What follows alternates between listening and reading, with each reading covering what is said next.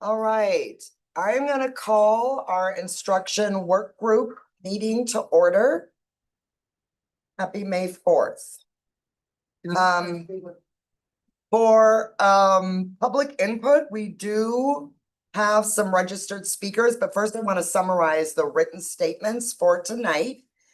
There were 45 written statements submitted for this meeting, 42 in support of an away all-day cell phone ban district-wide, 1 opposed to This meeting is being recorded.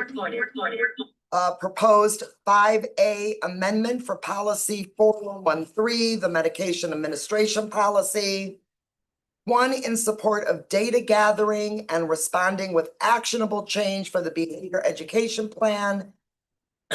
Excuse me, and 1 in support of the Board of Education for taking a clear stand on where the district is going with measurable academic achievement, structures that foster belonging, and the acquisition of tangible post-secondary credentials. Thank you for those who submitted statements. With that, I'll turn it over to Jesse because I believe all of our registered speakers are virtual tonight. Yes, our first online speaker is Amy Martino. Hello, can you hear me? Yes, hearing you out. Great. I am an MMSD parent and I would like to voice my opposition to the wireless communication devices in schools policy 4404 as currently written. First of all, I want to thank the board for sharing the UW School of Public Affairs research and the proposed policy. I was happy to see an away all day or bell-to-bell phone ban for kindergarten through 8th grade, but I think MMSD high schoolers also deserve phone-free school days. And I don't think it makes sense to define the term instructional time differently for K through 8 and high school. Requiring high schoolers to store and retrieve their phones between every class keeps them top of mind and in students' hands all day, increasing social media drama and behavior incidents, and decreasing lesson absorption and positive social interactions. It also puts the enforcement burden on teachers who are asking the district for a strict policy. A quote from the study reads, "Almost all those interviewed favored either all-day storage or a full ban where enforcement is concentrated at the start of the day to reduce teacher fatigue and student confrontation." And here's a quote from a teacher at West High School on the proposed policy. She said, "It's not a policy with any meaning. Anything up to the discretion of teachers and without the support of a real system like phone lockers that requires students to lock phones at the beginning of the day and retrieve at the end of the school day will result in a free-for-all at West. Teachers cannot be expected to police phone use. It's exhausting, and although there are certainly teachers who have success, many of the most well-intentioned teachers give up." The UW student study found students of color and low-income students are more likely to get in trouble for phone use, and that when students are allowed to keep their devices on them, these disparities in discipline are exacerbated. A quote from the study reads, "The most equitable policy is the one that takes it out of student reach. That is an away all-day policy that prohibits phone use during passing periods."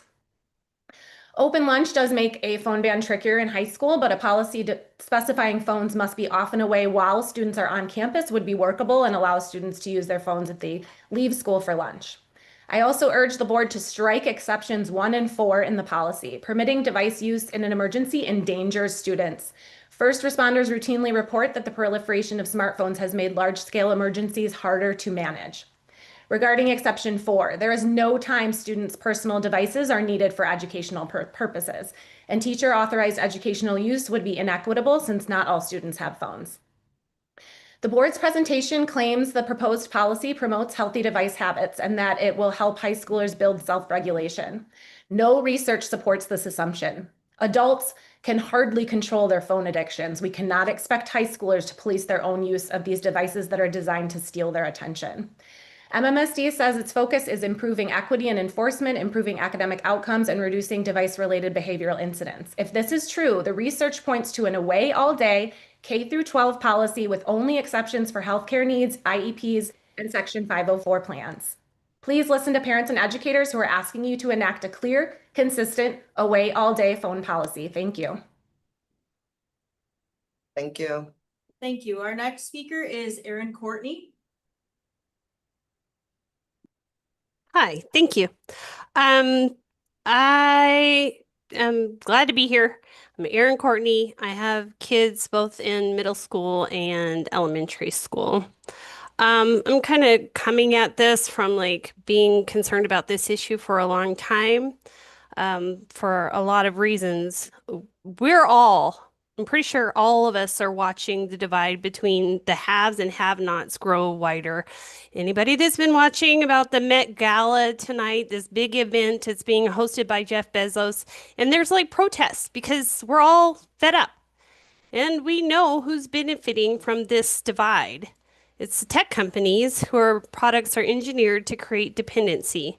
Our school board, that's you guys, have a responsibility to place the well-being of our community above the interests of these companies that have deliberately rigged technology to capture and hold attention. Consider the places where we draw the line without any controversy. In Little League dugouts, in concert halls, emergency response situations. In spaces defined by purpose and consequence, these devices just simply are not welcome. Nobody argues that a Little League player needs to practice self-regulation around her phone between innings. We recognize that some environments have a purpose worth protecting, and a school is exactly that kind of environment. And yet, here we are, allowing billion-dollar attention capture machines into the one space specifically designed to give young people the tools for self-determination, and we're calling it educational. The self-regulation argument deserves a second look from this board. Self-regulation is not equally available to all students. It develops in conditions of stability and security and support. It is least accessible to the students who've already been most aggressively targeted by these platforms. Students' attention has been systematically harvested since middle school or even earlier by systems that no adult has successfully regulated. When we tell those students to practice managing their devices at school, we're not offering them a developmental opportunity. We're offering them another chance to fail in an environment that will document and discipline that failure. And this district's own data tells us exactly who absorbs those disciplinary consequences. Self-regulation as a classroom policy is privilege that is dressed up as pedagogy. This board has a chance tonight to choose differently. Thank you. Thank you. Thanks. Our next speaker is Miko Yuchevsky.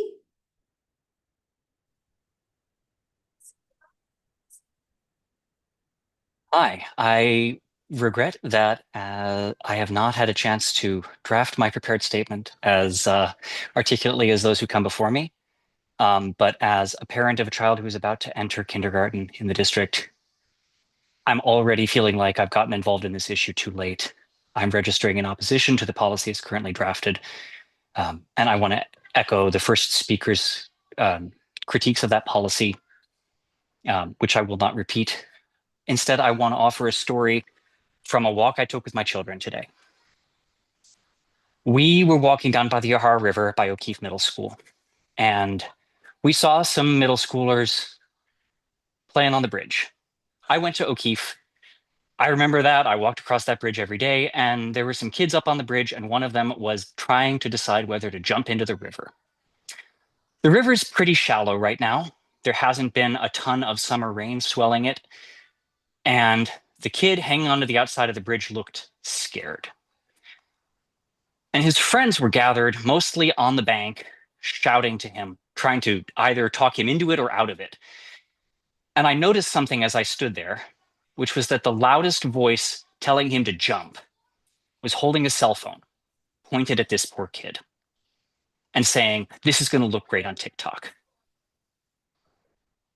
Now, I stepped in and said something to the kid. I said, "The river is not deep enough. You are going to hit the ground. You're going to hit the bottom and it's going to hurt. You're going to break your neck."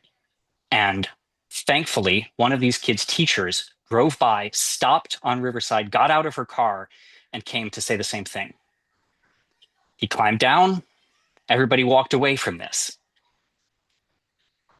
But children deserve a learning environment where the constant distraction of social media, the constant urge to go viral, the constant desire to film and to be filmed is not polluting their ability to focus and to learn. The policy is currently drafted is toothless, puts the onus of enforcement on teachers in every class, and fails to protect students' focus, which is the most valuable skill that they can learn in school, the ability to concentrate and learn deeply. Having the distraction of a cell phone and of social media in their pocket in between classes at lunchtime is going to pollute that, is going to damage their learning. We know from now years of research that social media and cell phones are not safe for children of any age. They're hardly safe for adults. And I urge the board to amend this policy to a full all day off policy that will better protect students' learning environments and their mental health. Thank you. Our final online speaker is Lindsay Sutton.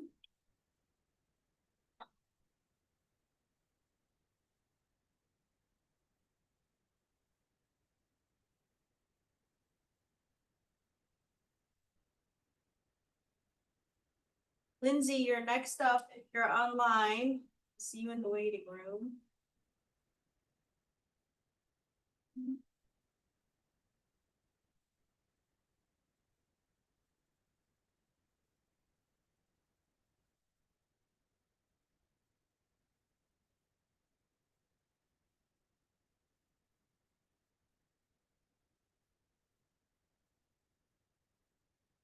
Looks like she's here, but not available. Like, Hello, can you hear me? yeah, we can. Ah, there you are. Oh, I'm so sorry. I have had an unexpected internet connection failure, and I cannot figure this out. Apologies. I will just introduce myself quickly. I'm sorry I can't get my camera working here, but my name is Lindsay Sutton. I am also speaking tonight in opposition to the proposed wireless communication policy. I just want to echo what everyone else has said.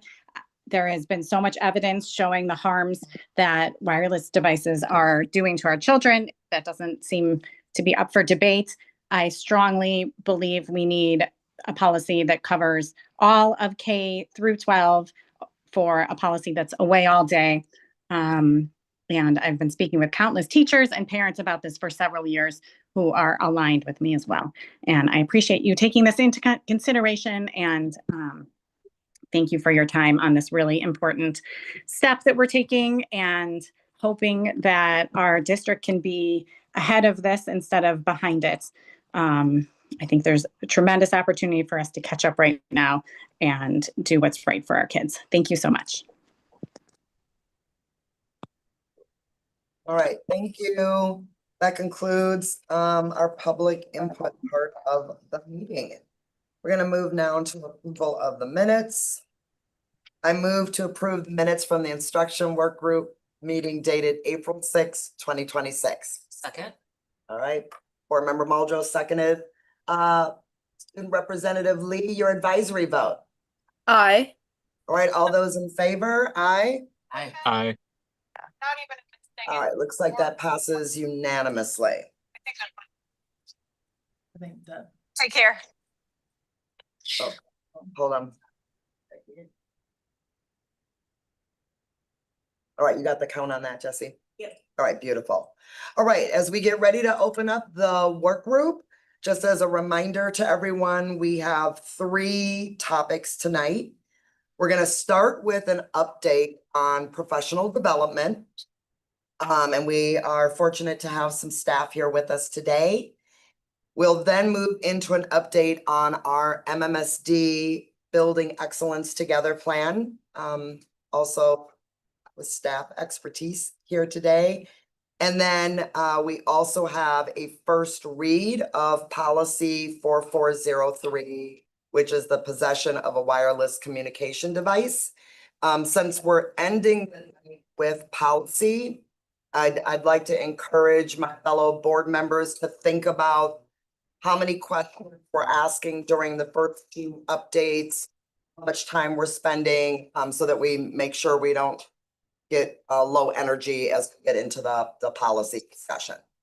All right, with that, I'll turn it over to Superintendent Gather. Great, thank you, Board Member Nichols. First, I just want to take this opportunity to thank Board Member Ali Muldrow for her leadership with the instructional work group, Yes. and also now passing the baton to our board chair of instructional work group, Michelle Nichols. So thank you, Michelle, for accepting this role. As you said, we have 3 presentations tonight. The first will be our professional learning update, and we have our executive director of professional learning, LaShawn Fisher, with us, and also associate superintendent of educational programming, Chelsea Tubbs, is online, and LaShawn has a couple special guests she'll be introducing as well. So very happy to have staff here with us. They'll be presenting and sharing their experiences as well. So I will turn it over to LaShawn Fisher to get us started.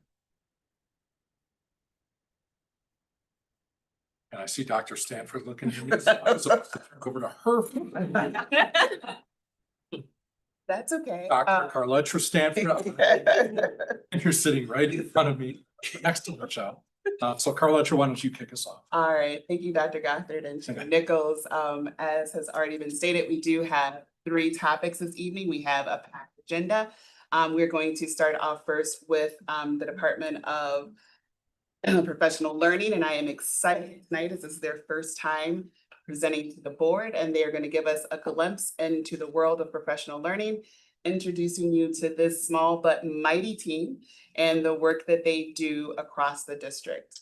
And as stated as well, they will be joined by 2 of our new educators who will come and share with you the impact of our professional learning system on instruction. We will also reground an information about the MMSD Excellence Together plan and our best thinking around the board's role in progress monitoring the mission and vision of that plan.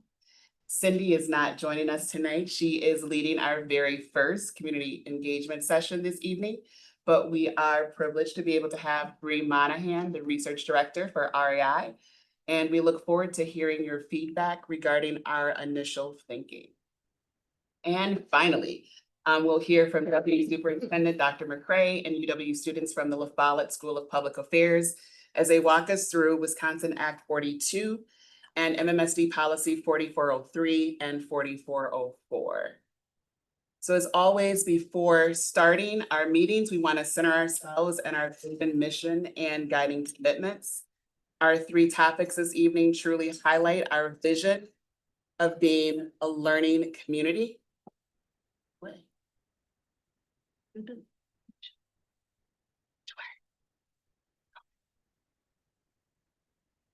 There we go. All right.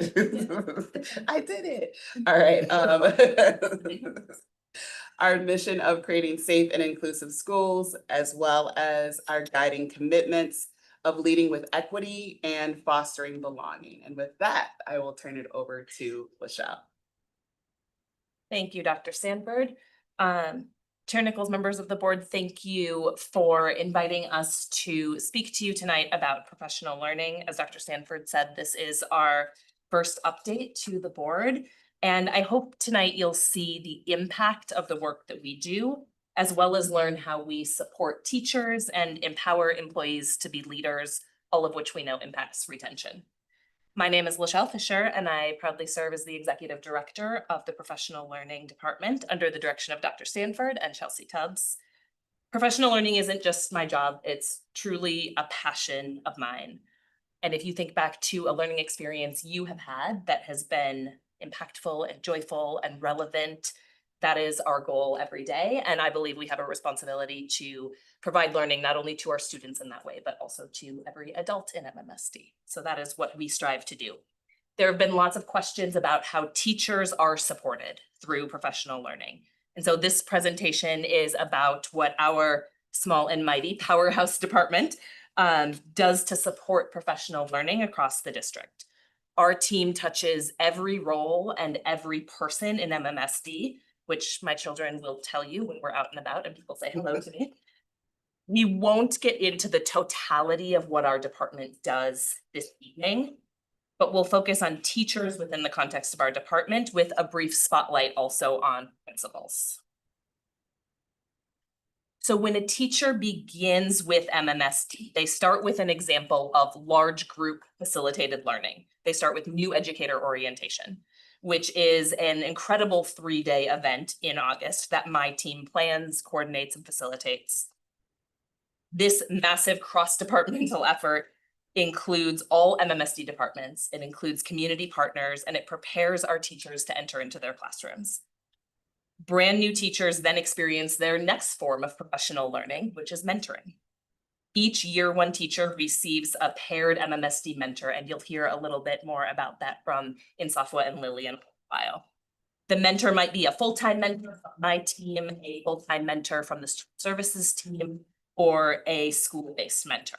All of our mentors are trained and make weekly connections with their new teachers.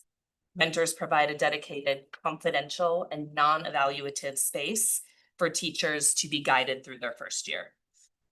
And as the year goes on, teachers experience all the other facets of professional learning. New educator seminars, they experience coaching from their instructional coaches and program support teachers, department chairs. Professional learning also happens in team meetings. That's an essential place for that professional learning. They are teacher-led and data-driven. They might be PLCs or department meetings.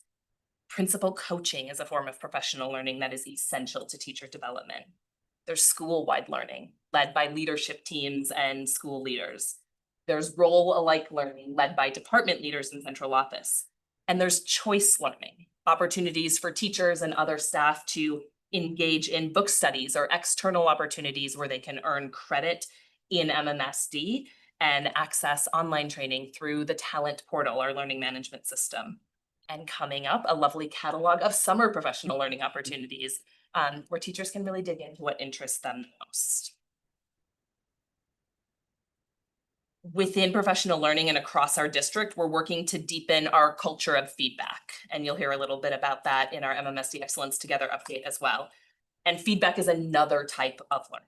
Feedback is essential to growth, which is what we center on. So how do we know professional learning is working? Well, first, we root our work in research and best practices, chosen and developed specifically to meet our unique context in MMSD. Second, we ask participants. We ask them what they need. We ask them what's useful. We ask them what has missed the mark. We ask them what else they want to dig into. We center our work on data, student data most importantly. We include voice by having participants on planning teams so that we get direct insight into what is needed.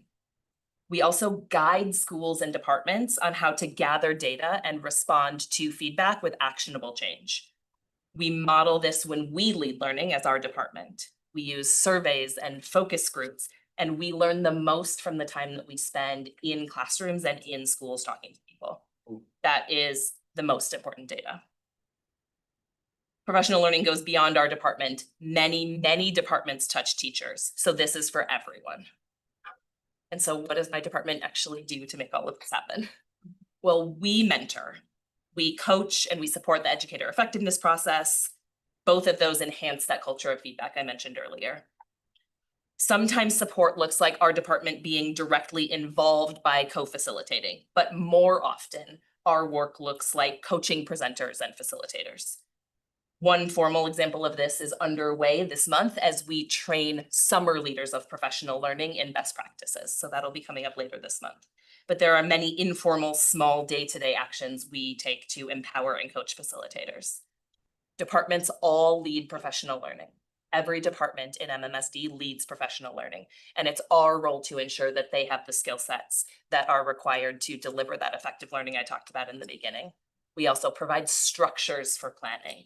We provide resources around data collection and analysis. We provide real-time actionable feedback where we observe learning and connect with the facilitators so that they can reflect on their own process. And we work across departments to make sure we are coherent and cohesive. So I want to share some numbers with you because numbers tell a certain kind of story. This first set of numbers is about access to professional learning. And so currently in the talent portal, our online learning system, there are 79 active courses that people can have access to. Some of these you can sign up for and attend in person. Some of them you sign up for and attend virtually or asynchronously. But at any given moment, there are dozens and dozens of courses available. And so far this school year, 457 people have accessed choice asynchronous learning. This is really important because it tells us that people really value the ability to access learning in different ways. In-person learning is great, and there's something we only do in person. But online learning, where you get to set your own pace, also has a really important place, and we lift that up in our work as well.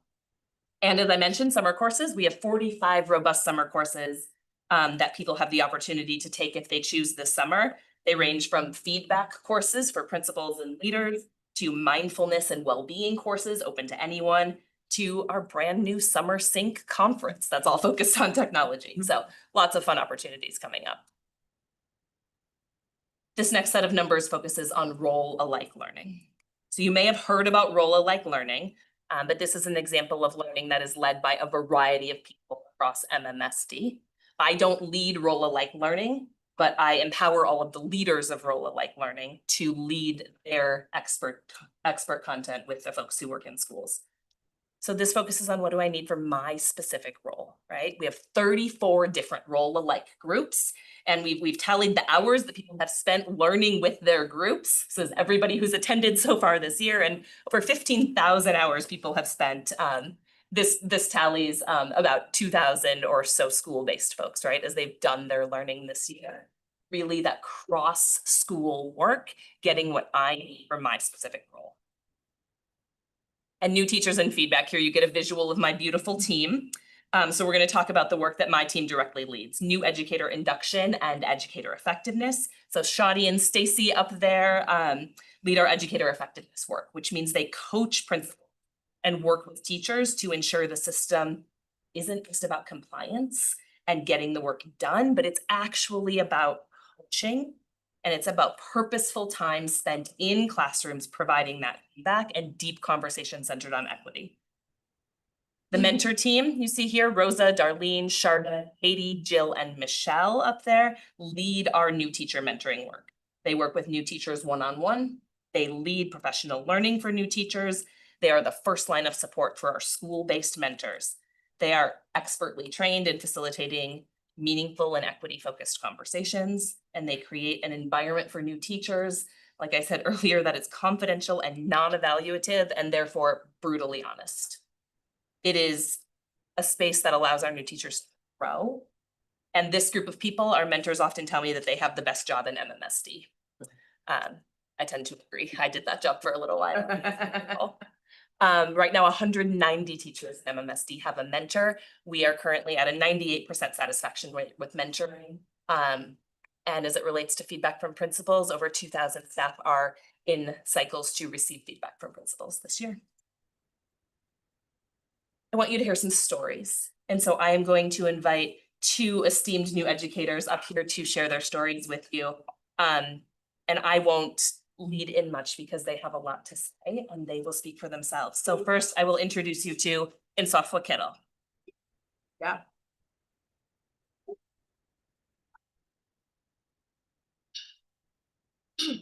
Welcome. Thank you. Hello, everybody. My name is Insofwa Kittle. I'm a 4th grade teacher at Randall Elementary School. I'm originally from Zambia, so that's the southern part of Africa, right above South Africa. And I taught 3rd grade for 2 years before coming to the United States. I'm passionate about helping all students grow in confidence and making sure every child feels seen, supported, and capable of success. I'd like to briefly share what has supported me most as a new teacher in MMSD. The first thing I would talk about is mentoring. Having a mentor made a huge difference in my first year. My mentor provided me with a lot of critical academic support, emotional support, and personal support. My mentor's name was Sharda Weber, and I'm really grateful for all the help that she gave me. I remember one particular thing that was very challenging for me, which was trying to teach my literacy block. Because I've been teaching in Zambia for a while, I thought it'd be kind of similar, but teaching in America is a lot different than teaching back home. And so I asked Sharda how I was going to teach my literacy block because I was having a few challenges. And Sharda was kind enough to helped me figure out how I was going to teach my literacy block. She also connected me with some veteran teachers from MMSD across the district. And I was able to get resources from other teachers, and I was able to teach my literacy block. So I'm very grateful to Charlotte for that. In terms of emotional support, I wish somebody had told me that my first year was going to be my hardest year. I had no idea it was going to be very challenging. But it was extremely challenging. I had a lot of stress and other things. But I'm so grateful that Sharda was there to support me through all of my challenges. Because of her, I was able to actually go back and continue teaching, because I was this close to quitting because of so many challenges that I went through. But I'm so grateful to Sharda because she provided the emotional support that I needed, and not only just encouraging words, but also solutions to problems that I had, which I'm very grateful for. And in terms of professional growth, I remember being a first year teacher, I was so eager and hungry to learn more and to learn from the best. So I asked Charter if it was possible for me to see veteran teachers teach in different schools, like what that looks like, what success looks like. And as you know, Randall Elementary School doesn't have a lot of success in terms of African American kids. They are not excelling very well. And so as a Black teacher, that was very hard for me to see. And that's why I really wanted to see other schools that had kids that were excelling in this area. So Sharda connected me with other teachers from different districts, and I was able to observe teachers in different districts and classrooms. And the one thing that really warmed my heart was seeing little Black girls excelling and breathing so confidently. And I thought to myself, how can I be a better educator? How can I improve my instruction for my kids back at Randall Elementary School? So that was really nice for me to see. I also want to talk about the new teacher orientation. As a new teacher, I felt like that was such a good time for me to get prepared in terms of being a first year teacher. I really appreciated the opportunity to start the year alongside other new teachers in the same position as me. It was comforting and helped me feel like I wasn't alone during a challenging transition. There's just something about going through a hard time with somebody else that makes it so comforting, not too hard.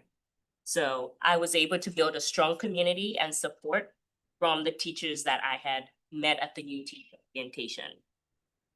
I'm so grateful to the teachers that presented at the new teacher orientation, because they provided us with a lot of good materials and practical examples that really helped me as a new teacher. There's one piece, for example, morning meeting. I had never heard what a morning meeting was until I came to the United States. And I still remember Jill is the one that stood up front and presented and talked about what morning meeting looks like, how you should present it to the classroom, how it connects you with the kids, and how she modeled it really just stood out for me. And I still use it in my classroom. So I'm really grateful for that. The new teacher orientation really helped me increase my confidence and readiness as a new teacher, because I had no idea what I was getting into. So I prepared for, it helped me prepare for my literacy block, my mathematic blocks, and all other curriculum that I needed to practice with. It also gave me a clear understanding of expectations, routines, and the curriculum. Overall, it brought me a sense of peace going into the school year. District-led professional seminars were also something that I found really, really helpful to me. It allowed me to connect with educators across the district and share resources. It also gave me the opportunity to learn about different cultures in a meaningful way. For example, I'd never heard what Hmong culture was until I attended a district seminar. And I was so grateful that I was able to learn in person from someone within the culture who made it more authentic and powerful. And so I think that really helped me in terms of my curriculum and also just knowledge in understanding different cultures in the US. Overall, these are some of the things that have really stood out for me as a first-year teacher, and I'm really grateful for. So, thank you. Thank you. Okay, and next we'll hear from Lily Bauer.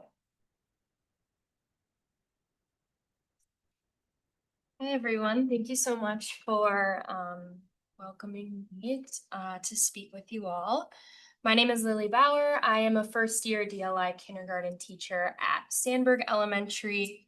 I graduated from UW-Madison last year, and it's always been my dream to be a teacher, so to get to do it in MMSD has just been amazing.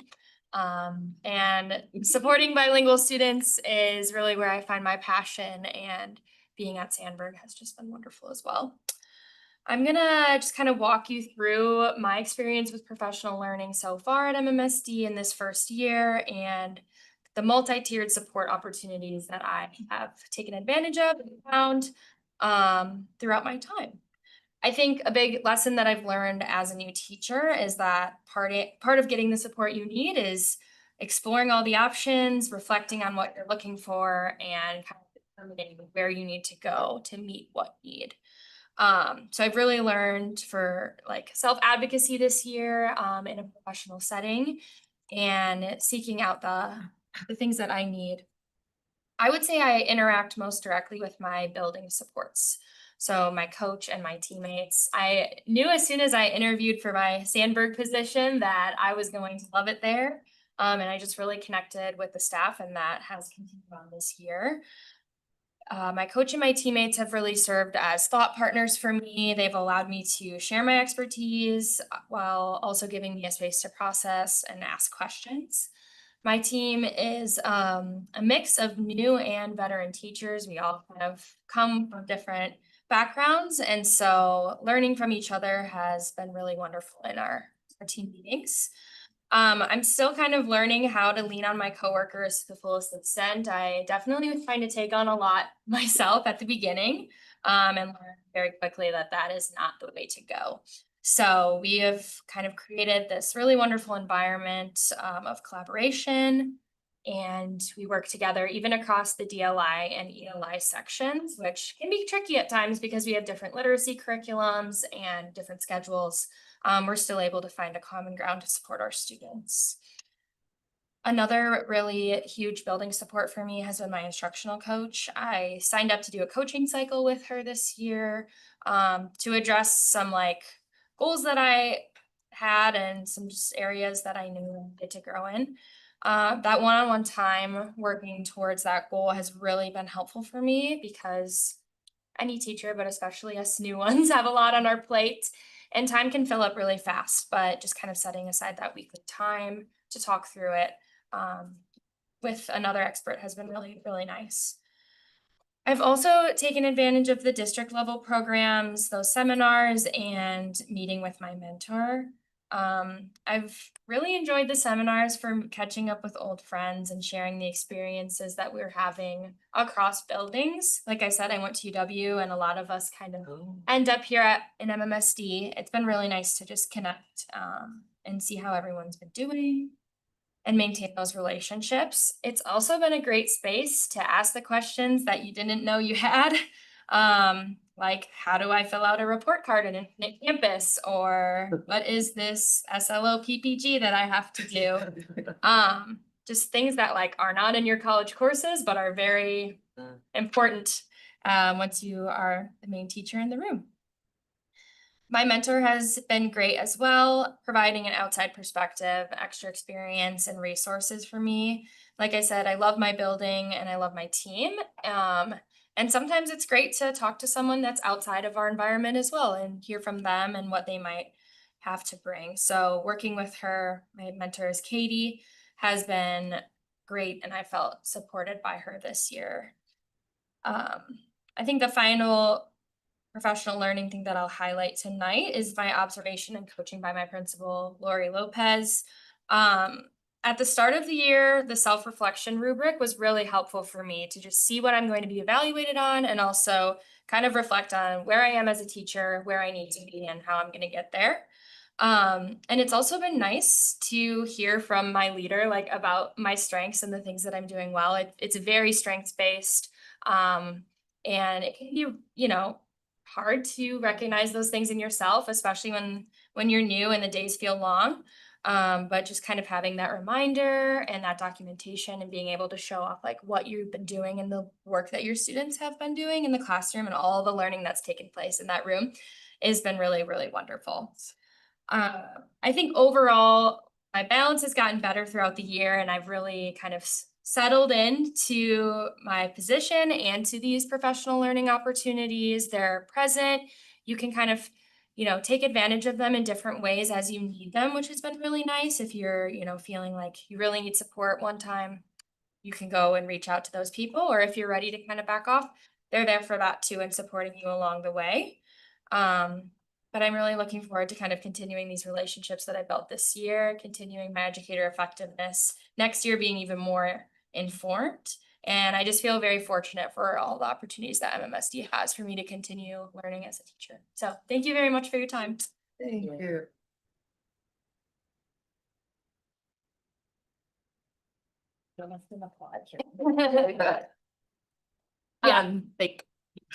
We are going to do a brief spotlight on some principal learning, and Chelsea Tubbs is joining us virtually and will give us an overview of the impact we've worked to build in the principal learning space this year. Good evening, everyone. It's good to see you. I wish I could be with you there in person. I'm actually out of the office today and out of town, but I wanted to make sure that I was still here to support our work. So good evening to the general public. Again, I am Chelsea Tubbs. My pronouns are she, aya, and na, and I am honored to serve as the Associate Superintendent of Educational Programming. Thank you so much for our teachers being willing to lend their very important voices, experience, and expertise to this conversation. And thank you so much to Lachelle and her team for the bonds that they've created and having our teachers present to reflect. Our work is personal. It is grounded in a deep belief in the power of professional learning and in the brilliance of our educators, staff, and leaders. Every day I have the privilege of working alongside an amazing professional learning team led by Lachelle and a principal planning team that brings together key central office leaders, principals, and assistant principals across the levels. Together, we are building something powerful. I'm also deeply grateful for our educators, staff, students, families, our board, community members, and partners, whether in schools, emails, surveys, social media, public comment, news stories, community events, or even the grocery store. The feedback we receive is a gift, one that strengthens how we develop and support our leaders, teachers, staff, and our entire ecosystem in service of our students and families. At our core is a simple belief. Student success is not accidental. It is a result of adults working in alignment, sharing responsibility, and staying connected to the work. Through collective leadership efficacy, we are moving from parallel efforts to true coherence, where every classroom, every school, and every leader is connected by a shared vision for what our students deserve. One powerful example is new for our system: principal and assistant principals visiting one another's schools. Grounded in best practice, leader feedback, and school improvement plan strategies, these cross-school visits focus on both instructional leadership and culture and climate as determined by the school-based leadership team comprised of our teachers and other staff. These visits are helping to break down silos and create space for our leaders to learn side by side with our teachers. When leaders step into classrooms together, anchored in shared priorities and look-fors, they build coherence, strengthen practice, and actively support one another and their teachers and staff, sharing strategies, solving problems, and bringing back what works. This model also excitedly has the potential for expansion, as there are now other roles within our system seeking the same shared experience. This is how we move from isolated leadership to an interconnected system that lifts one another up in service of our students. We are also going deeper with how we use data. Through our quarterly reviews of progress with the Research Assessment and Improvement team, where Bree Monahan is a representative of that team with you all, our data is driving clarity, curiosity, and action, not compliance. Teams and rising leaders monitor progress on SIP goals, identify needs, and respond in real time. The impact is clear: stronger alignment, more consistent and equitable student experiences, and deeper collaboration. Just as importantly, we are building an experience where leaders, educators, and staff feel honored, valued, appreciated, celebrated, supported, connected, and committed to staying in the work. Our principal PD experience is growing into an example of what it looks like when a system moves as one, grounded in shared purpose, shared responsibility, and a clear focus on the outcomes our students and community deserve. Thank you for your time. Thank you. Thanks, Chelsea. And so what's next? We have a great opportunity with MMSD Excellence together to really continue to use some of the lessons we have learned so far in professional learning to expand the great work that we're doing to every employee in MMSD. We have already made great strides in that, and I'm excited for the continued work. We also are going to continue to deepen that culture of feedback, because feedback is how we grow and learn. We'll keep including participant voice. We'll enhance our system for peer feedback and data analysis, and just making sure we are completely aligned with scopes and through lines across all learning spaces, so that we are all speaking about the same amazing work and digging into what is doing the best for students. Nice. Any questions you all might have for us? Thank you for your time. Thank you all so much. I'll open it up to see if there are any questions that folks have. And I'm gonna start with Vice President Osner-Feltham. Thank you, Chair. Thank you. Thank you both for coming, and for teaching. I have a couple of specific, detailed questions, Yeah. and then a couple of broader questions. My first detailed question is about the cross school visits. I see the West feeder pattern principles. Are those cross school visits feeder pattern or grade band, or both, depending? Chelsea, are you still on? Would you like to take this one? I am. Thank you for the question, Vice President Feltman. So they started as the entire feeder pattern, and the first visit was an elementary school, a middle school, and a high school, in which the teams selected those with their area associate. We thought it was really important for us to see what was going on at all levels within that feeder pattern, and it was super enlightening. We had people who had never been in this school. We had DLLP people who were like, maybe I need to go to this level. And then we also had kids who were like, oh my gosh, here's Mr. Marino, and they were at the high school, right? So it was a beautiful moment of spirit and collaboration. For our second set of visits, again, honoring adult choice and expertise, we made it open. We got a lot of feedback that we appreciated seeing all the levels, and based on what our feeder is working on with our area associate, based on our SIP strategies, we would like to go in this direction. So then Lachelle and I worked with them to help structure what that could look like, because we still want to have a universal experience of excellence for all feeder patterns, but always with autonomy for adults. And so then from there, that's where we saw the agendas differ based on what those feeders need to work on, based on the data. So we had some who maybe visited 2 schools, some who focus more on one level. So that's what that's looked like. And then it's continuing to evolve based on best practice and what the data is telling us, and then also what our people are asking for. Thank you for the question. Thanks for the answer. I hope that my next question is going to be maybe a little uncouth, and I'm sorry. Who paid for the sub when Ms. Kittle wanted to go see other classrooms? My department did. Okay. How does your department budget for that, given that there's X number of teachers who might want that? Is that something that you ask and you get it? Is that something that for 10 people who ask, they get it? It's a great question.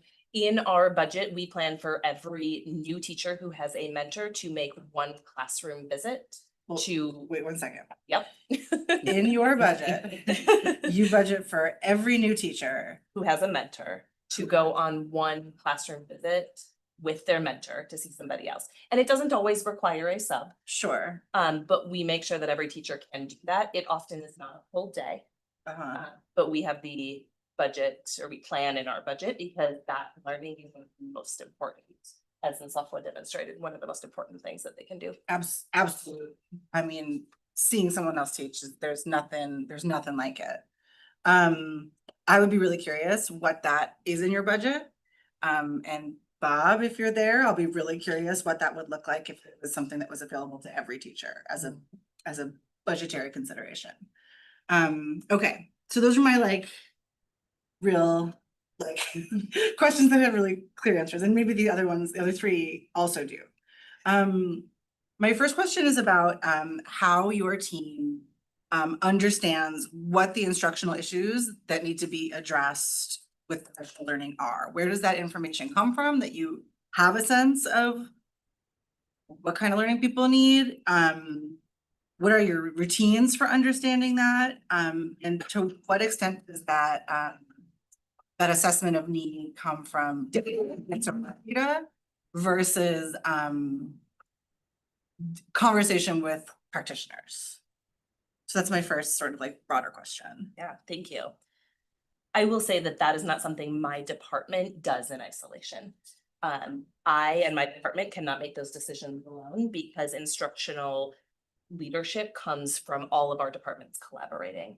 I will give one example. One of the ways that we know how to ensure that role-alike learning for classroom teachers is effective and on point is through the work that our curriculum and instruction team does with learning walks and their time in classrooms, talking with leadership teams and talking directly with teachers.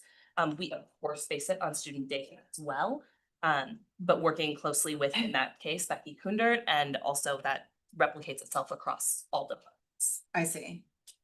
Okay. And Blair, if I could also add, Dr. Stanford also has done a great job of building more coherence across central office leaders to review what's working and what's not working. So in addition to our weekly principal planning team meeting, she also has a weekly coherence team meeting with key central office leaders and area associate superintendents. And then she also has an additional, and this is newly created based on the data so that we continue to have more touch points, a schools and learning team meeting that is also weekly. So there are 3 routine opportunities in which we are continually coming together as a central office leadership team to think through with Dr. Stanford, where are we at quantitatively and also qualitatively. Thank you. Thank you. Who would I ask?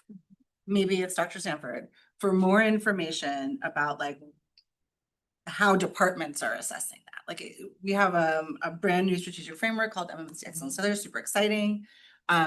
Is there a framework embedded in that departments are using to make these assessments? Is it something in development? Is it different by department? So for MMSD Excellence Together, that is in development. What we do in the coherence team, it does vary by department, but that's part of the reason for bringing the team together so that we're having those conversations to see where we're in alignment, where there might be gaps, and also to see where we may be putting too much on to teachers, and so that we take the opportunity to actually prioritize what we're asking leaders and teachers to be able to do. Okay, so one of my other questions was, how does your department work with other departments and make decisions about how much professional learning is too much or not enough, or what type is too much or what type is not enough? And it sounds like that happens in collaborative leadership meetings, the principal planning team, the weekly coherence team meeting, and the new schools and learning team meeting. Yes. Okay, cool. My next question is sort of about what it takes to teach well. And you talked about how many different options there are and how there's school-based teams and role-like teams and all of this sort of stuff. But I guess my question about it is, because teaching is human and learning is human, and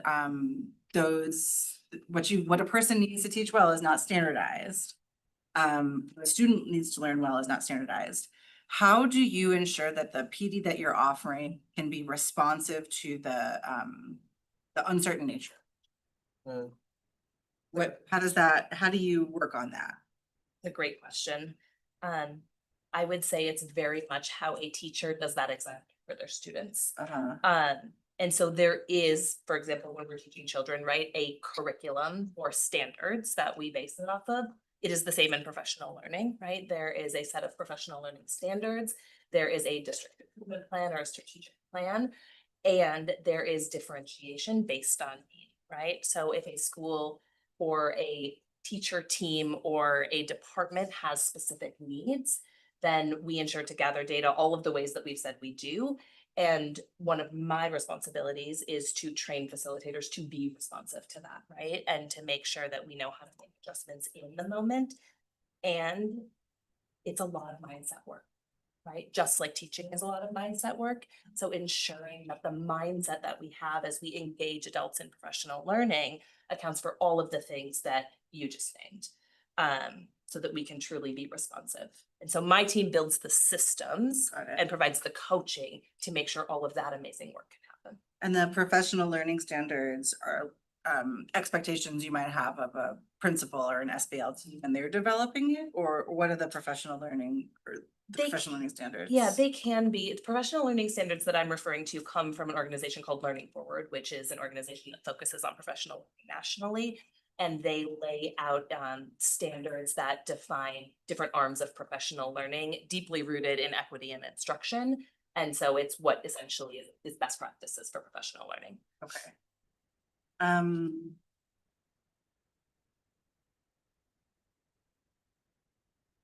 Okay. I guess my last question is about EE and your work. I heard you say a couple of times, it's not compliance, it's this other thing. I've been teaching for 15 years. I have absolutely never experienced EE as anything other than compliance. And there's no shade on the people I've worked under. So I'm curious about that. Especially when I hear you talk about building a culture of feedback. Is it your vision that EE becomes something that I have never experienced? That is the mechanism for feedback and how we improve our teaching, that we are going to be leaning into Danielson in its initial, like as it was expected to be, as a proper feedback tool and a proper like growth tool. And that's my first question. Like, I heard you say EE twice. I heard you say it's not compliance, it's this other thing. And then I have my experience. Do I kind of have am I reading between the lines correctly? Yes. And so Lachelle, could I just start and zoom out first and then you go hone right into EE? Yes. Okay, so Vice President Felton, thank you for the question. And so I think it starts first with how are Lachelle and I modeling this before we even get to EE. So we are continuously getting feedback from everyone that comes in contact with us for things that we're either modeling, we're co-creating, co-designing, and co-delivering. So I think that's one of the things that has really helped our shift in that every time we get feedback, even though we're not under EE when it comes to our role likes for folks, we treat the surveys and also the informal conversations just as much as a part of our own EE process around how effective are we truly. And everyone knows we pour over every comment, every data point. So I want to name first that it starts with us before we really zone into what is EE and what's not, as far as how we are modeling that for us. And then I'll let Lachelle talk about her amazing work that she has done with her small but mighty team around EE as well. Thank you, Chelsea. I will say that the ideal state of educator effectiveness, and I know that this conversation has been had, is a coaching model, right? The ideal state is that there is coaching between principals and teachers through educator effectiveness as the tool. It is also the vision of the state. We have worked really hard to make that be the reality. Is it in every feedback conversation? No, it's not. And plates are full, and sometimes it does feel like a compliance task. And our goal is to continue to build a culture where feedback is expected and desired and acted upon. Stacy and Shadi have been instrumental in working with principals so that they truly deeply understand the importance of these feedback cycles. And teachers like Lily demonstrated in her conversation earlier, are experiencing more and more a true conversation with their principals that actually leads to their development as teachers. And I will mention that one example of this is that Stacy and Shadi, in collaboration with the area associate superintendents, have put into place equity-focused questions that are called equity probes that principals ask their teachers, that ask specifically about, you know, how are your students who you've named as your focus students in your SLO intellectually engaged during this lesson. And so these are the types of conversations, Vice President Mustafa, that we are hoping to have and we are seeing more often. And I wish your experience would have been. Totally, right? I mean, because I've also experienced amazing coaching that has 100%. helped me get better as a classroom And practitioner. we're all humans and learning and growing. For sure. Yes. When you say equity probes, principals ask teachers about this, is Yes. that as part of the write-up or As this part- is yes. part of a conversation? As part of the educator effectiveness process, it goes into the written feedback. Okay, I have two more questions. Yes. And then I will say thank you. Is there any assumption or expectation that in a school year, as a principal plans their year, that a certain amount of time ought to be or must be or should be dedicated to this process? How is that working? To the educator effectiveness process. Not in terms of time specifically, but there is a 3-year cycle for teachers. So in one of those 3 years, a teacher is on their summary year, which means that during that year, the teacher has a beginning of the year conference with the principal, where they talk about their goals. They talk about the self-review that Lily also spoke about. There are 3 observations, 2 mini observations, 15, 20 minutes, and 1 longer extended observation that is planned. There is a pre-conference and a post-conference, and then there is an end of the year conversation. And so that is once every 3 years, a teacher experiences what I just named. In the other 2 years, there are mini observations and written. And so in any given year, about 1/3 of a principal's direct report teachers are experiencing summary year. Okay, I guess my question was more about like, given that EE ideally is the model by which the person is gonna evaluate their work, reflect on it and check their progress. Whether or not an employee of MMSD can have the expectation that, okay, this is a process that's gonna, we think, take 30 hours over the course of the year or 20 hours over the course of the year. And I can expect that that's included in my workflow, but we're not there yet. I'm not sure that it is the goal to define it in hours because authentic feedback conversations might not fit into an amount of time. Okay. But the process is laid out and expected, yes. And coached by Stacey and Sean very, very explicitly. Yeah, I'm gonna be pondering that one for a while because like, while it's true, right? And like, if you've got like a really ripe year and you're really into it, like maybe you want to stretch it out versus a year that you're working 2 jobs or have newborns or 100%. something, it's gonna look different.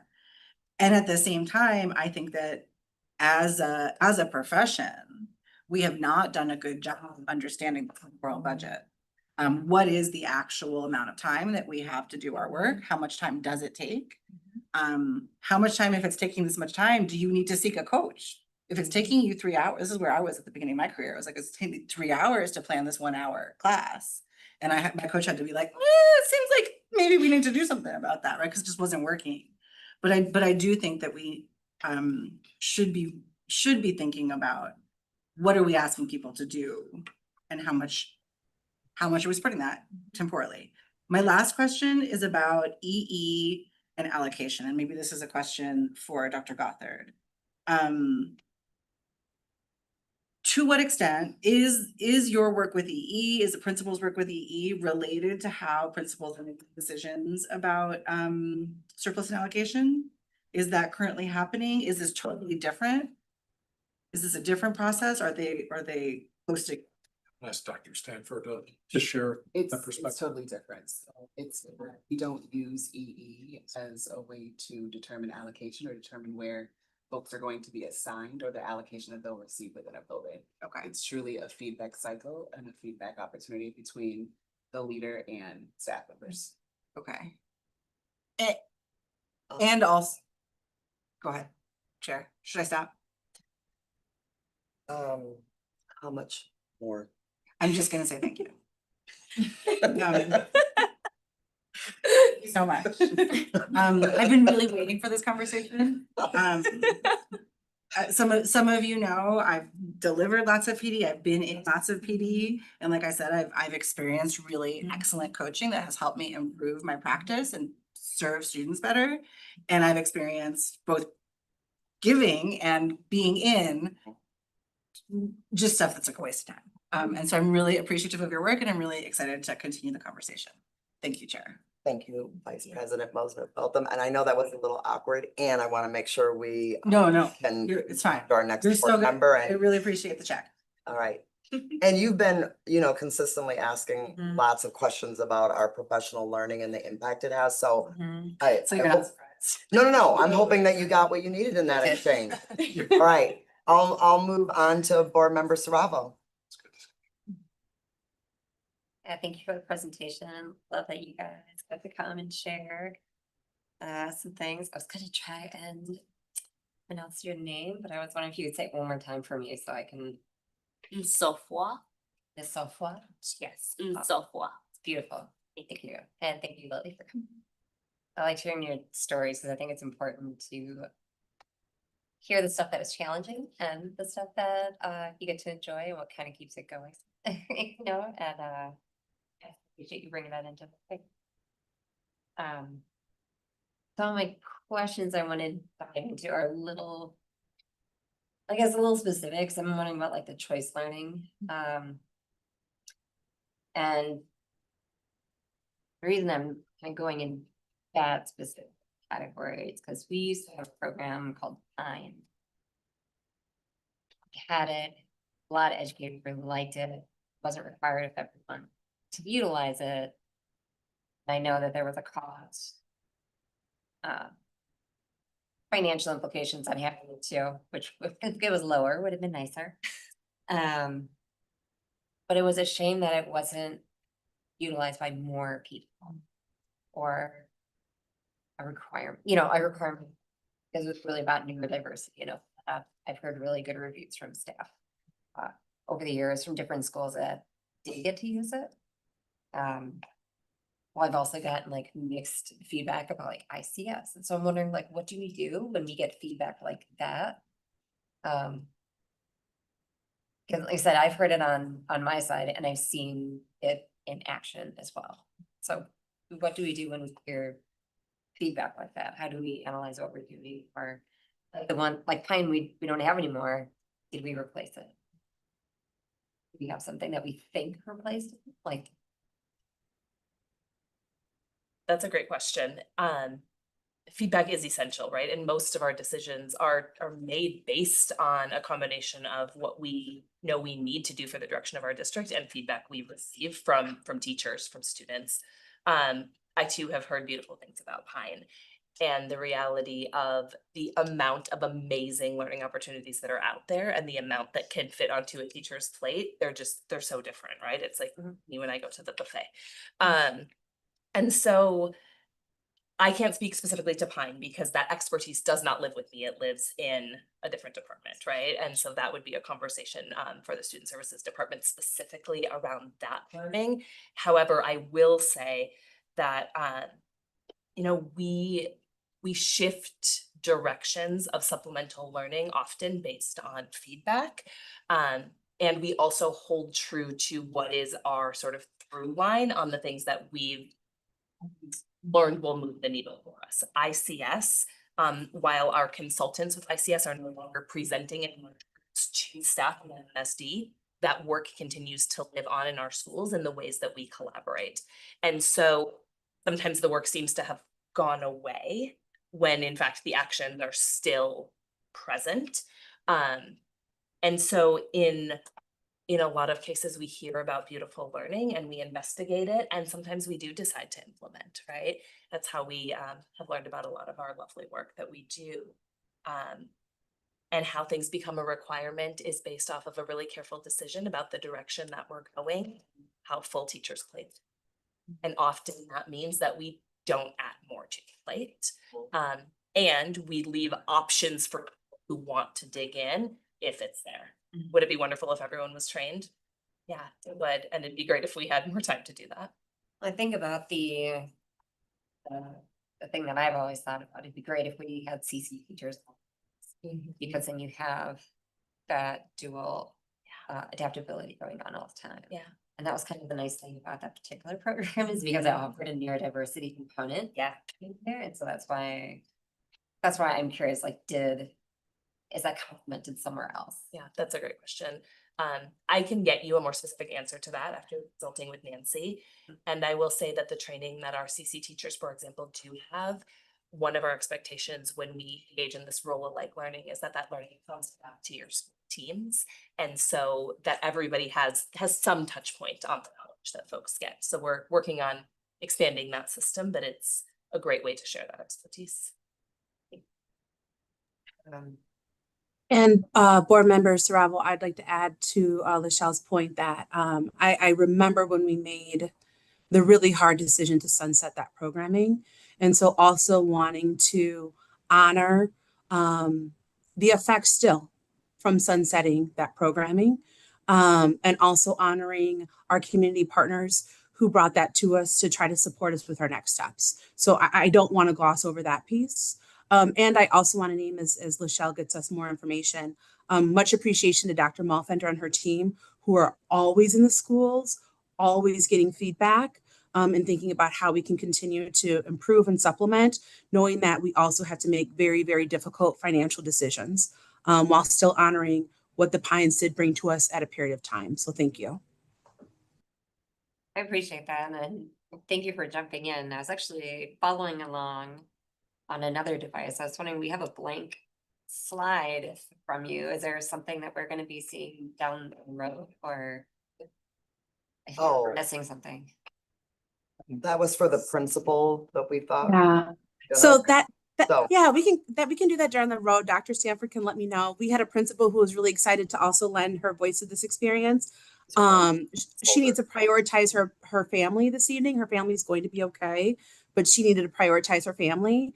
But definitely would love to have her rejoin the space, and she would love to have that. So thank you for asking. Thank you for that feedback. I hope everything is done. I think I've got one last question. Okay. Wondering, do you take feedback for virtual versus in-person PD? As in, something I heard before COVID was sometimes it was very hard to get to an in-person specific PD for some teachers, because getting here today took me 45 minutes to get across town. So, and if it's that way, or maybe only having the option of virtual, maybe a little frustrating at times too. Do you balance that? Do you offer things in a hybrid fashion? We do. And many of the offerings are based on the needs of that particular group. And so there isn't a universal expectation or practice. We try to prioritize in-person learning when it makes sense and when we can do specific work in a room together that we couldn't do another way. But the option has been really helpful for folks who don't want to travel 45 minutes to the city, as one example, or need to access the learning a different way. Everybody has different needs at different times. And so we try to offer those options, and we take feedback on that and shift. Okay. Okay, thank you very much. Thank you for often. All right, next, thanks. Yeah, good. All right.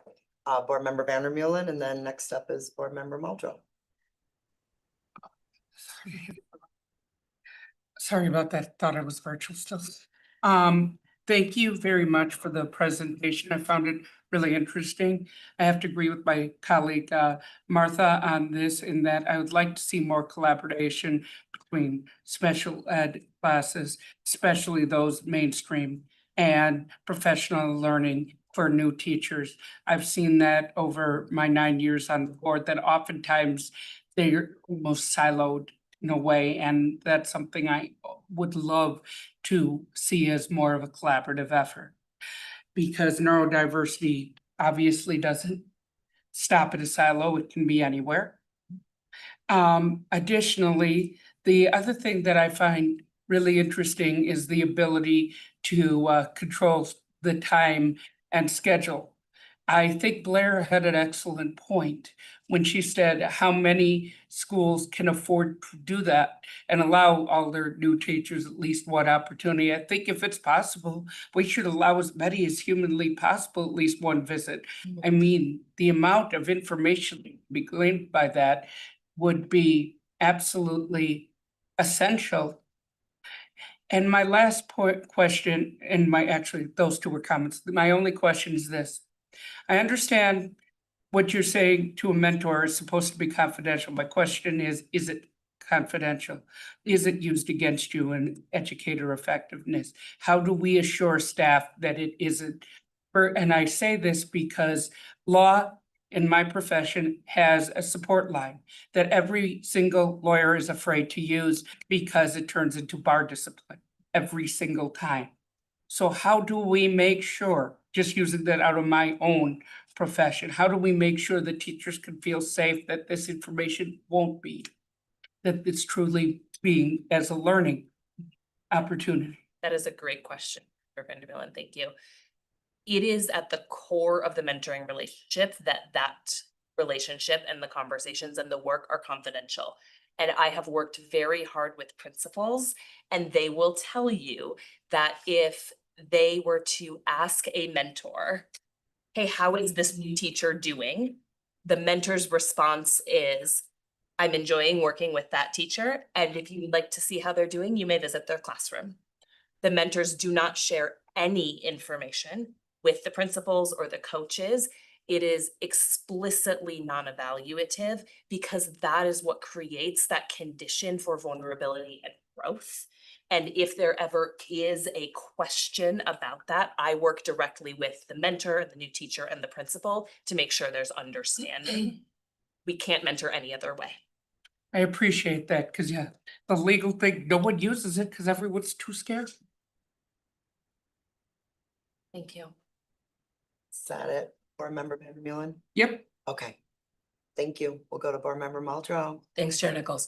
My first question is specific to retention. So you gave us a stat that I thought was really interesting. It was like, we're seeing 98% satisfaction with folks who are paired with a mentor. Does that mean our retention of that population? And what percentage of our first year teachers are staying on for their second year? That's a great question. We track that data really specifically in our department.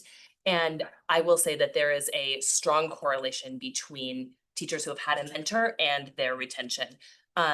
We specifically, I have one stat off the top of my head, and I can get more information for you, that at the end of the 2023-24 school year, 90% of the teachers of color who had a mentor said they were coming back to MMSD. Those are really important numbers to us because we know that that relationship, as Buffalo and Lily both demonstrated, is one thing that helps somebody feel like they belong, and feel like they have the confidence to do the work, and in some cases feel like they have somebody in their corner. We have seen a retention rate since we have invested in our mentoring program higher than the retention rates across the country. We sit for our new teachers somewhere between 5 and 90%, and years have been higher than that as well for returning from their second year. I think that's really exciting. I think you should be tremendously proud of that. I'm going to be really honest with you, Lachelle. When you say 90% of our African-American teachers paired with a mentor stayed on, I want to know how many teachers we're talking about. Teachers of color. Yes. Just to be Teachers of. Yeah, just to be clear. I will get the numbers from that exact year for you. Okay. So that you have Just because I think that data, that 90% feels different if we're talking about 10 educators in comparison to 70. It does. And so I just want to be clear that I think there's something really exciting about saying generally our first year educators are sticking with us. And I think there's something really important about retaining our educators of color. My next question is about your experience, and I'm sorry, I also think I'm gonna struggle to pronounce your name. Sofwa. Sofwa? In Sofwa. Iswafa? Okay.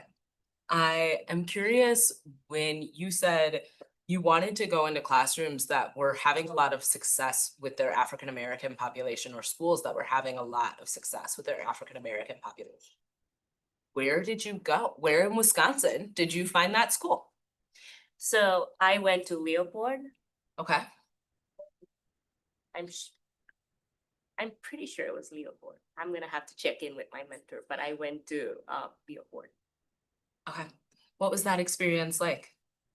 It was really, really good to just be in that classroom, because when I walked in, first of all, the majority of the students were African American, and it was just different to see how successful they could be in the classroom.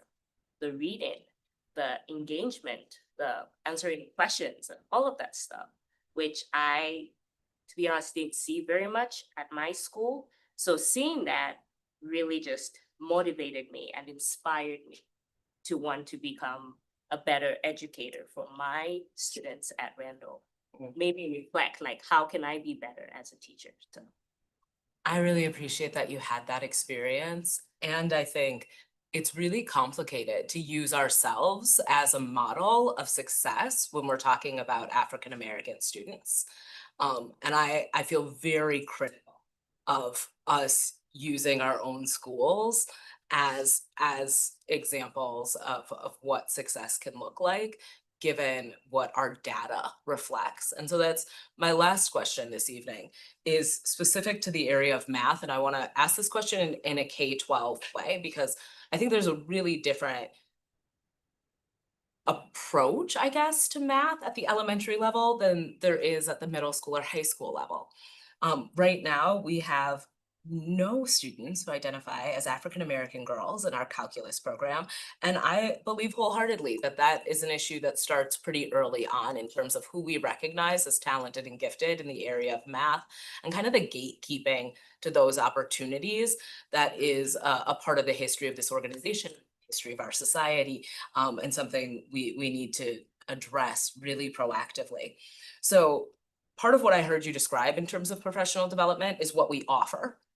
And I think it's really interesting to think about, like, in general, people have access to these tools to enhance their practice as it relates to education.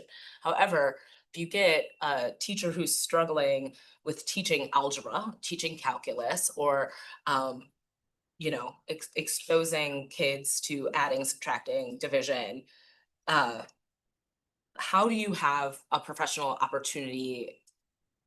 development opportunity that is specific to that area, and that addresses both gender and racialized dynamics? And if we've been doing that for a while, and this is where we're at, how do we adjust our approach to produce a different outcome for students? Thank you for that question. I will answer from my lens, knowing that the curriculum and instruction department holds the math expertise piece of this. That is not my area of expertise, but I will answer kind of the professional learning side of that. One of the most important pieces around professional learning is mindset. And if we're talking about access for African American girls to calculus, for example, there are mindset conversations that need to be had starting in elementary school. And our instructional coaches and our mentors and our principals are all engaged in deep work around what those coaching conversations can and should look like. There are folks on the curriculum and instruction team, our teacher leaders, who go in and work specifically with teams as well, to engage in those conversations. And school-based teams are another great opportunity for somebody to come into to lead a facilitated conversation. There are times where I have been a part of leading some of those conversations as we think about that work, but ultimately that mindset work is going to be as important, if not more important, than any curriculum we have for anybody, because that access to the learning is the most vital part. So professional learning is not just about learning something, it's about learning how to ensure that every single one of the babies that we bring through the school district is successful. And so that is the hard work that we do. And there's not an easy way to map that out because it's different for every team and it's different for every individual teacher in school. And board member Muldrow, I'd like to add, thank you for the push because your babies are in our schools and your babies are experiencing our math every day, right? And what does that mean for your girls? Will they be in calculus? How will they do in calculus? I always say when I have a child, they will be an MMSD and they will be a Black child as well, right? 2 Black brothers went through MMSD. People did their best and we're still missing the mark. What I can tell you is, as we know from the NAEP, Wisconsin continues to be the lowest and the greatest disparities in our nation. And what I appreciate about MMSD is that we're willing to talk about it. We're not sweeping it under the rug. Every opportunity we can get, we're constantly looking at the data, talking about what are we doing, what are we not doing. I'll also add to that, I'm very grateful that we are, while curriculum is not the sole answer, that does help lay a blueprint. And so very grateful that we are looking at now evolving to a more current curriculum that we can also really examine post-COVID. And so we still have a lot of work to do. We also have us as educators who struggled with math ourselves, me included, right?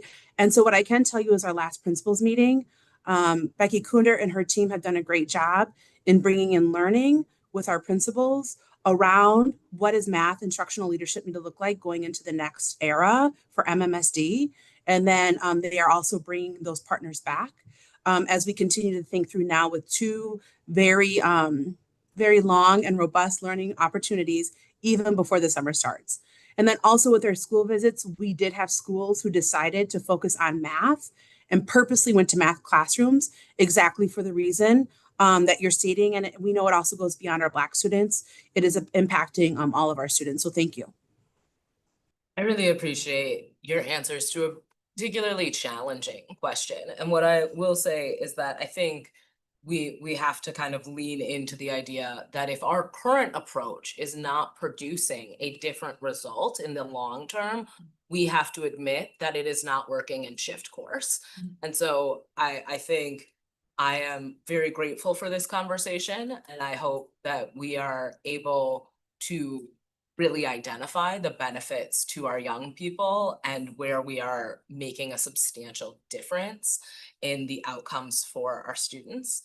I'm really impressed by some of the dynamics I think we're encouraging among our educators in terms of a collaborative community that allows for people to, you know, grow within the profession and get support in really meaningful ways. Thank you so much for the presentation this evening. Thank you.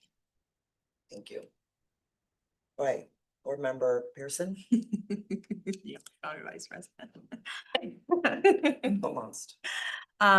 Yes, thank you, presentation, and thank you too for being here and giving experience. My question is, I have 2 questions. So first one is around what we have seen in the past, at least since I've been on the board, when we had a large groups of retirees and then new teachers coming in. And then for many of our schools, we have, you know, most of the staff were very new and or leadership at the school very new, or they had only been around for like a year or 2. And so when we have, what does it look like for professional development when we have schools that have had large numbers of turnovers for various reasons, not for any particular reason. But like, what does it look like for professional development when schools have so many new staff? Or not enough veteran teachers or veteran staff to be able to kind of like help support. Like, so yeah, if you can talk to me about what that might look like.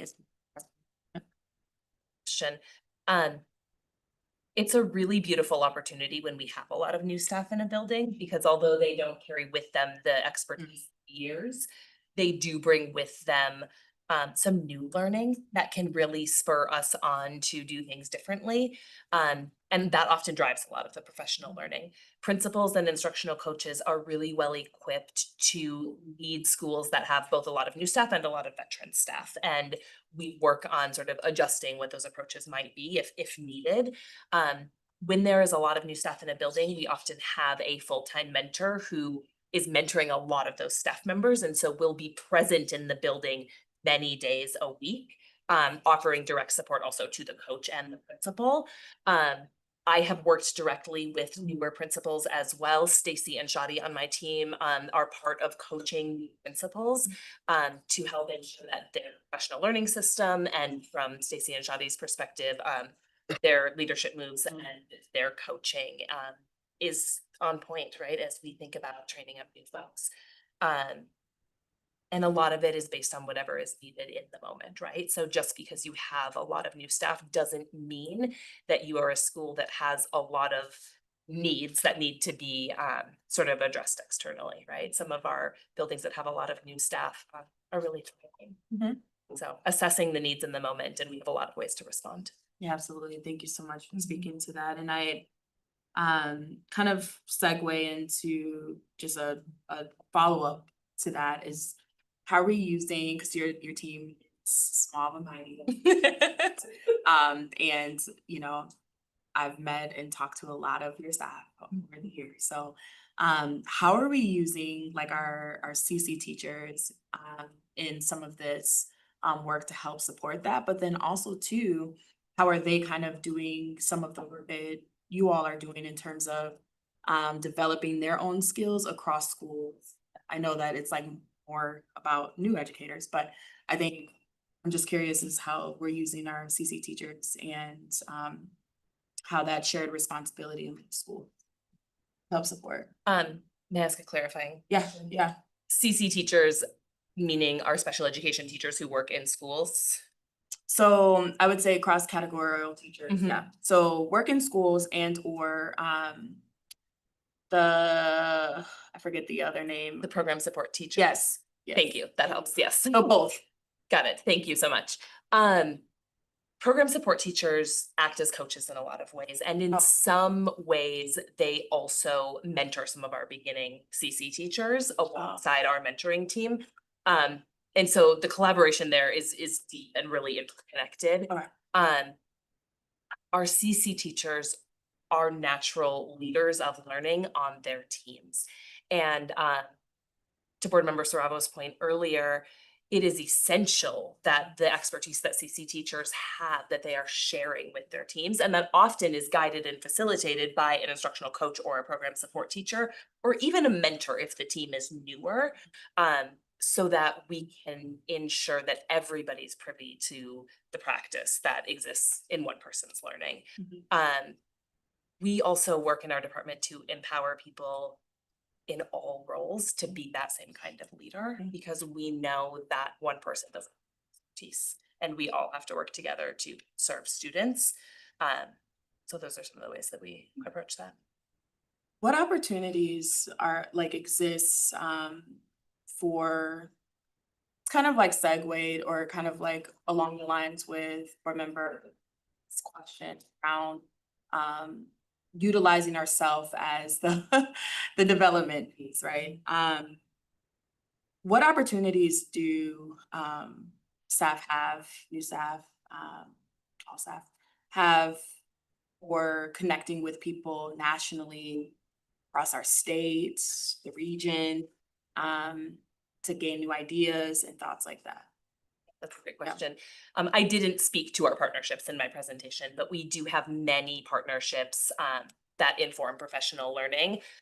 One semi-local one that I'll speak to, and there are many more examples we can get you, is our partnership with the Dane County New Teacher Project and CISA 2.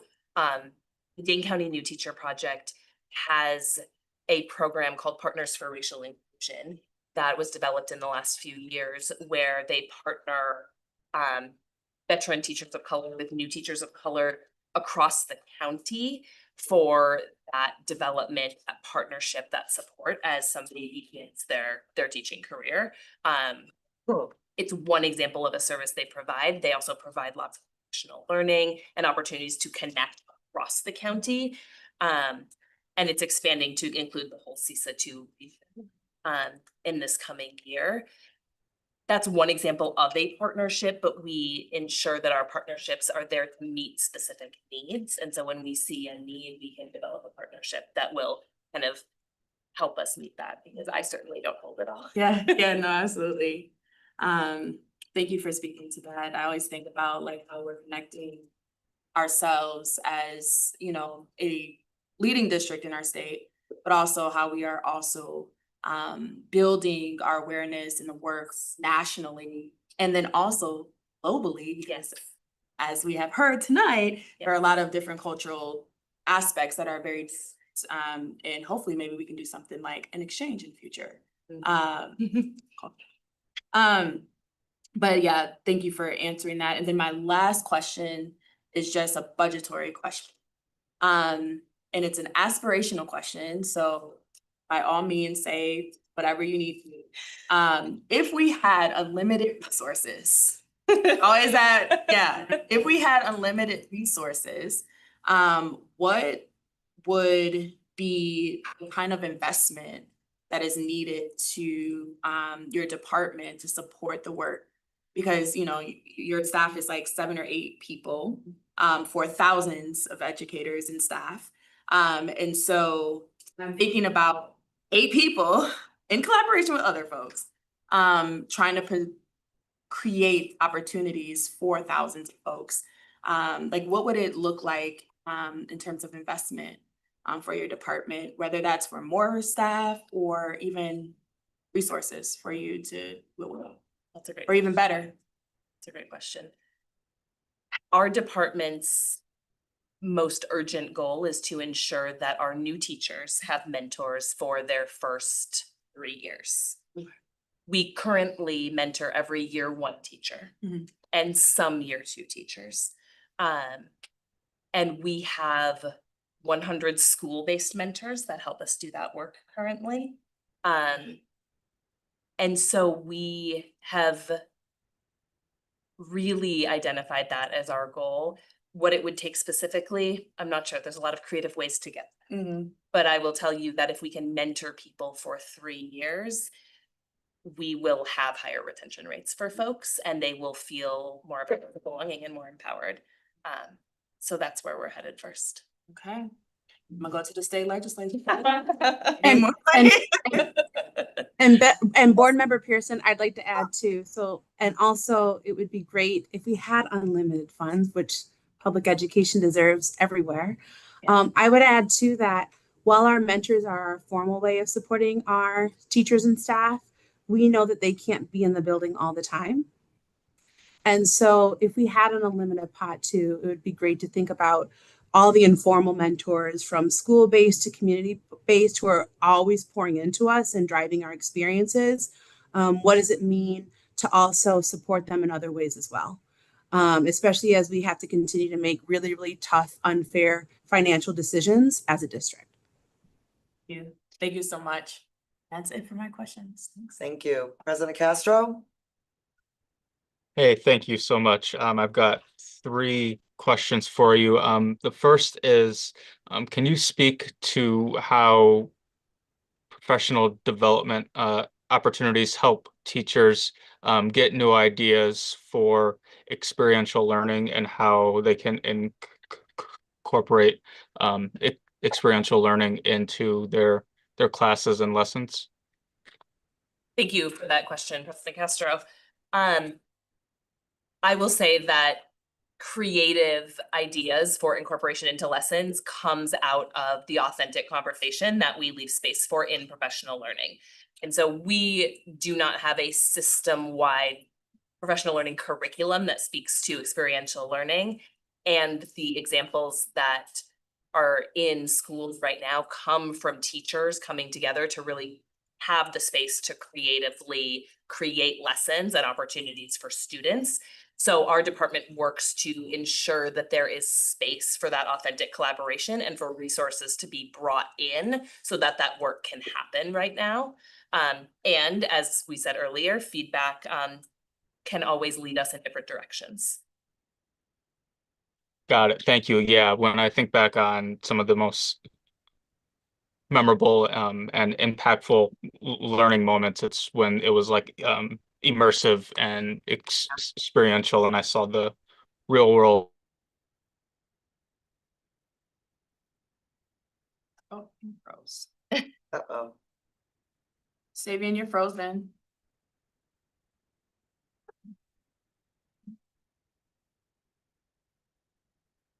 Baby's not. While we're waiting for Savion to come back, I do want to Hello. bring to light just Excuse two things me. that he was. Excuse Oh, me. is he back? Yeah, thank you. Okay, I'm gonna keep my camera off for now. I don't know if there's something with bandwidth. Okay, yeah, so how does the professional learning um system and process ensure that all students, particularly our Black students, are accessing the curriculum and instructional material in our lessons and classes? Yeah, that's a great question. A lot of that work happens through coaching at the school level and of course, system-wide mindset work. But at the school level, the instructional coach can really dig in deeply with teachers and be in their classrooms. Our mentors also do that work with new teachers, and both coaches and mentors are trained to look specifically for examples that you just described and to coach around that to ensure access for all of our kids. It is central to the work we do and most important in all of the professional learning work we do.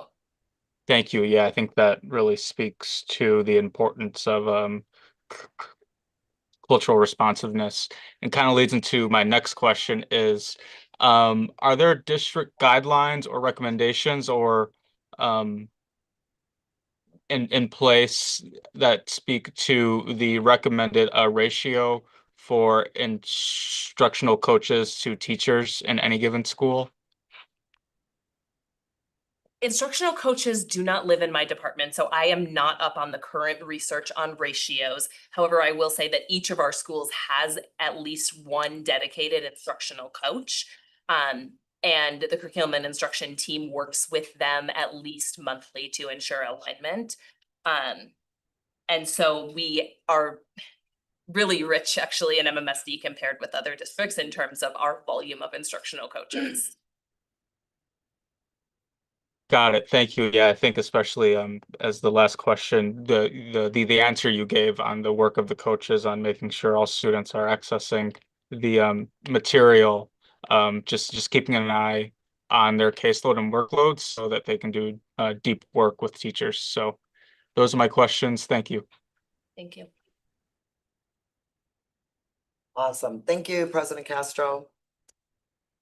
All right, colleagues, we started our discussion period at roughly 5:50 p.m. We've gone almost an hour. The questions have been really rich. I've enjoyed hearing you all like just kind of go deeper and deeper into how professional learning is working across the system. Are we okay to move on to our next topic?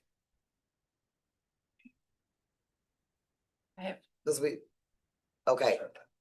So you still have two follow-up questions? Okay. Vice President Mosner-Feltham, with the timing of the two other things that we still need to do tonight, do you think that those can be limited? And Yes. I can okay. keep them to 5 minutes. All right, thank you. Thank you for your generosity, Chair. These are questions that I ask frequently when people come and give presentations.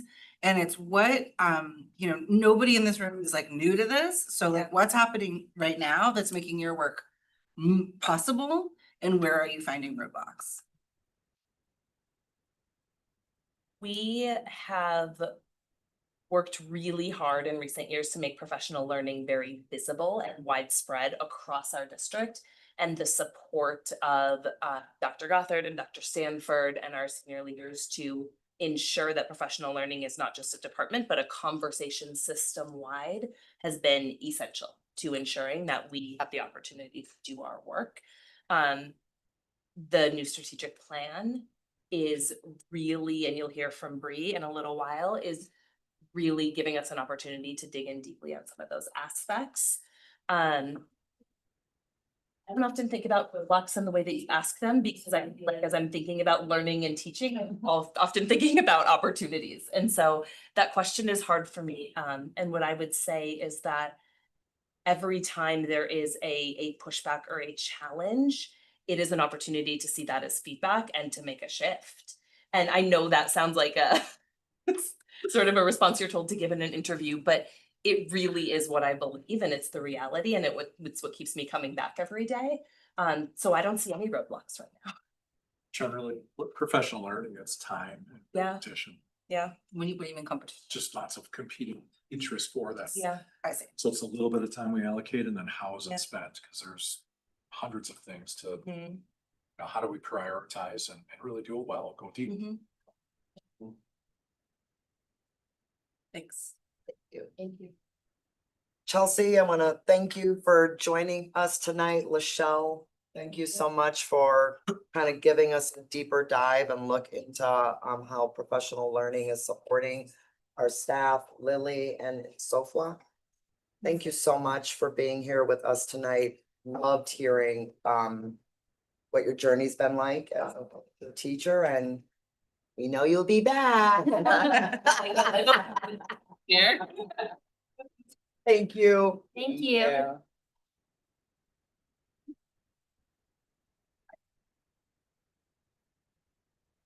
And Bree, I know you're gonna get ready to get us set it into our next conversation about our MMSD excellence together. Yeah. Are board members feeling okay to get into this, our next topic? Yeah. So. Okay. Do it. Okay. Let's get the slides back up here. Just introduce myself again. I'm Bree Monahan. I'm our research director in the Research Assessment and Improvement Office. And I'm here tonight on behalf of Cindy and the larger internal team who's been working on the new strategic plan, and excited to present some updates for y'all on MMSD to get excellence together tonight. So we've made a lot of progress over the last year. So to summarize, we've engaged staff and community members. The board has approved performance objectives, a vision, mission, and guiding commitments. District staff have identified focus areas, strategies, key performance indicators, and now we're kind of transitioning into the phase of planning and implementation. So tonight we'll be sharing an informational update about some of that progress. No action for the board tonight, although we do welcome your thoughts and your feedback, as much of what we're presenting is in draft. So tonight we'll regrounded information about the basic components of the plan that you've already seen several times. We'll then share some new information about progress monitoring and specifically what we are thinking about for the board's role. And then we will also share a new way that we are conceptualizing the plan components to try to understand the structure of the plan a little bit better. And we'll also share just some next steps on timeline. So to reground, it's some information we've reviewed before. We have the 3 performance objectives that the board approved last summer. We have academic achievement, which will be measured by state assessments and grade point average. We have student sense of belonging, which we will use our climate survey for.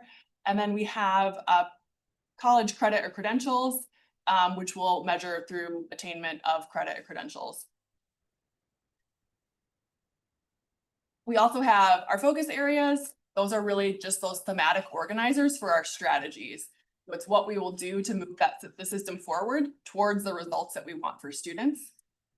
The focus areas also have metrics tied to them called key performance indicators, which help us collectively measure the strategies and diagnose where we might need to adjust or change. And as a reminder, our focus areas are future-ready student experiences, organizational alignment and improvement, professional excellence and talent development, culture of connectedness and well-being, and finally, family, community, and industry partnerships. So with those big pieces of the plan set, we've been transitioning to thinking about implementation. So sharing some information about that and where we see the board's role moving forward. So this slide shows a visual representation of how we are currently envisioning progress monitoring for the whole system. We know that everyone in our system has a role in implementing the plan and monitoring our progress. I don't want you all to get too overwhelmed by this visual right now. There's a lot on this slide. We'll be walking through each aspect in the next few slides, really with a focus on the board's role, which is represented in red, focus area and strategy teams, which is in teal, and schools and central office departments in yellow. So starting off with progress monitoring for the Board of Education. So we envision the board and the Madison community are our partners in monitoring the mission and vision of MMSD excellence together. So a quick reminder, I think you've seen this visual before about the structure of the plan. The board earlier this year approved the vision, mission, guiding commitments, and performance objectives. And the way that we monitor the vision and mission of the plan is through the performance objectives, those metrics on belonging, achievement, and college credit and credentials. So we envision that area above the line that the board approved also sort of being the primary focus or responsibility of the board in progress monitoring. The focus areas, strategies, KPIs, the areas below the line, we envision are available to provide context to the board for how to understand our progress as a system. We plan to engage the board and community in monitoring the vision and mission in the following ways.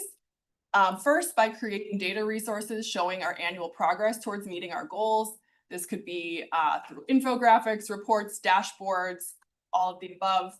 And when we do that, we intend to indicate our progress towards the goals that we set in those resources. We will also provide informational updates on implementation of the plan with the purpose of providing that context and insight about for that summative review of our. So this visual shows what that progress monitoring structure could look like starting next year for the board. We envision doing 2 annual step backs, which are represented on the slide with the hot pink or red circles. The focus of those would be a comprehensive look at the data on performance objectives and KPIs. Doing them twice per year means we could spend 1 session looking at all of the end of year data from the prior year with a winter check-in to see where we're at after semester 1. In between those 2 step backs, we would provide monthly informational updates represented in those pink boxes. These would be contextual updates about strategy, what we're doing, how it's going. We envision that this could happen either during or adjacent to IWG, OWG meetings, subject, of course, to planning with the board on those specific topics. So this slide expands a little bit on the previous one to provide more detail about that cadence. So step backs, like I mentioned, the purpose would be to try to understand our results and progress towards goals. We think it's really important that these are comprehensive and holistic looks at the data, not focusing on an isolated data point or at things piecemeal. As I mentioned, August, we would envision doing sort of a summative review of the prior year, and February approximately would be when we would look at a snapshot of data available. Those monthly updates are a little bit different in purpose. It would be giving updates on work, on strategies, so that when we get to those comprehensive step backs, the board has appropriate context to be able to do that review. In contrast to the step backs, which we envision as comprehensive, holistic, the monthly updates would sort of rotate and be focused on specific strategies one at a time, or multiple at a time. And the data that we would share in these spaces would be any relevant KPIs, as well as strategy-specific implementation and monitoring data that those teams would identify as they plan their strategies, as well as qualitative data, school voice data like we saw tonight. Our proposal for how to structure the cadence for progress monitoring for the board is driven by both data purpose and data availability. So some of our data is summative, meaning we're calculating it at the end in order to evaluate. Those would be the official numbers that we would set targets around. Some metrics we'll have rolling or interim versions that we can monitor throughout the year in order to learn or adjust, but not all metrics will be that way. In terms of availability, the data will be coming in throughout the year on different timelines. Some will need a full school year to close before we can have that summative measure, while some are kind of measured seasonally. So an example of that would be our enrollment KPI. We kind of have that already for the full year in October and November. Assessments would be another example. So given the data availability and purpose, we're offering on this slide an example of what the data would be that we would share during those step backs. So in August, we would share the performance objectives and KPIs looking back over the prior year. And then in February, we could share semester 1 data on KPIs, as well as any new data that would have come in seasonally, so that we're not waiting until August to share enrollment counts, for example. Next, moving on to what we envision so far for district progress monitoring. District teams will make collaborative data review a way of work and a central component strategy implementation. This work is still being built out internally, but what we can share right now is that those teams will identify and collect data specific to their strategy to help test their theory of change and their fidelity of implementation specifically. We'll set expectations around engaging in regular data reviews, including their KPIs, but also the strategy-specific data they would identify. And we would triangulate and analyze multiple data points to ensure that we're delivering on intended actions, asking those deeper questions, and identifying ways to shift or improve. We will also build on and strengthen our continuous improvement practices. Similar to the prior slide, this work is still being built out internally. We've spent the last several years building and improving continuous improvement routines in schools and in central office. And we think as we roll out a new plan, it'll be a good opportunity to reflect and tweak those practices based on successes and lessons learned over the last 3 years. In addition, this section will include identifying new leading indicators tied to our new performance objectives, so things we can monitor throughout the year that will help us know if we're on track to meeting that end of year goal. And then lastly, we will adjust or create processes for pausing to review data. I think Chelsea earlier mentioned QRP. That's sort of what exists now. We envision having some adjusted or keeping what's working a similar process in the future.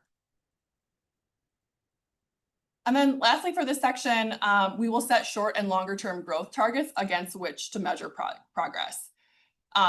So how we envision that so far is that we'll set annual targets for both KPIs and performance objectives. And then we will set ultimate 5-year targets for our performance objectives. In terms of setting those growth targets, we really want to make sure that we are drawing on best practices. And we're trying to balance multiple considerations here, so it gets a little complicated. We want our goals to be aspirational and attainable. We think it's important to communicate high expectations with aspirational goals. And we also want those goals to feel realistic so that staff, students, and families can grow in confidence and collective efficacy as you feel like you're getting closer to meeting that goal. We also want the goals that we set to be fairly easy to understand. So not something so convoluted that a community member couldn't see how you got from point A to point B in setting a goal. And then in addition, many of our measures are new. So we are exploring what we can learn from other contexts, other places about what growth could or should look like when we don't know what our own historical trend is. So ultimately here, we are working on this and we are waiting on our baseline data to come in from this year as one of those main ingredients in setting those growth targets.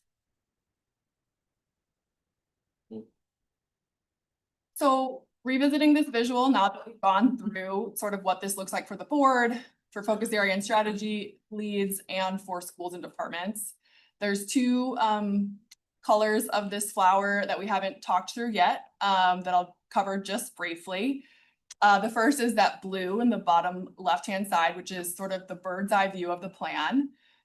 We envision that we will have project management responsibilities and structures to manage the entire plan. So not just at the focus area or strategy level, but someone's kind of monitoring all of it at once. And we also have scheduled opportunities for system-wide learning and connection around the plan to really create coherence, assess progress, make sure that we're kind of running in the same direction. And the final piece up here in gray is the community and public information. We will share annual data reports, some of the other products that we alluded to earlier in the board section to ensure that we are sharing our data out with our community.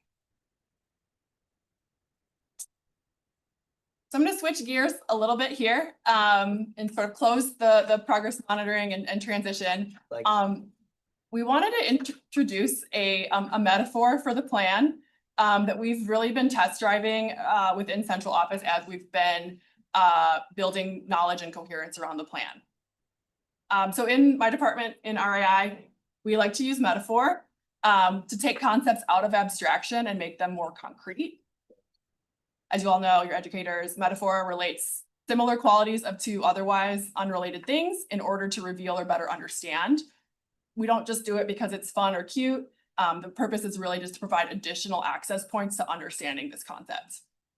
Metaphor may not be perfect, it may not work for everyone, but again, we're just trying to provide additional ways of understanding or thinking about the plan. Particularly around, in this case, some of the data pieces, which I know have been interesting for folks. So the metaphor that we've been testing out is sort of a generic team sports metaphor in which MMSD Excellence Together is our playbook for MMSD for the next 5 years. In the metaphor, the vision and mission describe our ultimate goal. Carletra read those at the beginning of the meeting. In our metaphor, that might be win the championship, for example.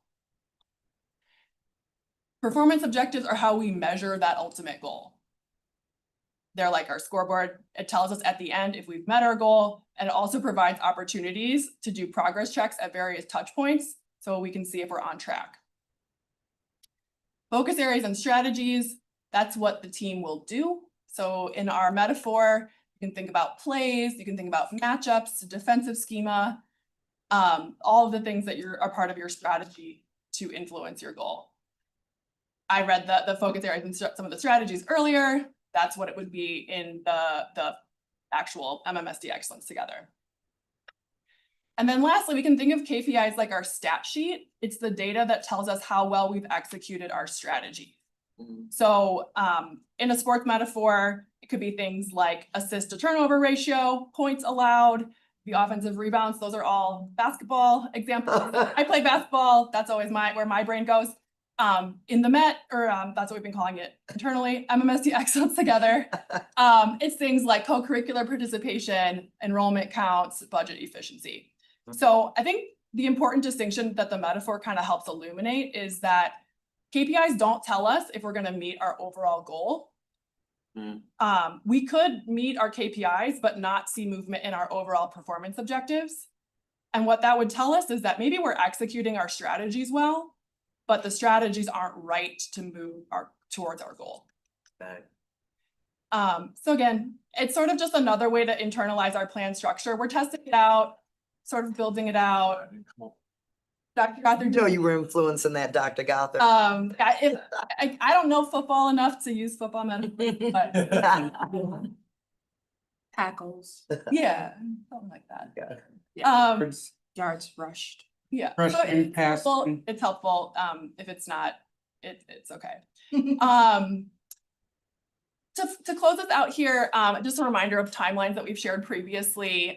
We are wrapping up year 0, preparing for implementation, moving into planning for year 1 of the upcoming school year.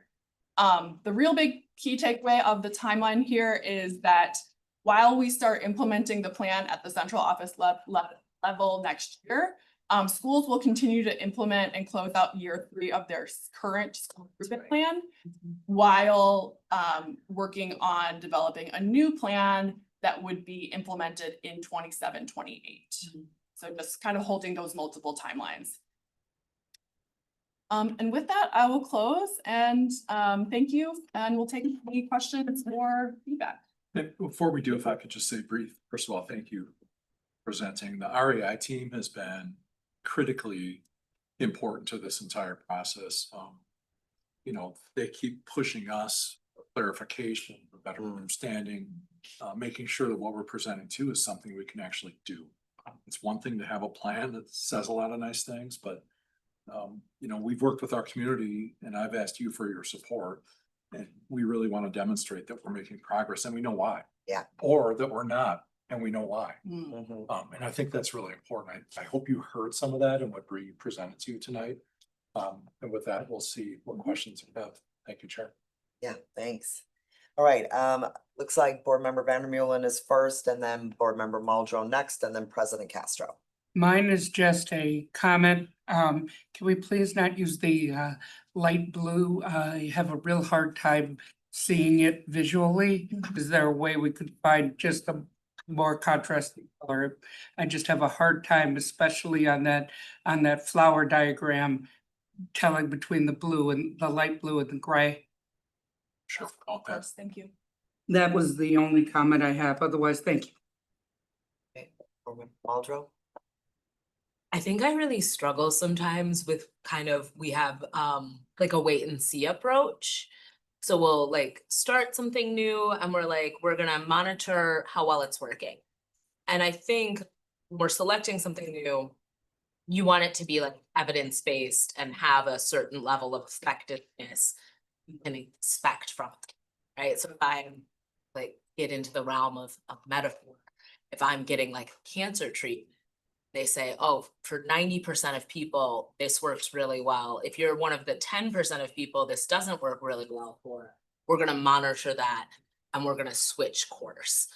So I guess I'm wondering, based on the goals that we have and the indicators that we have of our success, what is the evidence we already have that lets us know this is the right course to pursue?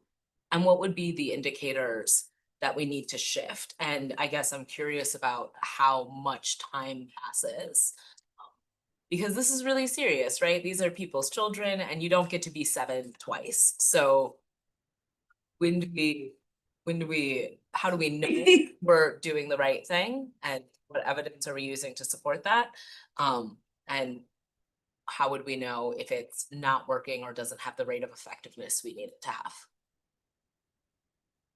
Those are really good questions. I think it's, I don't know, Dr. Beth, if you have thoughts on this. I think it'll probably depend somewhat on the individual strategy. I know we're sort of envisioning like a staggered approach, like knowing that starting everything all at once is going to be a lot on folks' plates. I think we're still building out what those like specific tasks and strategies are. And I think specific strategy monitoring data that I highlighted earlier, like what the people who are closest or lift up, sort of their theories of change will be really important for like identifying if something's not working. I think those like those specific time and place are still working out and we'll need I think a little bit more time to pick on. I think both the challenge and the opportunity is that, you know, we want to demonstrate through our performance objectives that we are moving a large system that at times has been very rigid, say stuck. And in order to do that, it's less likely to have a one-size-fits-all approach. So though we may have some very broad goals, some very broad objectives, you know, through the KPIs that we measure, we're going to be individually, or sorry, at a very much more individualized way. I'll give an example. I was at the Abbott demonstration at East High School a couple of weeks ago, and 385 out of 301 Abbott students took an AP exam. I mean, that's incredible. You know, there should be a lot we can learn from why, you know, how successful were students did each of them pass. So, you know, I think there's a lot that we learn about how are we impacting objectives, and it isn't just going to be one thing. So the communication around this is going to be incredibly important. That scale that you saw, the diagram. So that's our way to live. we're always monitoring as well. So that we can also be informed by what's working well, what isn't, what's needed. I think part of the reason I'm asking this question is I think when you invest this kind of time and these kinds of conversations with the community, you want it to be successful. And what I haven't seen in the past is folks go, we thought this was gonna work, but it turns out it's not, and we need to shift course. And so I am not saying it will or will not work. I am saying how do we have kind of the humility to say we're taking a really nuanced approach and we're adjusting because we've given this a good amount of time and a good amount of resource and followed through with fidelity, and it's not producing the results we want. I think the other thing about that question is our ability to point to evidence outside of ourselves and say, 45 school districts tried this approach in the last 10 years, and the vast majority of them saw really spectacular results in the area in which we're focusing. And I'm curious if you all want to share any information that sounds like that in terms of, how we know we're headed in the right direction right now. Yeah, thank you, Chair Mulder. I right away to some of the KPIs that are measured at the council. So there's 87 districts, very much more like us than not. Some obviously way larger. But I think that's a place for us to begin. Also, you might remember from the math adoption, there are other council districts that are implementing the same curriculum as well. Some might be a group ahead, a year ahead. So I know that our team is already connected with a lot of those districts to get from them what's working well, what isn't. So to avoid, some of the perhaps pitfalls, some of the they learn, and focus on what's working.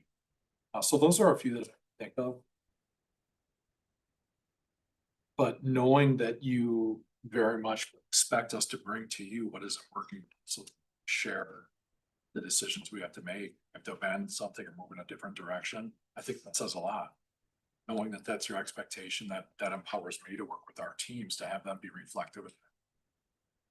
I really appreciate that. I appreciate both speaking to the nuance in which we're approaching this work and also speaking to how we're leveraging our network and facts within education as guideposts to ensure we're going in the right direction and we're, trying to leverage the success and potentially the areas of struggles of other districts to have clarity around how we do this work.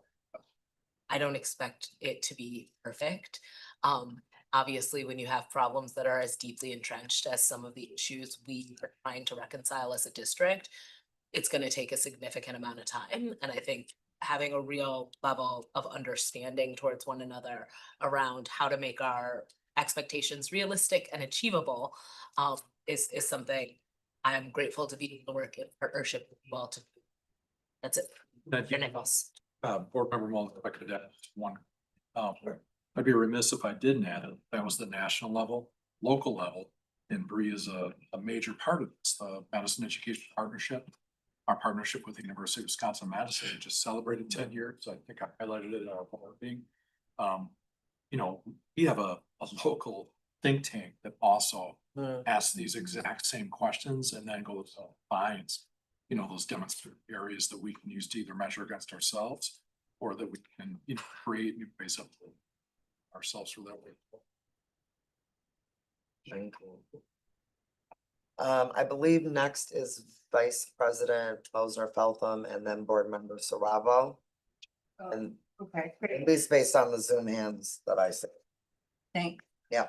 I would say here, Board Member Muldrow's comments that if it's not working, we don't have to keep doing it. But I've heard from my colleagues on the board over the past year is we're willing to do things in a different way. We're willing to say goodbye to what's not working, even if there's a handful of people who are really committed to it for other reasons.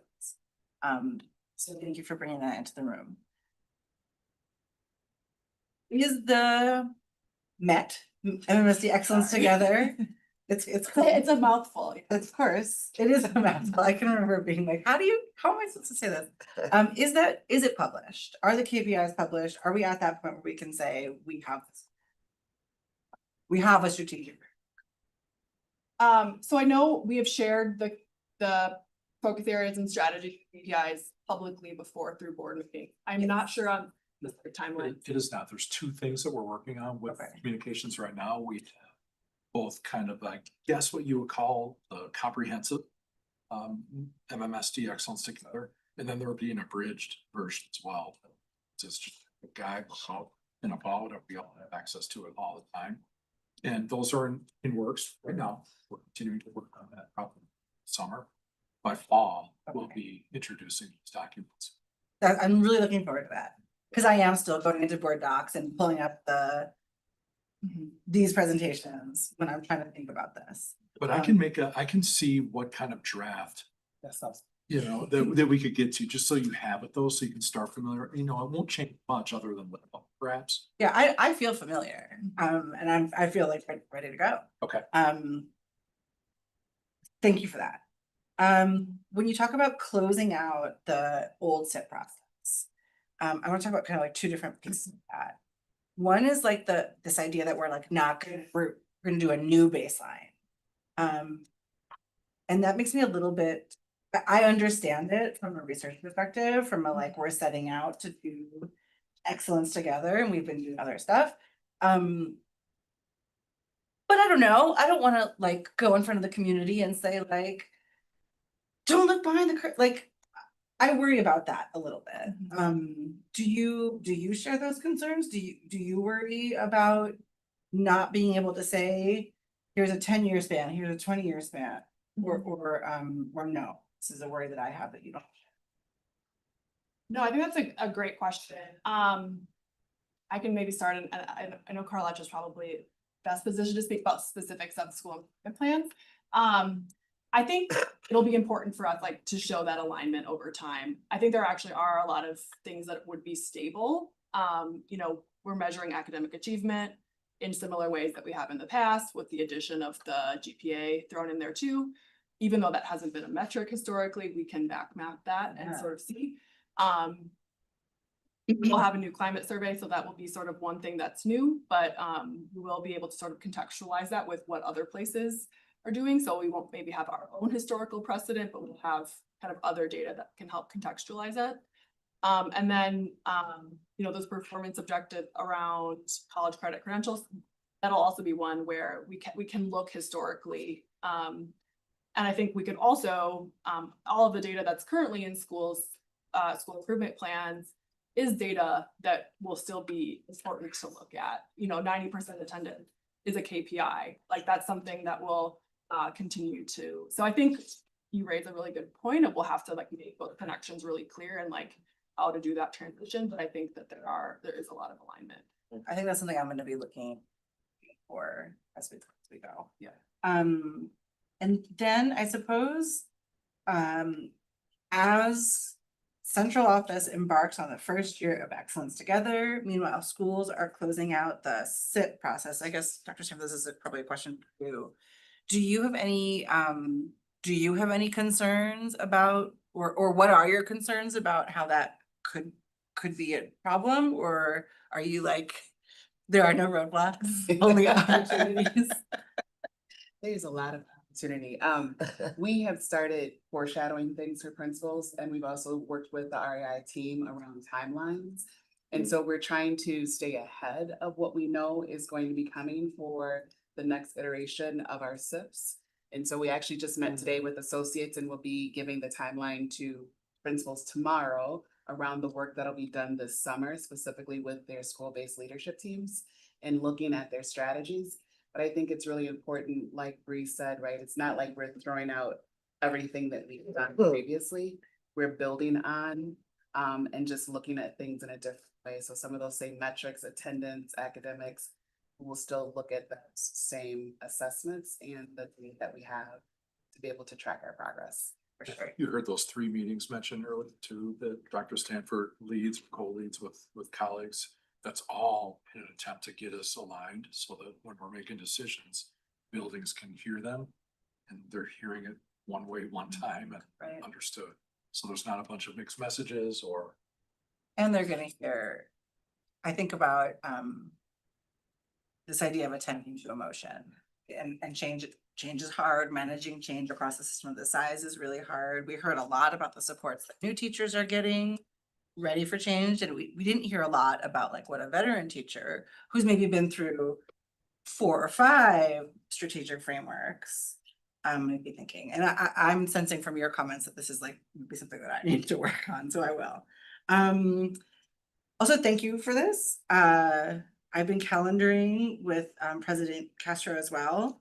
And so to the board, I think we'll probably want to work together to match the step backs and the monthly progress to where our board timeline is on how our budget unfolds and when we need to make particular decisions. And my last question is about, I've pushed back on the quarterly review of progress because it's not data that the board can take action on. Is your sense when you look at the looks like I didn't put it in my notes. It was like a timeline with 2 circle step backs. Yeah.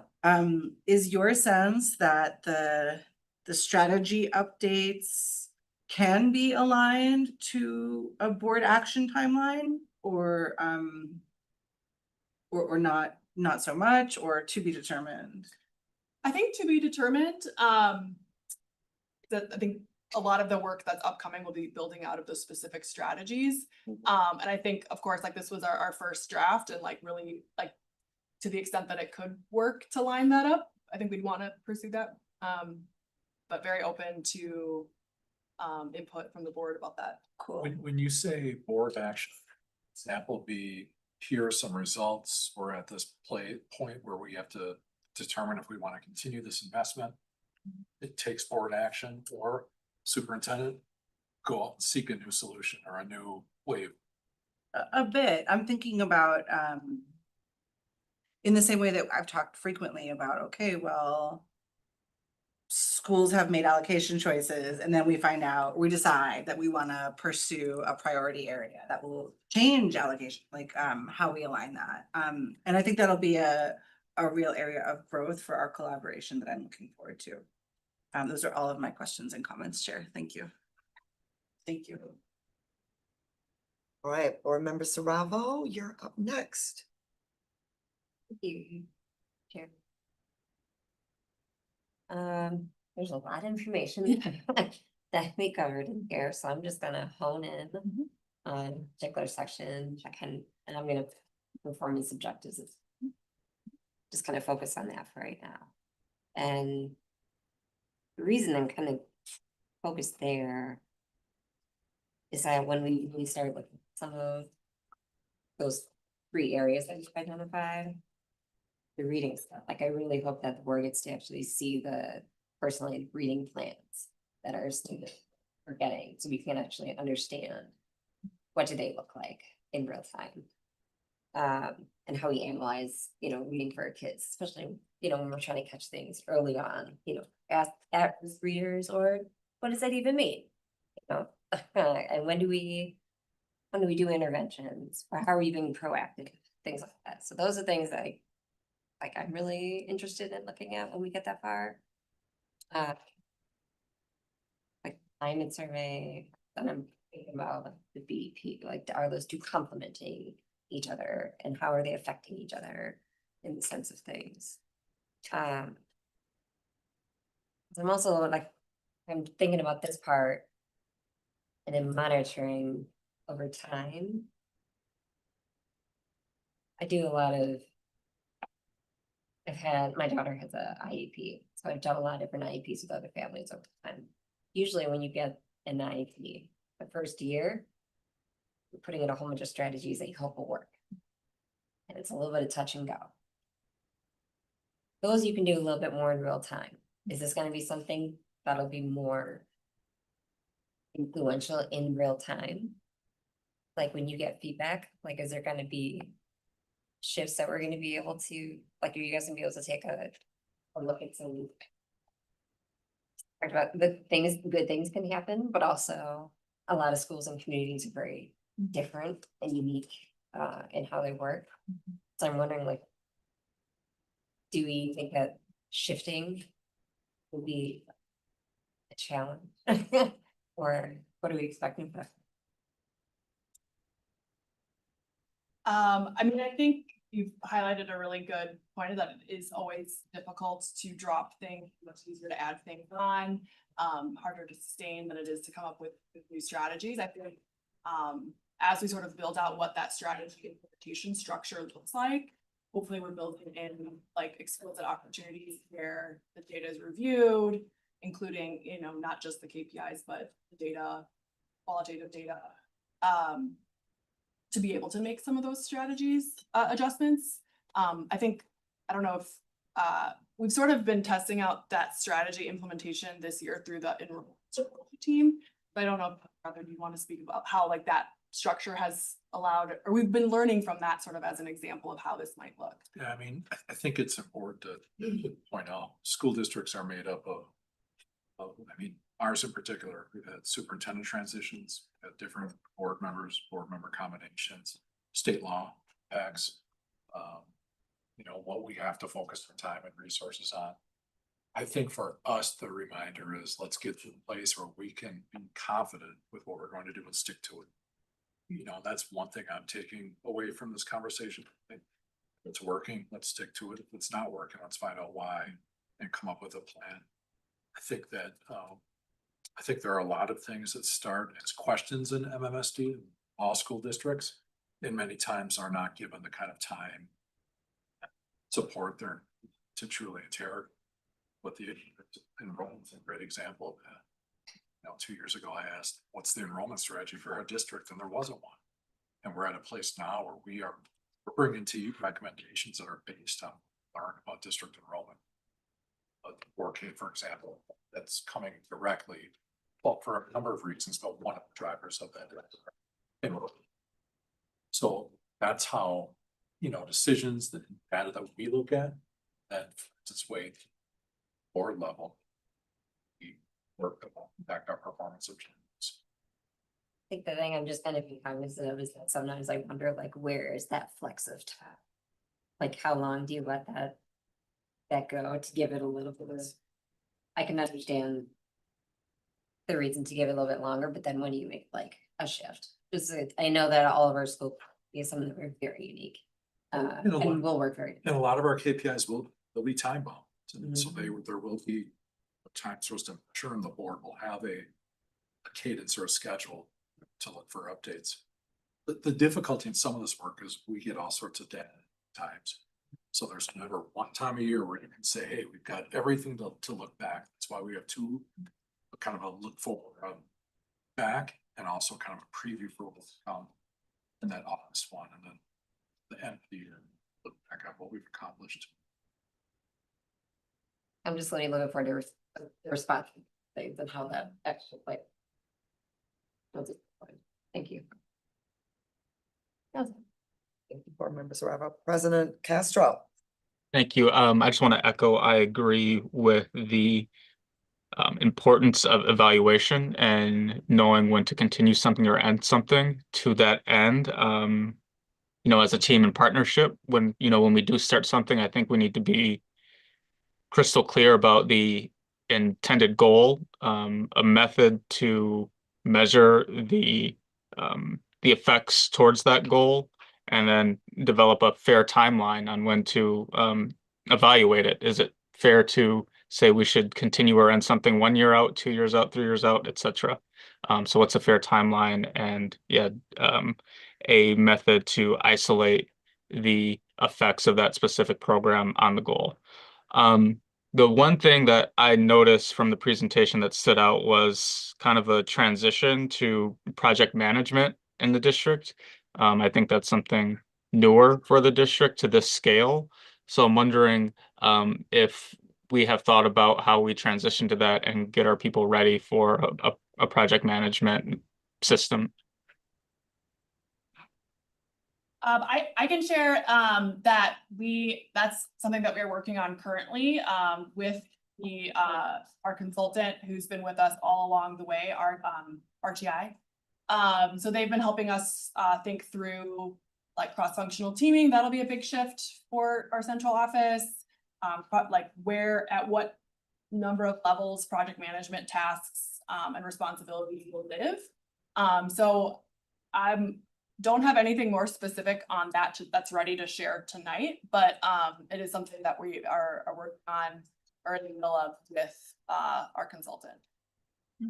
Got it. Thank you. Yeah, I think that's a significant shift, and I think it makes sense for how we want to view the work, but just something to keep an eye on. Big picture wise, Dr. Gothard and colleagues on the board, I think it's worth thinking about how we want to align the work group sequence with the framework and the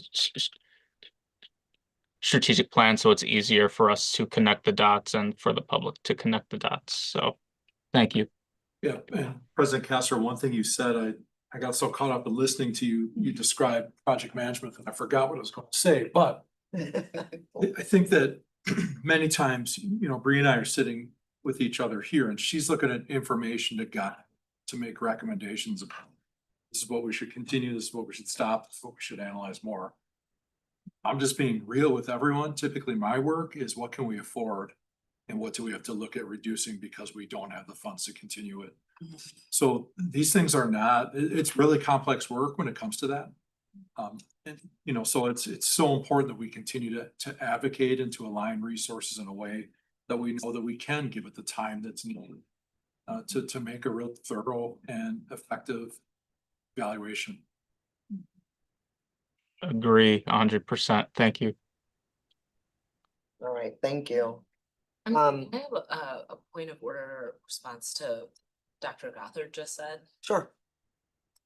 I guess I want to ask, when you're assessing what we can afford, is there ever a moment where you go, this is so worthwhile, we're going to engage Madison philanthropy, or this is so worthwhile, like, yeah. I think that's a great question and suggestion. I think we're doing that all the time. One of the primary focuses of our Office of Strategy and Innovation is just that. Sonia Spencer, you won't see her around here. She is out in the community, and that team and getting aligned to MMSD excellence together is exactly what's doing that. Foundation, again, another great example. They're looking to us for what is our strategic plan so they can organize themselves in that same. Thank you. I appreciate you speaking. I don't have any questions, but I will just tell you what I appreciated in the presentation. I really appreciated seeing the kind of proposed cadence for the board. And I'll say this because my colleagues know that, for several years now, we have kind of talked about what would a governance model help us do. And because of various transitions or, not really thinking that we could find a model per se, I do think the cadence that you all are proposing for how we will look at data, and how we'll get updates about the actual strategies gets us in a really good place of like monitoring and having, I think, deeper conversations. So to the point that President Castro made and Vice President Mosner-Feltham, like I'm hoping some of our work this summer would also be how can we align some of our work group topics so that we're bringing that into our work group structures and really playing that monitoring role. I also appreciate seeing that you all are still working on identifying like some leading indicators, thinking about how much time will we know that the strategies are actually taking hold. And I think from what I just gathered from my board colleagues asking questions and your responses, it's like finding the balancing act of like, you need enough time to actually and to kind of collect some cycles of data to really know if it's like on the cusp of working, it's already accelerating, or ooh, it's just not going where we thought it was going to go. I don't profess to know how much time that is, but I do think like you do need some time to kind of get all the things working. So I just appreciate all of those comments. I am, and I think the reminder for myself, and I'm just saying it out loud because I constantly have to remind myself of this, is that like we as the board approve like the big performance objectives. And then there are these focus areas and key performance indicators within the focus areas. But as I heard you say again tonight, Bree, like the KPIs don't measure if the performance objectives are going to improve. They're measuring if the strategies within a focus area are actually improving, right? And so I just have to keep reminding myself that like the strategies and the KPIs don't automatically tell us that we're gonna move the bigger goal. But they inform each other. Did I summarize that? I think that's a great summary. Okay. Yeah, so there, we picked the KPIs based on district staff input, but also based on like what the evidence says should help move. Yes, yes. So they're related, but it's not like predictive. Yes, that's the thing. It's So- and we know that it's not predictive. So what Bree is saying in the stat sheet, Yeah, getting out rebounded, okay. Yeah, I know rebound. might lose the game. Get on the boards. Stick with it. Not if the Yeah. shields are all. Box out. Yeah, So it's so true that, the KPIs, again, let's just say for this discussion, Yep. KPIs. yep, If you're successful in 5 of them and you're seeing demonstrated, you're implementing, you've got the PD, you've got the dosage, you have people that are doing it, all participating, yep, you'll have some success. But if you have all 10, that should lead to improved, performance objectives that were measured. We should be able to tell the story. Yeah. We should be able to say why. yeah.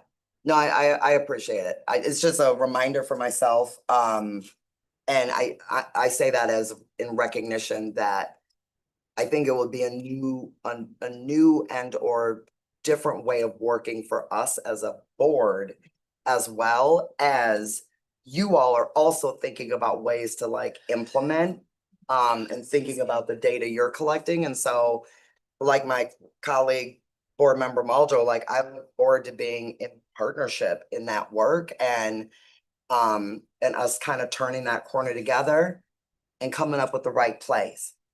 You see how I brought it in? Okay, anyway. You didn't like that, board member Vanderbilt? Well, my problem is this, you might have a really bad day rebounding, but if you got a point guard who managed to steal the ball and re-bring the offense, which I think this board can work and make administration do that, I think we could change the trends and the way to do it.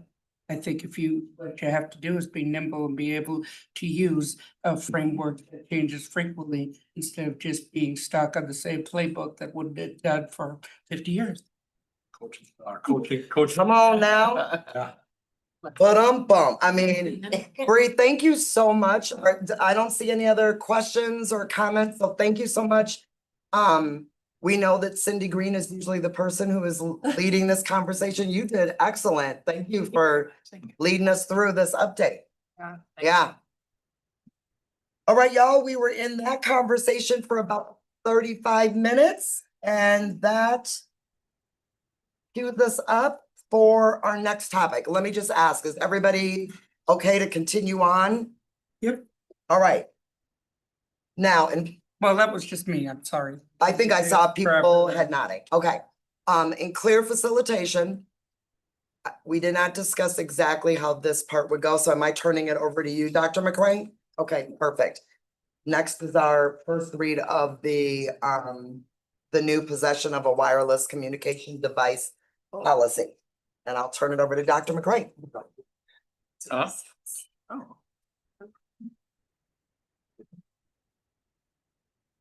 Go right here. Driving.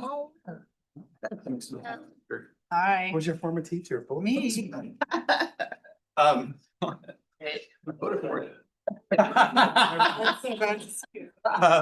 Well, it's always good to be reunited. So, first and foremost, good afternoon, board members.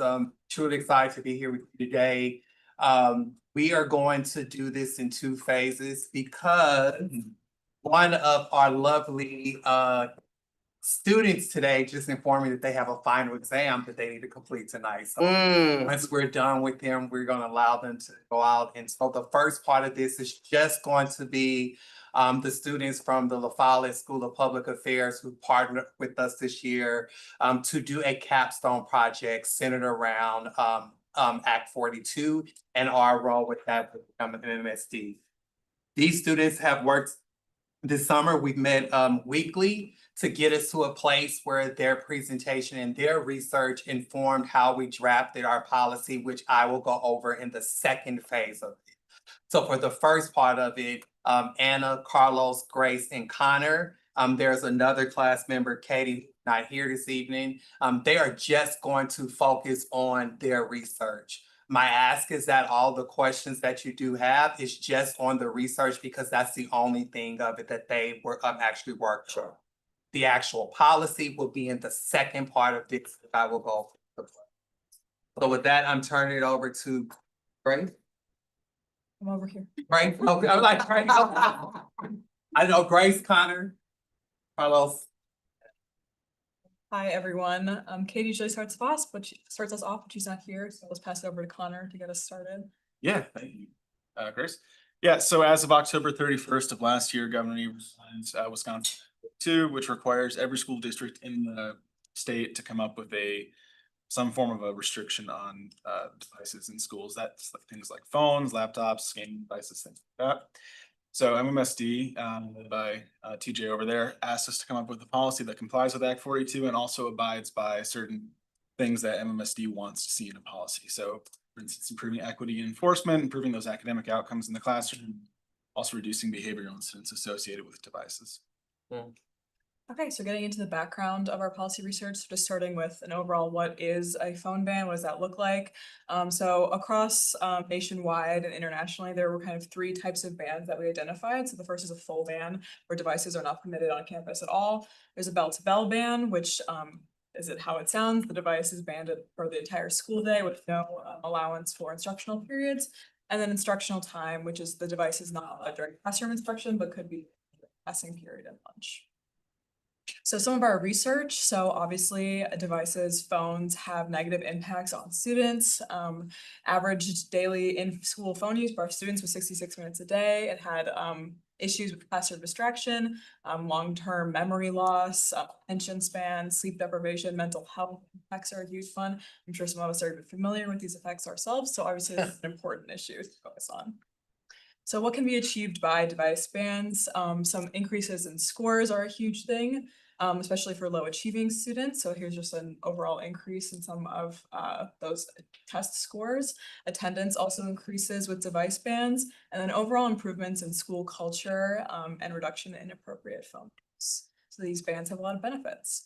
So this legislation has been being passed nationwide. In 2024, there were only mostly district level policies, starting in Florida, which instituted a device ban or an instructional time ban. Now in 2026, there are mostly state policies across the board. So as we can see, Wisconsin is new to that with an instructional time policy, and then bell-to-bell device bans are very common across the US. So Wisconsin, you can see these are some of the districts that are counties that have passed device bans. Madison is currently the only one that doesn't have a fully instituted policy compared to some of these are the 10 biggest districts that have passed mostly bell-to-bell, instructional, and then off policies. Okay, so I'll pass it over to Carlos to talk a little bit about what the ban is in Act 42. Yeah, so we've been talking a lot about state preferences or district preferences on device use within the classroom. As Connor prefaced, Tony Evers actually signed into law Act 42, which requires the district or all school boards for this upcoming school year to implement device prohibition use during instructional time. So condensing the 1-page law into a couple bullet points for you all to read, really the crux of the law is to not only ensure that there is a definition for wireless communication device, but also have exceptions to that policy. And then ultimately, the school boards themselves can enact policies that are more stringent than what is required of Act 42. Currently, MMSD does have a device policy, but it's the possession of a device, right? Not the restriction of a device during instructional time. So currently, this allows students to possess devices, possess phones, possess a variety of electronics, and it outlines a little bit of what happens when you violate this policy, right? Whether the disciplinary actions that a school might take. So what we see, or what you all see happening because of this, is schools across the district have different ways of implementing device prohibitions or restrictions during instructional time. Some schools are adamant that cell phones must be off the way. Some schools are moving to more stringent policies or reducing whether a phone can be within the classroom or whether they would like it to be off the student's possession. So it really, the question for us today or this whole semester was using our research to then propose a policy for you all. We met with MMSD the first time in January, and they pointed out some of the issues, considerations that we should take into account, and I'll pass it over to Grace to outline those. Yeah, so a major issue that came up when talking with MMSD was disparate discipline. So this is discipline that disproportionately impacts minority students. So our research found overall that Black students with disabilities, boys in general, are more likely to be disciplined than their peers. And Wisconsin also followed these trends, again, with Black students and students with disabilities being more likely to be disciplined. So this is just one snapshot of enrollment rates of white and Black students in Wisconsin public schools compared to the reported incidents. So while white students make up over 65% of enrolled students, they made up less than 5% of reported incidents, while Black students make up less than 10% of enrolled students, but nearly half of all reported incidents. So we're obviously very concerned about how these trends might show up in a device ban policy, but disparate discipline and device ban research is still pretty limited since these bans are new at the statewide level. But Florida's instructional time device ban found that there was a surge in discipline in the first year that a policy was implemented, their instructional time policy, and that disproportionately impacted Black students. However, they did find that after the first year the policy was implemented, this went down, surge in discipline as students got used to the policy, but we have reason to be concerned that there will be a surge in discipline the first year that this is implemented. So when we were thinking about policy options and what recommendations to provide, we thought about how we could reduce discipline for students to happen in the first place, and then clear guidelines for teachers, for students on inappropriate device use and what that might look like. So I'll pass it to Anna to talk about our analysis. Yeah, so I'm gonna get into some of the analysis we did to inform our recommendations. So we had 3 data sources for our project. The first was disciplinary records in the district. The second was responses to the survey out in January. And then we also conducted interviews with administrators and teachers. So getting into those records, this graph shows the documented device incidents by school year going back to 2018 up to present, with the caveat that the current school year's data is as of January, so that's complete. But so as you can see here, there is a big downward trend. However, it's hard to say if that's really due to less device incidents or just teachers experiencing fatigue and documenting everyone and kind of declining documentation. We also found that schools' documentation culture vary pretty well. Some schools documenting a lot of incidents and some documenting very few or none. We assume there are no incidents happening there, so it's not being documented. But in this data, we did find evidence of some of that disparity that Grace was talking about. So this graph shows the device incident data with the percent of incidents each racial and income group makes up on the y-axis, x-axis, the percent of the district they make up. So any group in the gray would be overrepresented in the data, and any group in the white is underrepresented. So first, I want to call your attention to, we can see that with the exception of Asian low-income students, all low-income students are overrepresented in the discipline incidents. We also see that Black low-income students are by far the most overrepresented, making up about 40% of incidents and only 15% of the district, whereas white non-low-income students are the most underrepresented.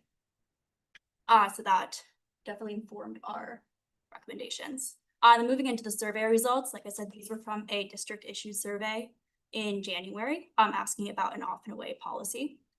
So students, mostly these were middle and high school students, and they said they anticipated not a lot of change on or off and away, maybe because their school already does something potentially similar, but high schoolers were more resistant to a new policy than younger students. And they also supported having some times where they could during the day and said that would make it easier for them to comply with the policy. Staff respondents were mostly teachers.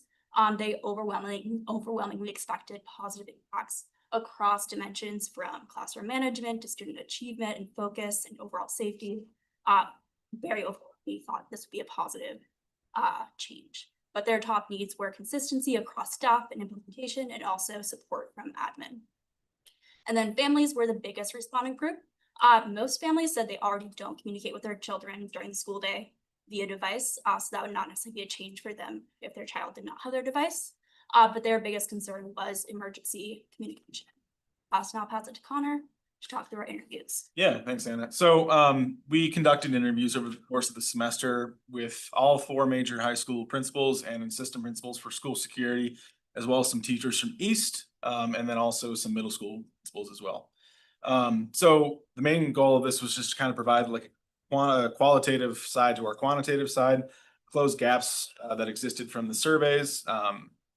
If there's any information that they wanted to talk about that wasn't in one of the questions on the surveys, things like that. Also, because there's no device policy right now at the school, district level, we kind of wanted to see the breadth and scope of the policies that are currently in use. And then just kind of also understanding that local context, what things they might want to see in a policy, what things they want to maybe consider a recipe for success, what challenges and barriers to implementation they might find. Yeah. You can just see it forward a bunch. So 2 big themes from both of our analytical data sets and qualitative interviews. We're talking about disparate discipline and teacher burden. So on disparate discipline, as we saw, students of color and low-income students are far more likely to face punishment, and that punishment's far more likely to be harsher than folks who are not in those groups. And also a quote that I heard a lot, especially from teachers at East High School who really have been going through the ringer, is that the most equitable policy is the one that takes the device out of a student's reach. Just because if it's on it, they're going to be distracted, things like that.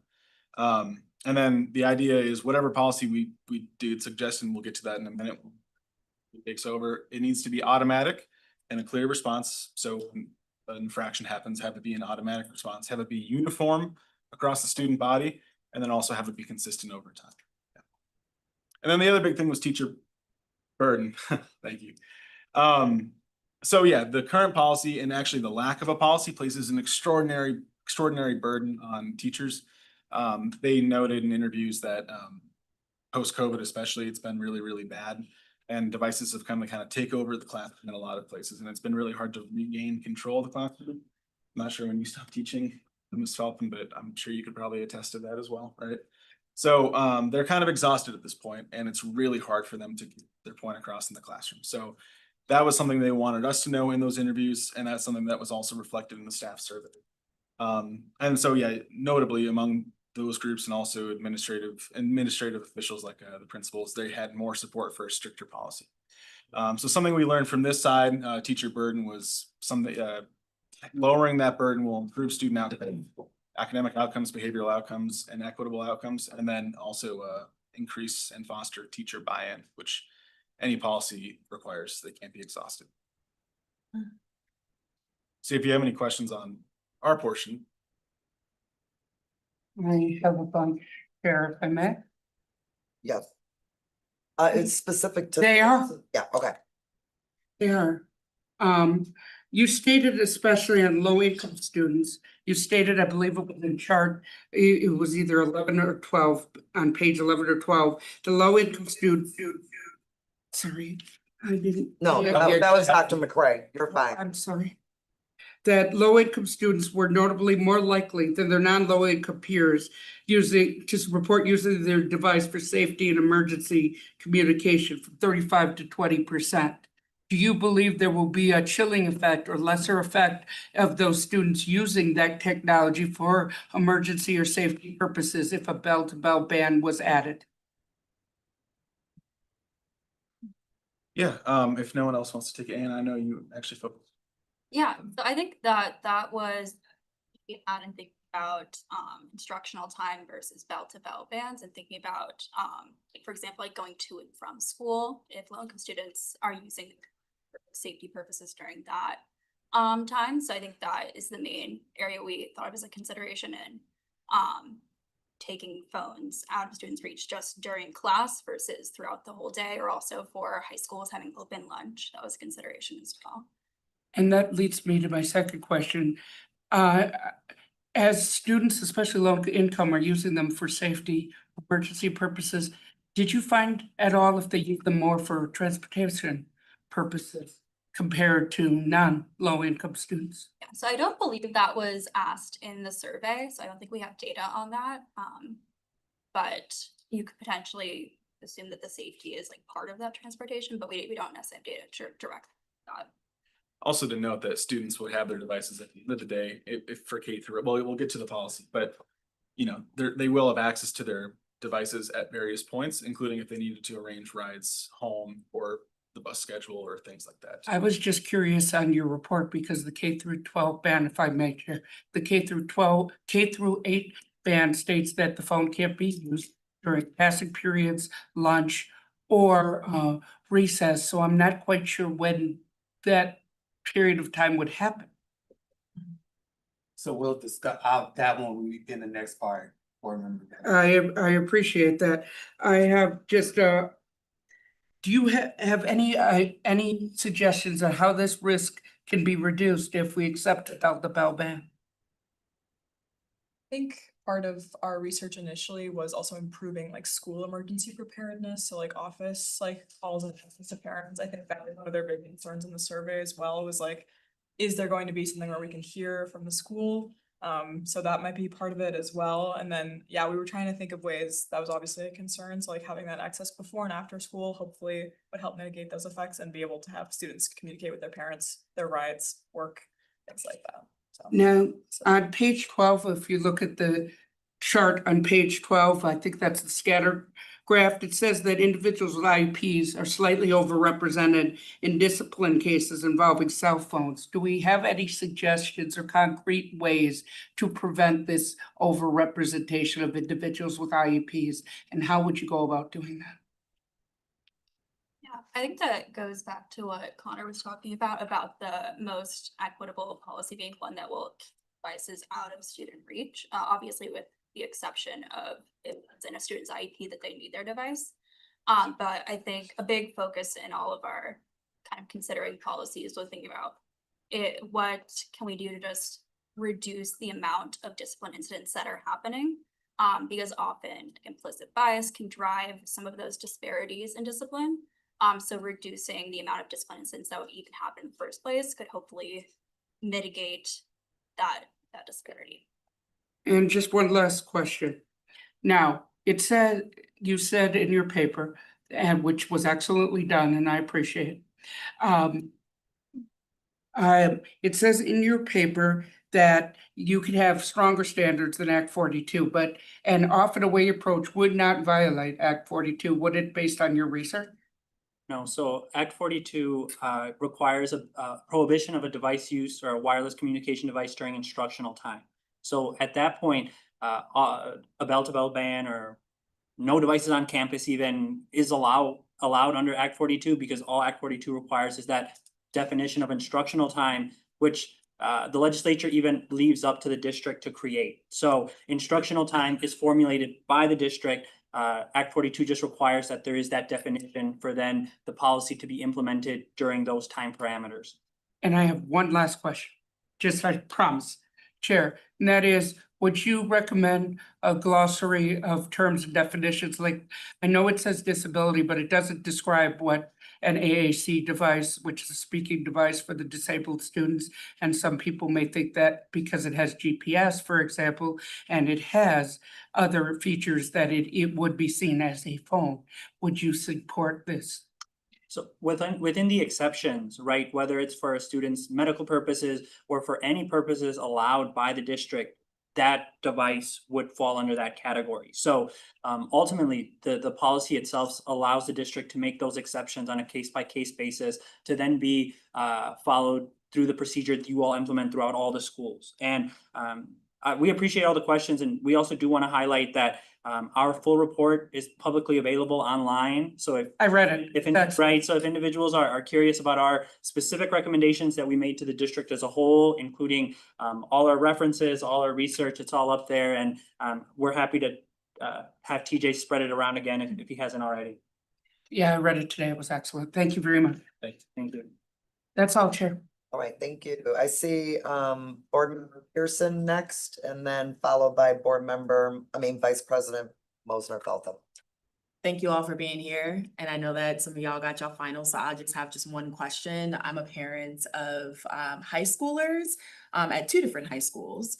And having this conversation with them, they definitely, them and their friends and other students that I've talked to, like they lie in the camp of, like off and away. They're, I think, relatively okay with that. I think the situation with emergencies was something that they highlighted as important for them as well. So kudos to that. The question is also like, I know you guys worked with East High School, you had the survey. Do we have the data of like who responded to the survey, or is there some kind of metrics of like what students responded to surveys? And I didn't see that. I don't know if I saw that in there. MMSD has that data. Okay. Yeah, so it is, yeah. So the survey is we broke down the student data like by student, and we looked at actually comparing that to the discipline data and found that there was not a lot of overlap in that. So it is important to note that the survey data and also demographically it looked different than the discipline data. So that is a notable thing, that the students who answer the survey their opinions may not be representative of the students who are being disciplined the most right now. And the same thing was true of the family data that had just self-reported demographics in it, and those were different than the students who are being most disciplined. We didn't have the teacher demographic data for this, but so that is a caveat with the survey data for sure.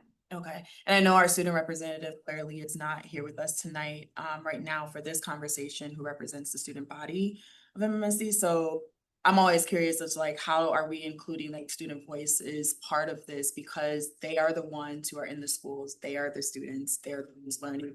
And I know that we can focus a lot on the adults, which is important, as they are the ones that are educating our young people, but it really is the experience of the student and how that kind of correlates with things. I mean, I will say that, the bus app is something that is students use frequently. Other utility apps like Sports U and getting updates and things like that. So I'm always thinking about how that will correlate. So thank you all for that. Yeah, if there's any other student voice opportunities that you all had outside of East in that survey, I'd like to know.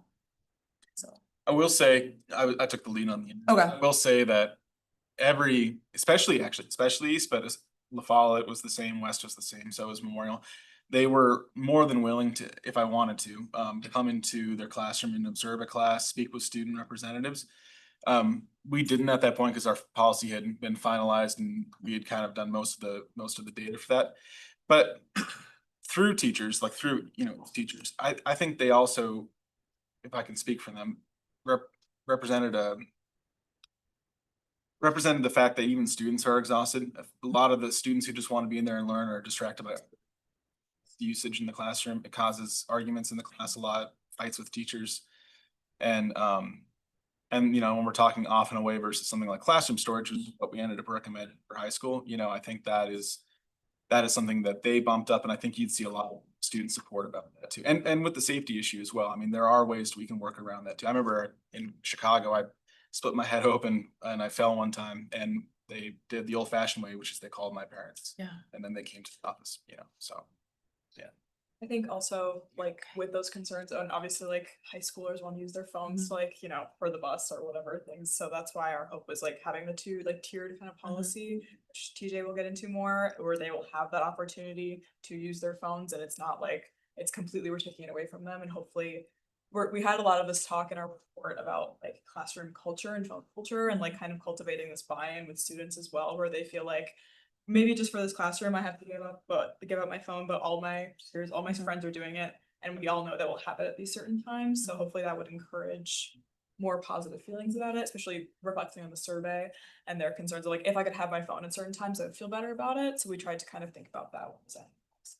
Thank you. All right. President Feltham, you're next. Sure. Then Nicely board member- done. President Hall, especially a former student. It's so cool. It's so cool. Can one of you speak at all about a study in Florida that found elevated incidents in the year after the ban and then it went down? I'm curious if the decrease in disciplinary action. I'm just curious about that. Can someone speak to that a little bit more? Yeah, I did read it a long time ago, so I'll try to remember what I can. But yeah, I think it was getting used to implementing the policy. I think it was like a big just kind of learning curve for everybody involved. Like, how do we implement this? What is it gonna look like? What does inappropriate device use look like? So I think when we were kind of recommending that, we were trying to think of like, okay, how can we prepare for this as much as possible? Obviously, there's not much you can do. Like at some point, like, yeah, you're gonna run into roadblocks. And that first year, we really emphasized that first 8 weeks, the policy of that being a thing.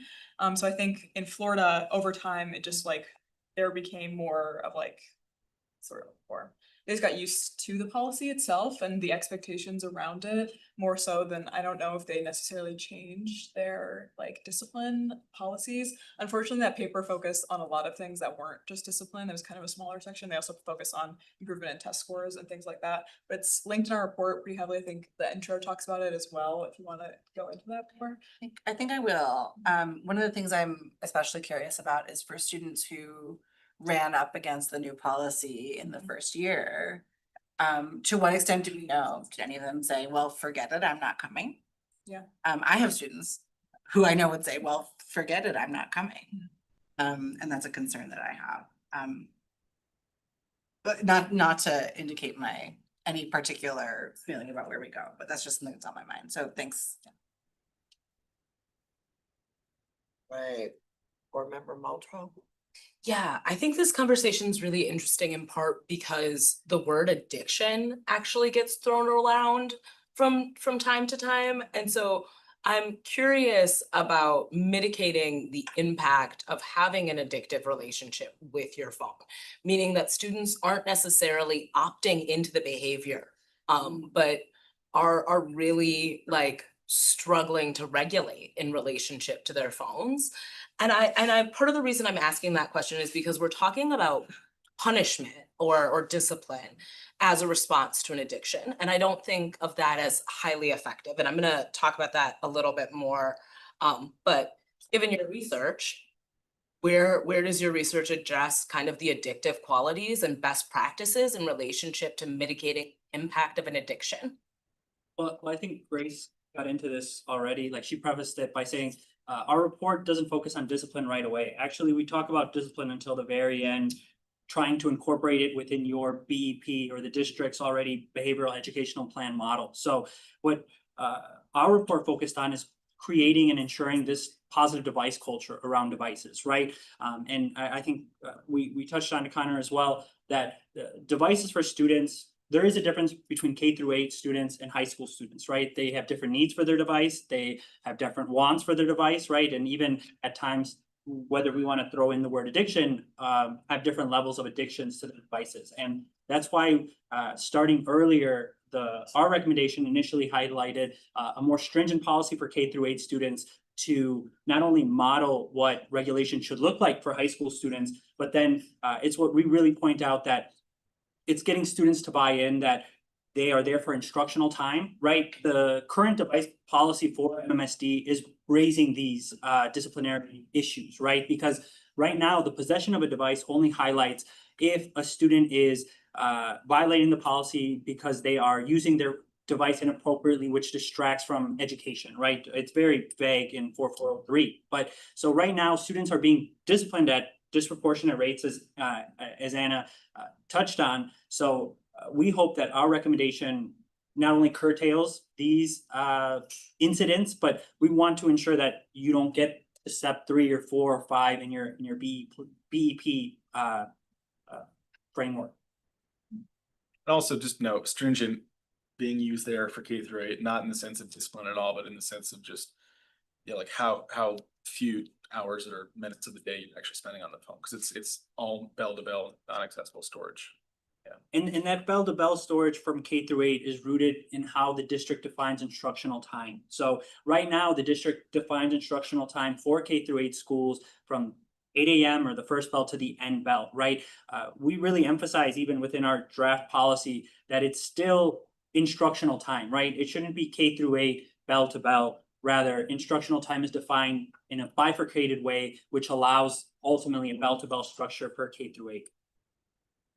I really appreciate that. My next question is about disproportionality and discipline, or disproportionality as it relates to punishment. You made a comment that I think is a fundamental misunderstanding of how racism works. And so one of the things you encouraged us to do is to make this policy clear and consistent. And so I'm curious about, in your research, did you find that schools that had really disproportionate outcomes lacked clarity and consistency in terms of their policy, meaning they had a different approach to students of color than white affluent students? So this is what is upsetting, is that since these policies are very new, there is like no research on specifically device bans and like disproportionality in discipline. So our research in general found that there are just like inherent biases that, we're not, when teachers are like left up to just like make snap decisions in class and stuff, sometimes these inherent biases just come out as not just when they have to constantly be disciplining students. So I wish I could comment more on specifically a device ban, and like we had this perfect policy and it helps like with these incidents. One thing we did kind of rely on was Memorial was implementing a policy where they have like very clear standards.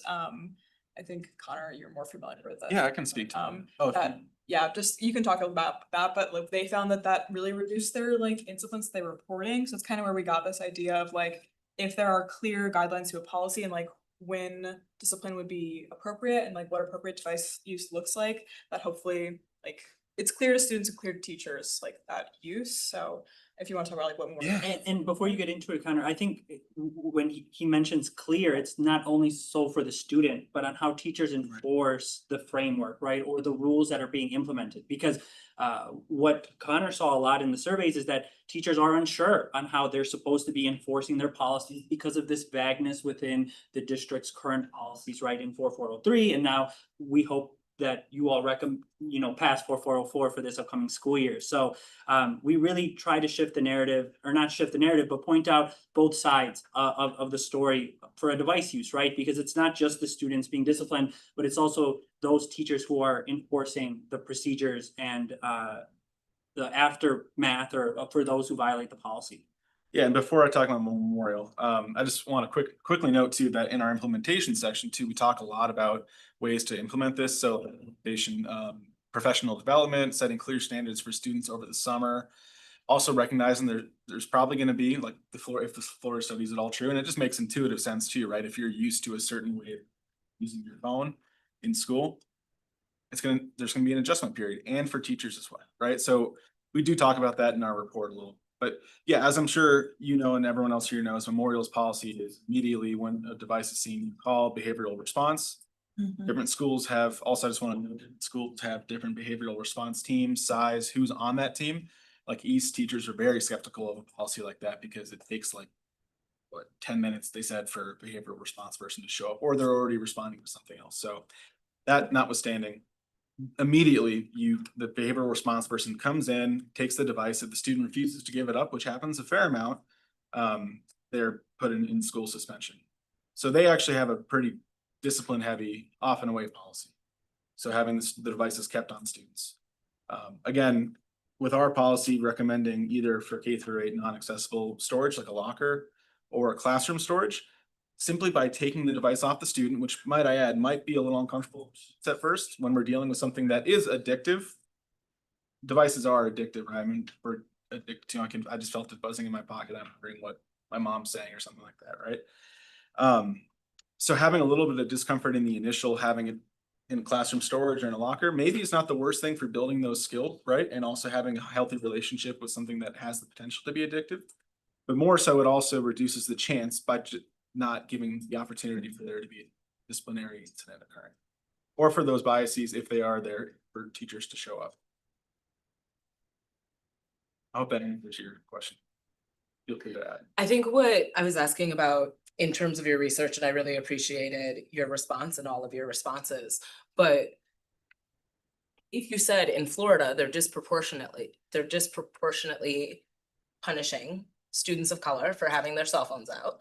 And you said part of that is because their policy is inconsistent in terms of the options you have or how you should relate to a specific group of students.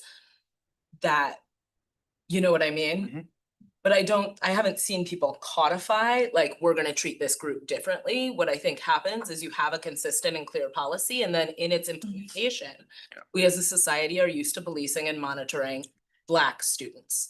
And that makes me not interested in having our response be based in discipline. And so I am curious if you had any research that talked about incentivizing or rewarding students for not using their phones. That is something I think that we've definitely overlooked. We didn't look at that in the research specifically. I think it's a great pull up. And I think it would be great to look at when thinking about implementation. I know Anna did a lot of implementation, so I don't know if that came up for you specifically. It didn't come up in like my spirit, unfortunately. But I think we 100% agree that we want, like, what the biggest thing we were thinking about is how do we not make it a disciplinary thing? Like, we don't want it to be this huge punishment. Like, the second there's a chance for punishment, that's our big concern, right? Is that this stuff will happen. That's why we were hoping, and like the device culture stuff and like having the devices removed from students in these times would get rid of that opportunity for discipline in the first place. That was our biggest thing that we wanted to try and enforce. So we definitely feel those concerns as well. So hopefully, like, we don't want it to be like a huge disciplinary first policy either. That's not what we want. And so that's why we really considered, like, we thought a lot of options, like even like checking them at the door, but they were like, it's like a police state kind of vibe thing. Like, we don't want that either. So we definitely, we wanted it to be like devices removed so there was less of that chance for discipline to occur in the first place. I will say I'm deeply curious about how we incentivize and reward students for the right kind of behavior versus punish students for making mistakes. I also think we don't have a ton of behavior data, and that's part of what our disparities show us, is that Black students being that much more likely to be punished or disciplined means that there's a fair number of white students who can take out their phone at any given period of time and get no response. And students are really aware and sensitive to that inequity, and to pretend that one group of students is using their phones more than another group of students, and we have accurate data based on this kind of disproportionality is, in my opinion, mathematically impossible. And so I think we've got to think about this really critically. I really appreciate Board Member Vandermeulen's emphasis on socioeconomic status and how the implications in relationship to that. This is not a question, but I do think it's something we need to ponder really thoughtfully as a group, which is the average age of a homeless person in Dane County is 9 years old. And so if you don't know which bus to get on, and you don't know if you're going to your aunt's house or your grandma's house, or you're sleeping on an air mattress in your mom's best friend's basement, the security of your phone means something really different. And I know we're having a really broad conversation about 25,000 students, but we have over 1,000 students who attend this district who don't know where they're going to go to bed on any given day. And so I think having the appropriate systems and relational skills to make that kind of coordinating with families and young people possible through our staff requires a great deal of skill. I greatly appreciate the conversation. I hope we get to talk about adult intervention that is not punishment, so that is reward and incentive based. And I also hope that we get to have a conversation about what parental involvement or what recommendations from the district for parental involvement should look like. Is there anything you all want to highlight in relationship to your research in terms of parental involvement?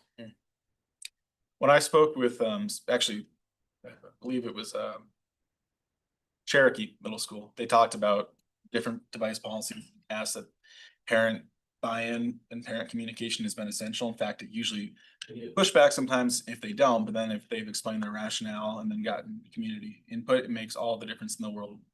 Because parents are largely, as you guys I'm sure all know too, right? They're a huge part in actually making, also helping students abide by a policy, right? You know, getting them on board. So that from my standpoint, that's where I don't know if there's anything in the quantitative side. If you guys saw that at all. Yeah, I will say there are studies of just like student device use in schools that show parent communication be like a big driver of student device use. So like looking at the parent or the family survey results, and seeing like what like parents or families would want for a device policy to be successful, is in a report, but I think that just like mitigate or having ways for parents to be able to get in contact with their student throughout the day and being able to trust that that's reliable and know that if I get a message to the office, I can trust that my child will get that within the hour or whatever. Because I think that like just not trusting that's going to happen would lead to more device use or more a feeling that they need their child to have their device on them. Thank you all so much. Thank you.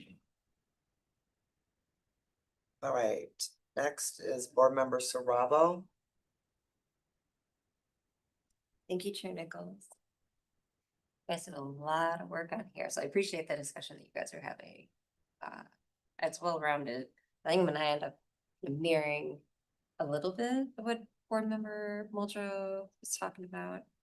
Because I was thinking of the disproportionality going on and it kind of mirroring the academic achievement gap that we face too, and literacy scores of, are the students engaged? Are they not engaged? And what else are they doing? And things like that. So I'm also not inclined to be on board with looking at like progressive discipline, because I'm wondering, why are they disengaged? And I don't think putting it towards the lens of the BEP gets us into a space of thinking about that in that kind of space. I'm also like, these are things that I'm gonna get. I was well, one thing I was wondering, it's when during the, I'd have to look at those piece. What was affecting the lower amount of incident reports in our schools? And was there, did you guys take to like what's like how many schools that we have that have their own, like Memorial has something going on? Yeah. I've been told to go to Cherokee.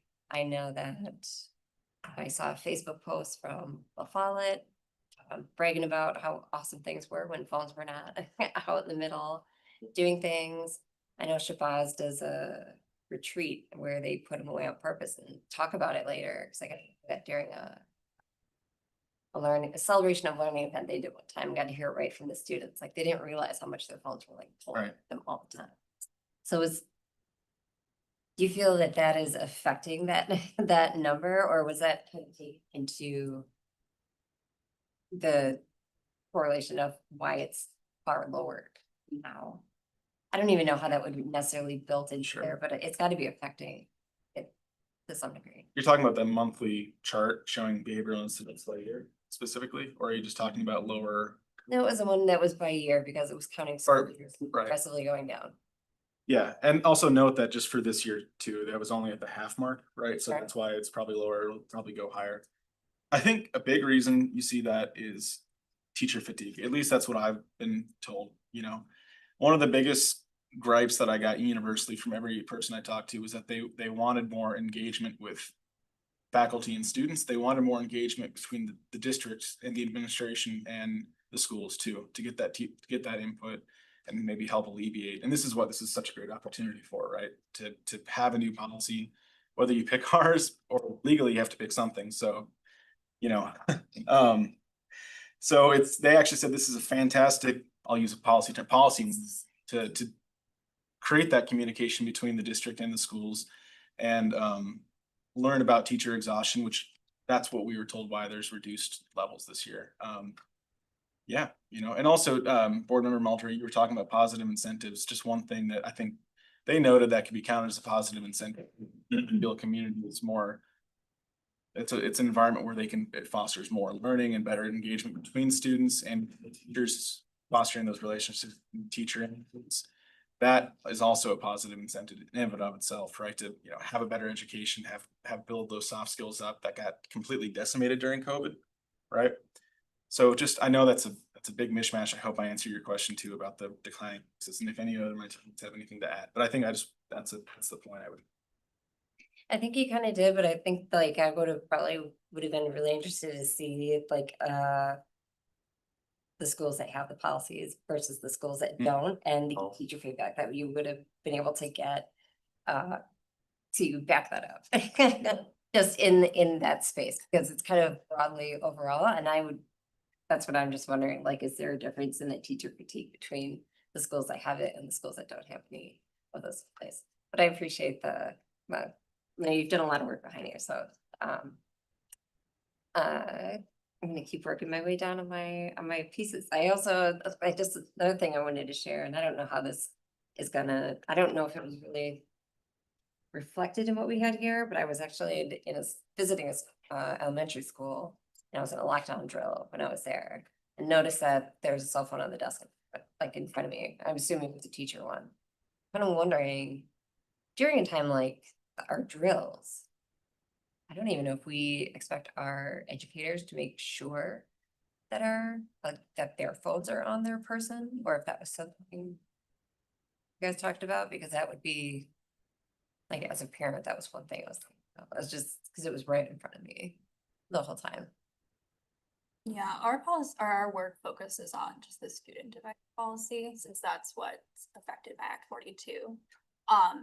But we did do some research on like student device access during like an emergency like that, but we didn't look at staff device.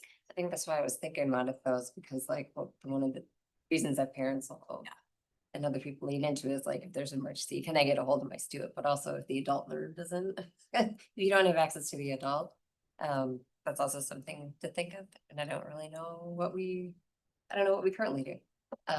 It's definitely something for us to explore as well. And I wanted to just bring up one last thing, because board member Vandermeer was talking about our students with disabilities. And we talked about if where that's included in the IEP of 504 or things like that. We're talking about like smart watches or you know, maybe they're wearing it for a whole different reason. It's like my daughter wears a watch and she has had an IEP her entire school career. There are times where they're pulling her sleeve down over it because she does get distracted, but it's also like on a school boat, so she can't really do anything with it either except check the time. And maybe she just was like doing it at the time. But I wouldn't want someone to like take it away. And so I'm wondering if now any student who has an IEP or 504 get to make sure that it's like in there, that they have a device on their person for whatever reason it is, like that's going to be additional training, possibly. I know that we cover a lot in the IEPs and there's a lot put in there, but I think that would be another question that I have too. Does that need to be a new focus point when it comes to that? Because it may not automatically be in there for a multitude of reasons. Or maybe a student, you know, who no longer has a 504 IEP, like doesn't have it, like, but if they still have something that they still use. So those are just really good thoughts. Yeah, things I'm thinking about with everything that you guys are putting here. So thank you. Yeah, I appreciate the work you guys did to bring all this together. It's very comprehensive. I'll just say kind of to your last point with the IEPs, I think that one within policy that allows for, or the law allows for exceptions like by discretion or by really whatever the district wants.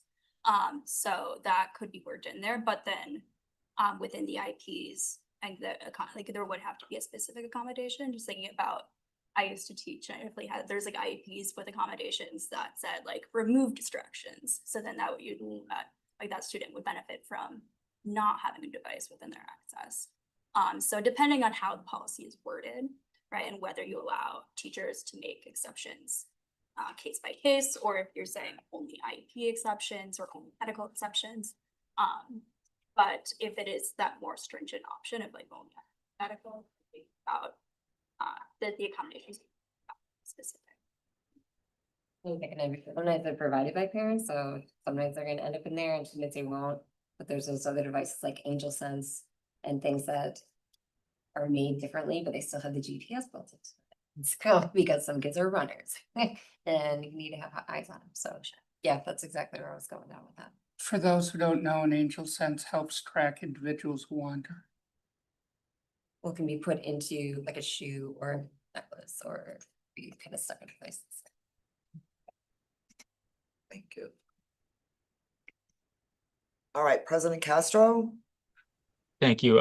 Just a couple questions. In your research on the, well, first of all, regarding the conversation on addiction or not addiction, I'm just gonna, for myself, reframe to compulsive attachment. There's attachments that we have to these devices of varying degrees. In your research, when it came to the effects on the brain with like long-term retention loss, attention span erosion, sleep deprivation, mental health decline, did the research touch on the mechanisms of like how this happens? Like, was it the screen itself? Was it the content on the screen? I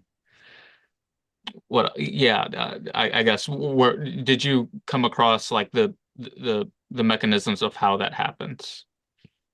Very unfortunately, our big background research person is Katie, who couldn't be here tonight. So I'm very sorry that I personally don't know how in-depth she got with like what exactly were the mechanisms of addiction and those effects. I don't know if anyone else has to say about that, but Katie was like our huge, like she got so deep into that research and effects. So I'm sad she's not here to answer that. But if anyone else has, yeah, that was really her thing. So I'm No, really and sorry. I think what we really want to highlight today is the research that focus along the, whether it's a device restriction, right, a device ban themselves. We didn't go into the etymology of like how devices are impacting students themselves, right, as a whole. Our focus was really because of the legislature's passed their Act 42, right, knowing that school boards for this upcoming year need to restrict the use of a device during instructional time. So our research revolved heavily around, all right, we took for granted that these devices are causing an issue, right? We didn't identify what specific issue they are causing within students,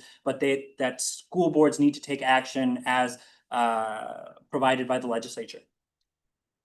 I also will say, just, purely on a side note, like, there's plenty of lawsuits going around nowadays against corporations talking about how they specifically target devices and social media to children.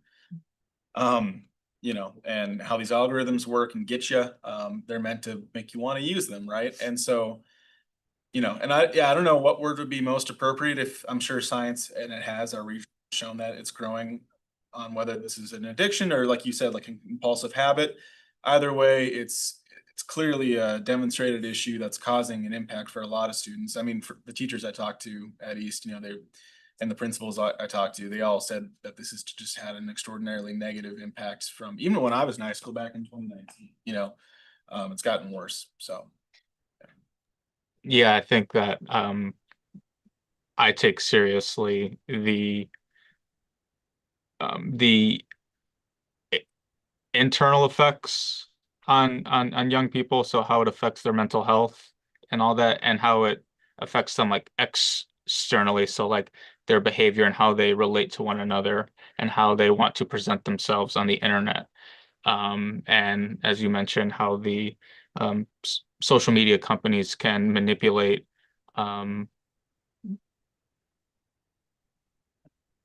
human nature, so we spend as much time on them as possible. So I think that's a serious issue. My next question is, when you looked at the discipline, were the discipline incidents concentrated in particular grade bands? Yeah, so I don't have that memorized off my head, but it definitely was. So it was kind of interesting. It peaked around like late middle school, early high school, and then decreased. But we also saw that varied by gender. So discipline incidents in girls peaked by middle school, and then by high school, discipline incidents in boys were far greater. But yeah, generally a peak in kind of late or like early to late, just generally middle school, and then early high school, and then by the time maybe students were in later high school, they were learning to self-regulate more or just different policies, but for whatever reason, students went down grades. Yeah. Okay. And then my last question is, you mentioned that, you know, the districts and schools that were successful had a culture that built up healthy attitudes and habits in the relationship with these devices. Can you speak about the like any specific districts we can look to, or how they went about making that culture and building those habits? I mean, I will say Racine, right? It's Racine.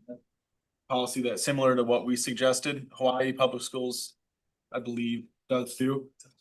So those would be things to maybe look at to see what's working and not working for them. But if any of my other teammates have anything to speak to. And I think when we talk about device culture and creating a positive device culture, it's pretty innovative within our report, right? We are hoping that MMSD can take, as Grace prefaced, the lack of research around device use, right? Device prohibitions, right? Because there is substantial research around devices in general, but not whether how they relate to districts banning or prohibiting them within school grounds. So we're hoping that the policy takes, or our recommendation encompasses these factors and it creates this positive device culture for MMSD. Not that schools around the country have found a positive device culture, but rather we believe that the district can be the forefront of creating that device culture here in the state of Wisconsin. Yeah, I certainly agree that, you know, the device culture and our relationship with social media, that's a social societal issue bigger than just schools, but how can schools play a role in helping develop a more healthy relationship with social media and these devices?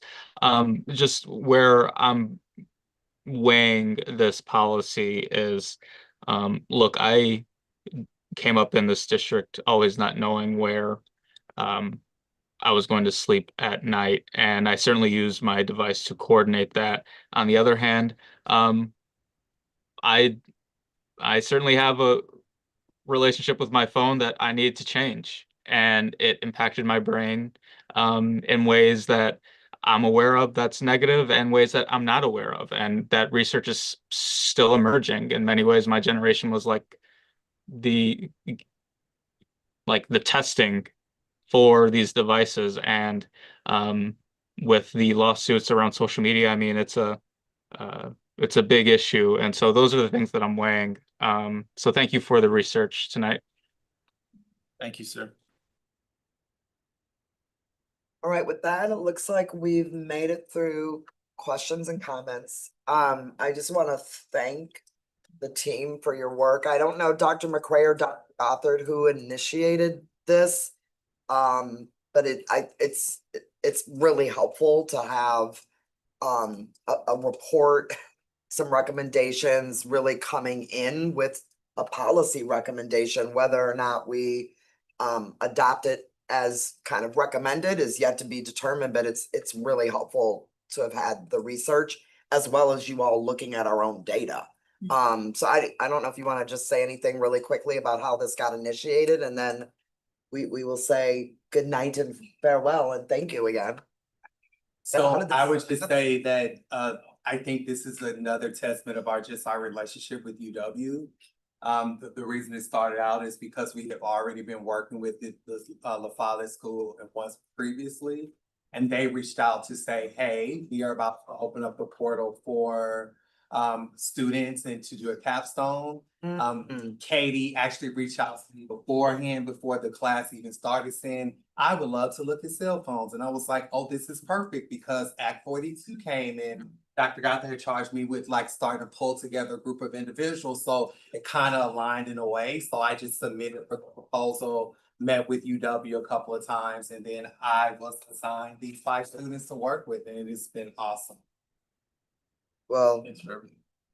yeah, much appreciations for all of the work that you all did, And and they're all graduating, so that's. oh, wow! Y'all got a big weekend coming up. Yay. Thank you, thank you. Thank you, guys. I know y'all need it. Yeah, Thank you, thank everyone. you. Could you put it on the website? Yes. I know that folks are, it's a late night. I'm just looking around the room and also Yeah. just acknowledging that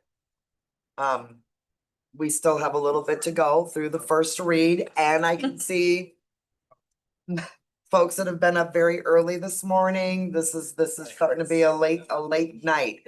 Dr. McCray, can you talk to me how we're going to go into the policy conversation? Because this is not to shortchange the conversation.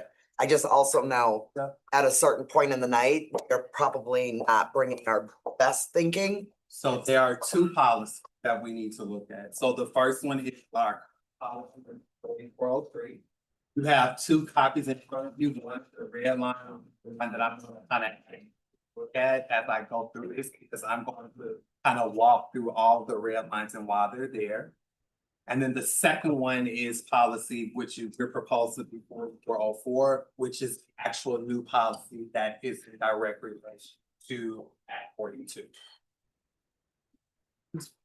Okay, so we have 3 copies in front of us. So for one copy is the red line copy. Of our current. The other copy is just a blank copy without the edit, so you can kind of see what it looks like without it.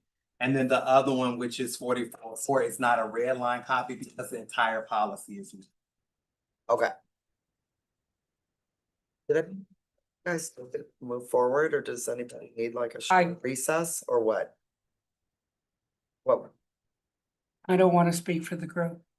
I have read through it. I have made some comments. I would have liked more time with it before we address it on the first read, so that I could give the full comments. But I really don't want to speak for the group, because that's an individual preference, not a preference.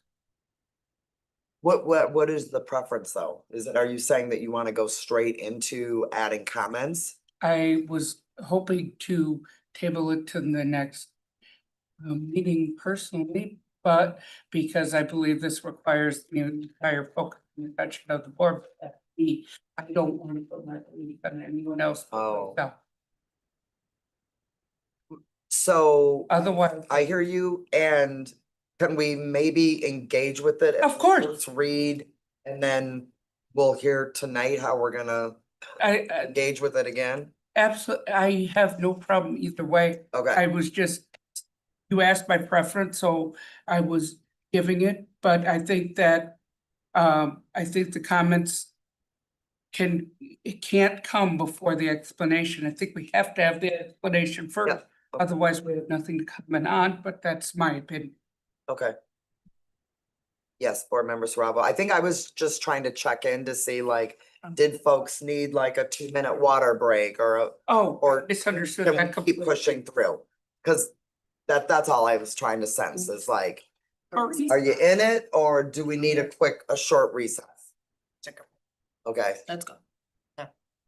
Keep going. I still gotta pick up my daughter. Keep going, yeah. Okay. All right, thanks, y'all.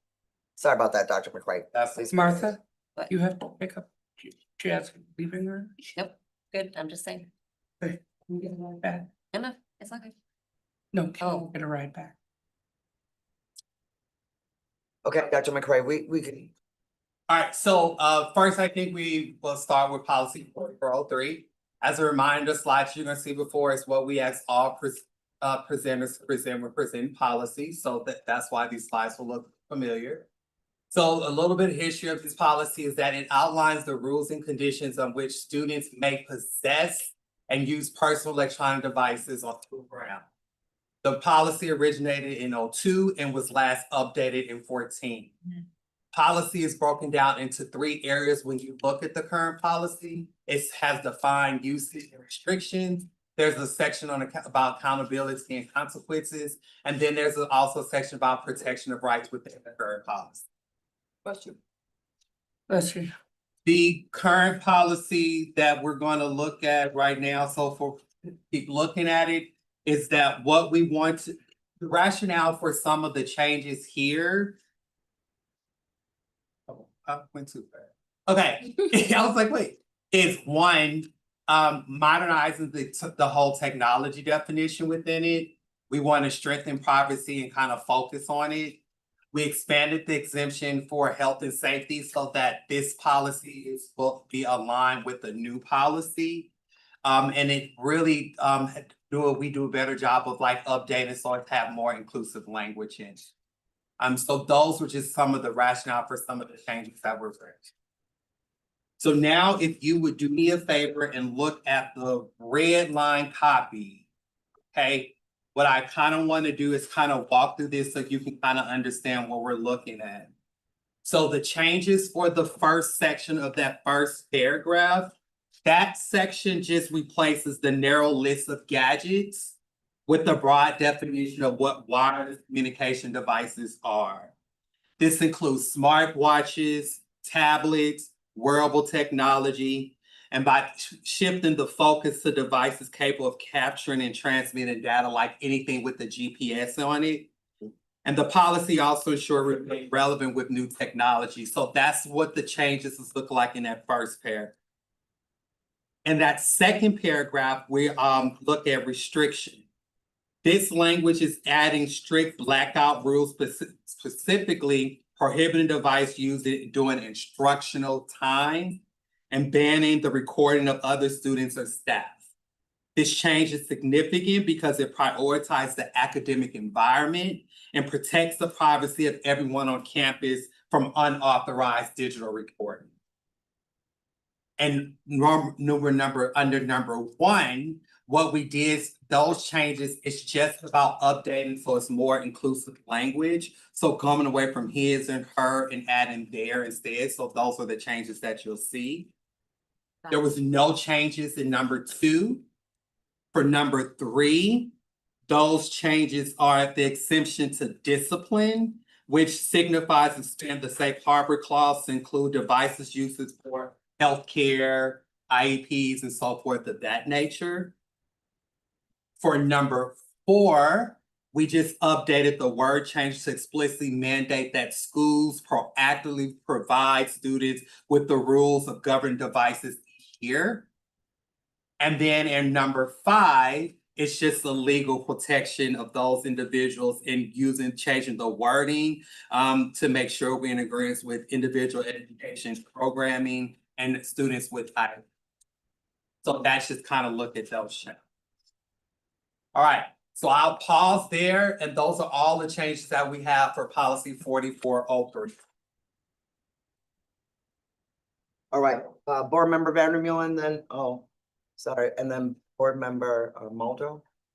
My questions are actually suggestions. 1, please define AAC device and Angel device. Both of those are disability aids that I think need to be put in there because I can see teachers seeing the word GPS on it and try and limit it because they aren't going to always know what it is. I think that's my first one. My second one is on. Wait, can I clarify real quick? Are you Sure. talking about in 4403 number Yes. 5? No, number 1. On the red line, on device or devices is defined as any portable wireless device that has the capability to record, capture, or transmit data or information, including without limitation, audio, visual, GPS, environmental, biometric, or spatial data or information. First paragraph. Okay. So you were saying to add language? Yes. Okay. To include AAC devices. Those are devices that help individuals who do not speak but use eye gaze. And Angel device, those are devices that help individuals who have a history of wandering. And the GPS, the reason it's on there is so that the student can be tracked and found. Those are both included in IEPs, but oftentimes teachers have seized them. There have absolutely been cases that's happened. That would be my first one. My second one is the perceived threat. I like the perceived threat language because very simply, these threats do happen, but I think bullying needs to be seen as a perceived threat. That's my honest opinion. Point of information, Yep, are you in 4403 or 4403, number 4. Number 4. Number 3. 3, sorry. Number 3. perceived threat? Okay, thank you. I apologize. You're fine. That's okay. I memorized these and then I kind of forgot the numbers. I apologize. No You're apology fine. needed. I think because with bullying, it is an issue. I know we've heard a lot of language on childhood and we're protecting childhood, but we have to realize and come from that not everyone is protected at all times, and that if people feel that they are in danger, they feel they are in danger, and that needs to be spelled out, in my opinion. Additionally, I worry about the prohibition on recording. I think it needs a safety exception as well. Because, and I'm gonna use a personal example, like it or not, I am. I was nearly killed in middle school when I had 3 students try and throw me down a flight of stairs. I would have been thrilled to have a video that would have protected me and helped me to call for help. So Nikki, what section? Yeah, are we where talking Yes. looking at? The one that says that you can't keep the one that you said that you can't keep for recording. So in number paragraph 2. Yep, In a school bathroom, locker, or other dressing area at any time. and 4, I was trying to read it. sorry. And to record, capture, or transmit data or information which directly or indirectly relates to other students, staff, or volunteers. And I'm saying in school fights, when it involved other students in mine, and it can in a lot of other people. And in my case, and in other cases of bullying, I think that may be a necessity for safety. So what is your recommendation? My recommendation is that unless there is a perceived physical safety threat. Oh, you were saying as like a. As an exception. I think that we have, that might be under an exception, but I think that I'm recording. Yep. And the last one is that I like that they manage the student healthcare, and then that's it. I'm good with it. I'm good with it. And I think you did a well job. I know I'm very critical of it, but I think you did a great job with it. Right, I think what I see on the Zoom is board member Pearson, but I can't. Oh, okay, sorry, board member Muldrow. No worries, thank you, Chair. Okay.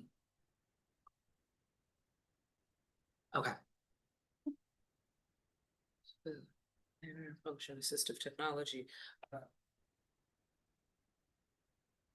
I really appreciate the shift to inclusive language. So I just want to say thank you for they, them, their pronouns. I think it reinforces our own relationship, discrimination and inclusiveness. And I'm grateful for that like wordsmithing and for the thoughtfulness that went into that.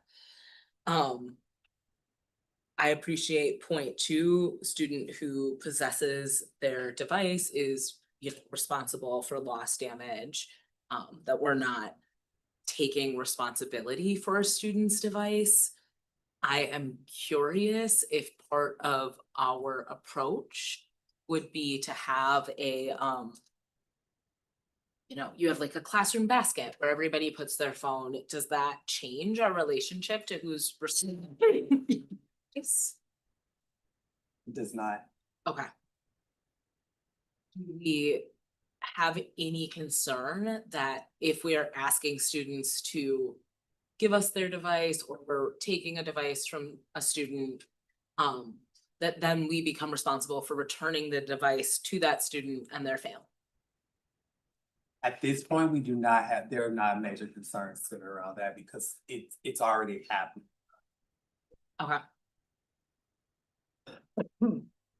Do we have any relationship to like devices being stolen or theft related to these devices? That is something we want to be aware of in terms of how we're navigating this policy. At this point, we have not had any that right now.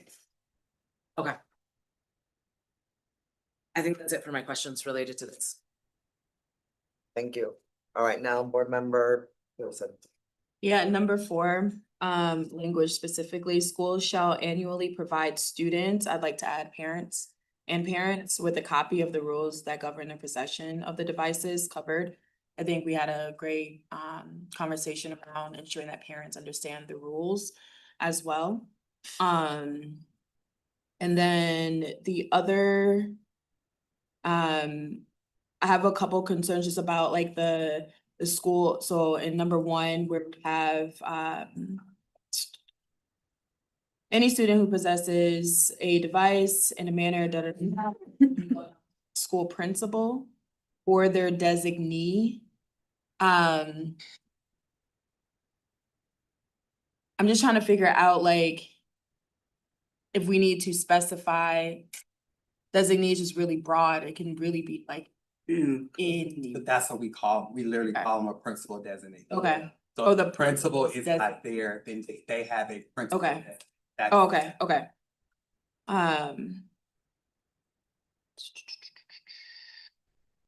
Had most of my questions are probably for the other one.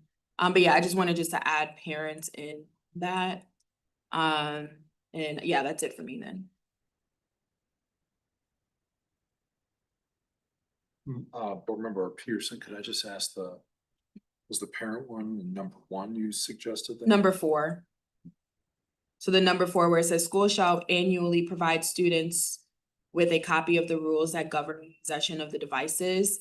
I think we should add parents in some way. I'm in addition to, we don't have to discuss this now. I'm wondering about just the role of our code of conduct in general, the way we communicate it. So let's just add that to it. I don't want to create another layer of work if we're already doing it for the. I'm sorry, point of order. When you say code of conduct. Behavior. Or I'm thinking also too, when you're registering your kid. For now. Have all those things that you have to. Oh, yeah, review in the little screen. In a little screens and you're clicking. I just think like me, and my children went to Wright, and I think Wright has the most long-standing cell phone policy in the entire district. And it wasn't always clear when they first started what the cell phone policy was. However, I was made aware of what the cell phone policy was. And again, I was able to work with the schools when cell phones got taken to the office and whatnot to pick up. Now that my children are in high school at 2 different high schools, I'm not clear exactly what the rules are at West versus Memorial.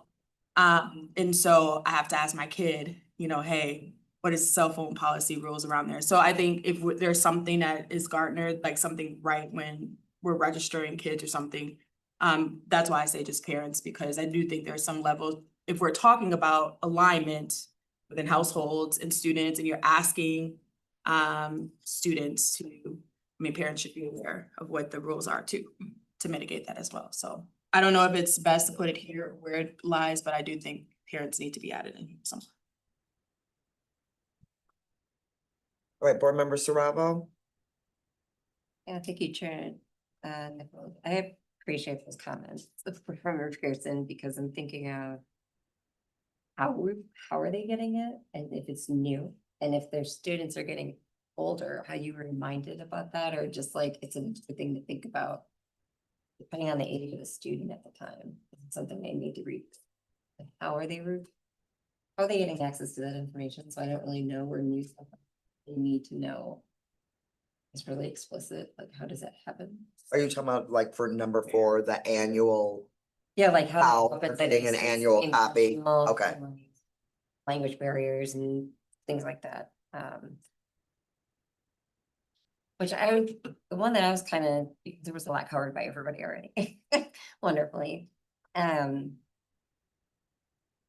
you explain me more when it says in number 3, when authorized by a teacher for educational use during education, can you? Like, what does that mean?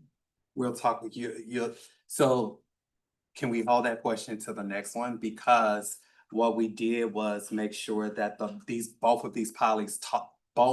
these policies talk to each other. And so you're really gonna see that in 4404. So what we did was update it in 4403 to make sure like they're the same. Because part of Act 42 is you must have an exception of teacher authorization. And so we put it in here because it's also gonna be in policy 4404. Okay, Does that make sense? it does, because when I was thinking if they use an AAC device or using a device for communication reasons, like it don't. It's like a weird time to ask a teacher. I'm going to use that during that point in time and for that.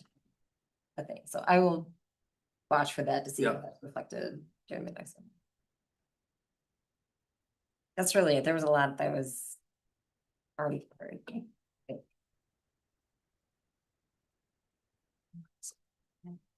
Okay. What was that? Yeah, I just have that. Oh, okay. No, I was gonna say, it doesn't look like there's any other comments or clarifying questions to the red line, but it's Just board a- member Pearson. It just be pertinent to both, but as we heard tonight about just like the disproportionality and just like measuring like where we're at with this policy once we do the rubber stamp and this goes out to schools, like I do think it's important that we make sure that we have some kind of mechanism to track the effectiveness of the policy and if there is any tweakings that we need to do and how that might come back to us, because as we've heard, some of the research showed that the first year is going to probably spike, but I don't know, just based off of like the conversation, and we all know like our district right now, and I don't know if it's gonna spike and then come down. What? So I just hope that we can find some way to have a feedback loop for us around the effectiveness of this. So that's just my 2 cents right now. Thank you. President Castro, still comments on 4403? Actually, I'm good. Thank you to my board colleagues for being thorough and reviewing this. I am interested in hearing from school-based staff on how we intend to build a positive culture regarding devices. Thank you.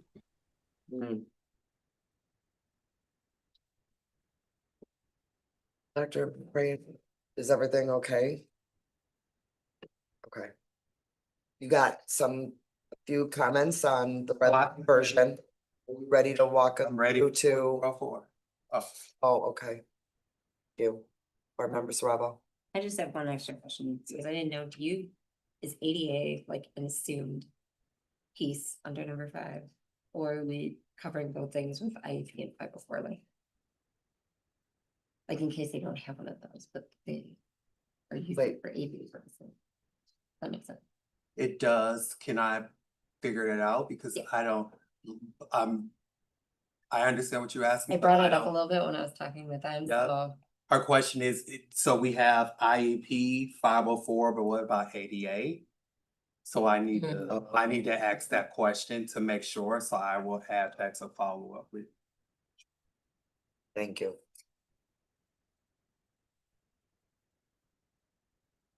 All right, Dr. McRae, I think we're ready for 4404. Okay. Okay, thank you. All right.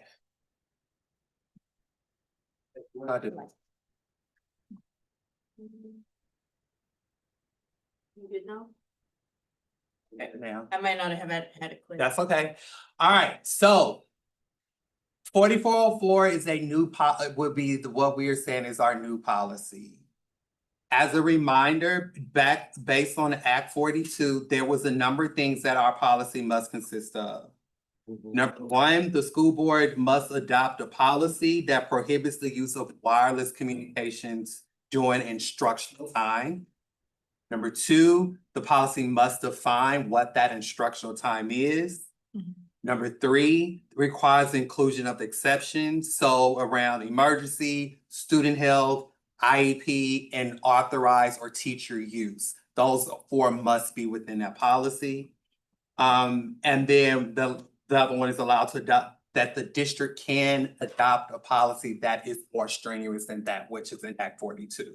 So it's important, and I just ask that you keep those first three things that I stated in the forefront of your mind as we're thinking about what this policy is. So this new policy, wireless communication policy, policy 4404, establish clear boundaries for the use of personal electronic devices, including phones, smartwatches, and tablets to minimize distraction. The primary rationale of this policy is to define instructional time and to ensure that personal technology does not interfere with academic and social development.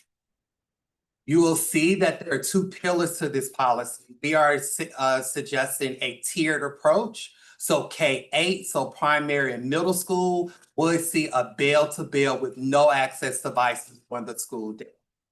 9 through 12 at secondary, there's a restriction applied specifically for structural learning periods, which is classes, labs, assemblies. They're not allowed, but students may use devices during passing periods and during open lunch because we have lunch. And we know a lot of our students are even not on campus as they're exploring off of campus. So just kind of thinking about that. So that's the thing I want you to remember. So why did we kind of think about and look at this tiered approach? The rationale for this is that one, bell-to-bell with no access for devices on the school students. It's already in alignment with what we're saying our instructional time definition is. It's feasible across school levels because K-8 students have limited campus movement and they don't have a lunch at all. Open lunch, I'm sorry. We do feed our students. They have lunch. They have lunch. Not an open. They did not have open lunch, so let me just clarify that. We also think that stricter limits for younger students, it's a little bit different when we're thinking about high schoolers building that self-regulation within there. And then for high school, it was a response to what we saw for a lot of our students, that high schools prefer to keep their devices nearby. So that's why we kind of develop our board member. As soon as I get through, I'll come back. I have Maya first. Okay, so when you look at the actual policy that you have in front of you, so for 4404, which is the one that is not red line again, because all of it is new. You'll see that first and foremost, we do a number of different things by first defining the wireless communication, which is what the policy states that we need to do. We then define in those next paragraphs 2 and 3 by defining what instructional time is. We then go down to think about wireless communication devices, again, what that looks like in K-8, which means to say devices must be turned off, stored, and not accessed during passing periods, lunch, or recess. So that's that from beginning to end. Then what does wireless communication device look like at the high school level? Devices must be turned off, stored, and not accessible, or they can be secured in classroom storage.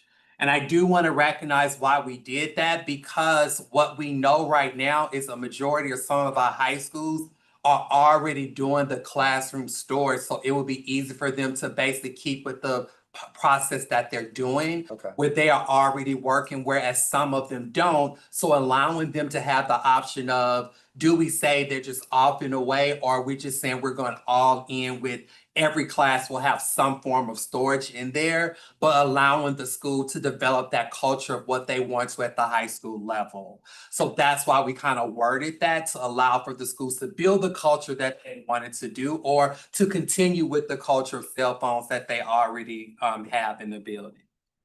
And then the last section of that is the exceptions. Again, remember Act 42 states that the policy must include those exceptions. And so we wanted to make sure we identify them in here.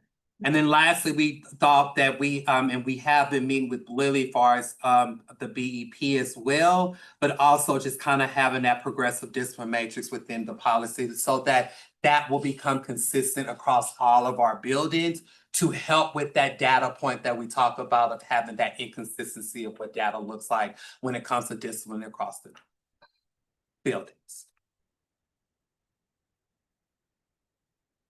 Thank you. Madam Chair, it's gonna turn up too. Okay, I saw, Board Member Pearson first, then we'll go to Nikki. Sorry, Board Member Vandermeul, and then on to Blair, and then Ali. I'm sorry, I've gotten us down to first name at this point. Okay, no problem. So you know I'm getting tired, I'm okay? okay. We on a first name basis from here on out. So I just wanna ask like what we expect like the implementation like, but also like to my point earlier of the shifts between middle school and high school, because you're going from no cell phone usage at all to allowing on campus, like in passing time and whatnot. So what is that education piece going to look like? And then I would think more so if we're thinking about more progressive of like, one of my concerns is when we have like a complete ban, we're not teaching young people how to utilize adequately a wired device, or not wired device, or wireless communication device. Middle school is one of the most important times developmentally. We see the studies. We also know cell phone use does affect that. However, our students are not only at school, they're in the community in other places. As a child as a person who has a child who was bullied severely in middle school using cell phones and social media, I understand the middle school piece, but it was also outside of that using the wired devices or wireless communication devices.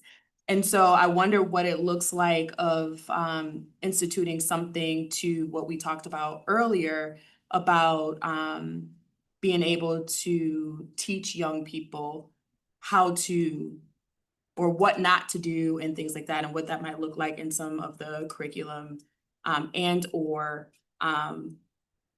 times that's permissible with the usage of the cell phone. Does that make sense? So let me answer your first question first about implementation. I do want to know that once we get to the place, one of the students who is not here this afternoon will be interning with me to work on our implementation plan.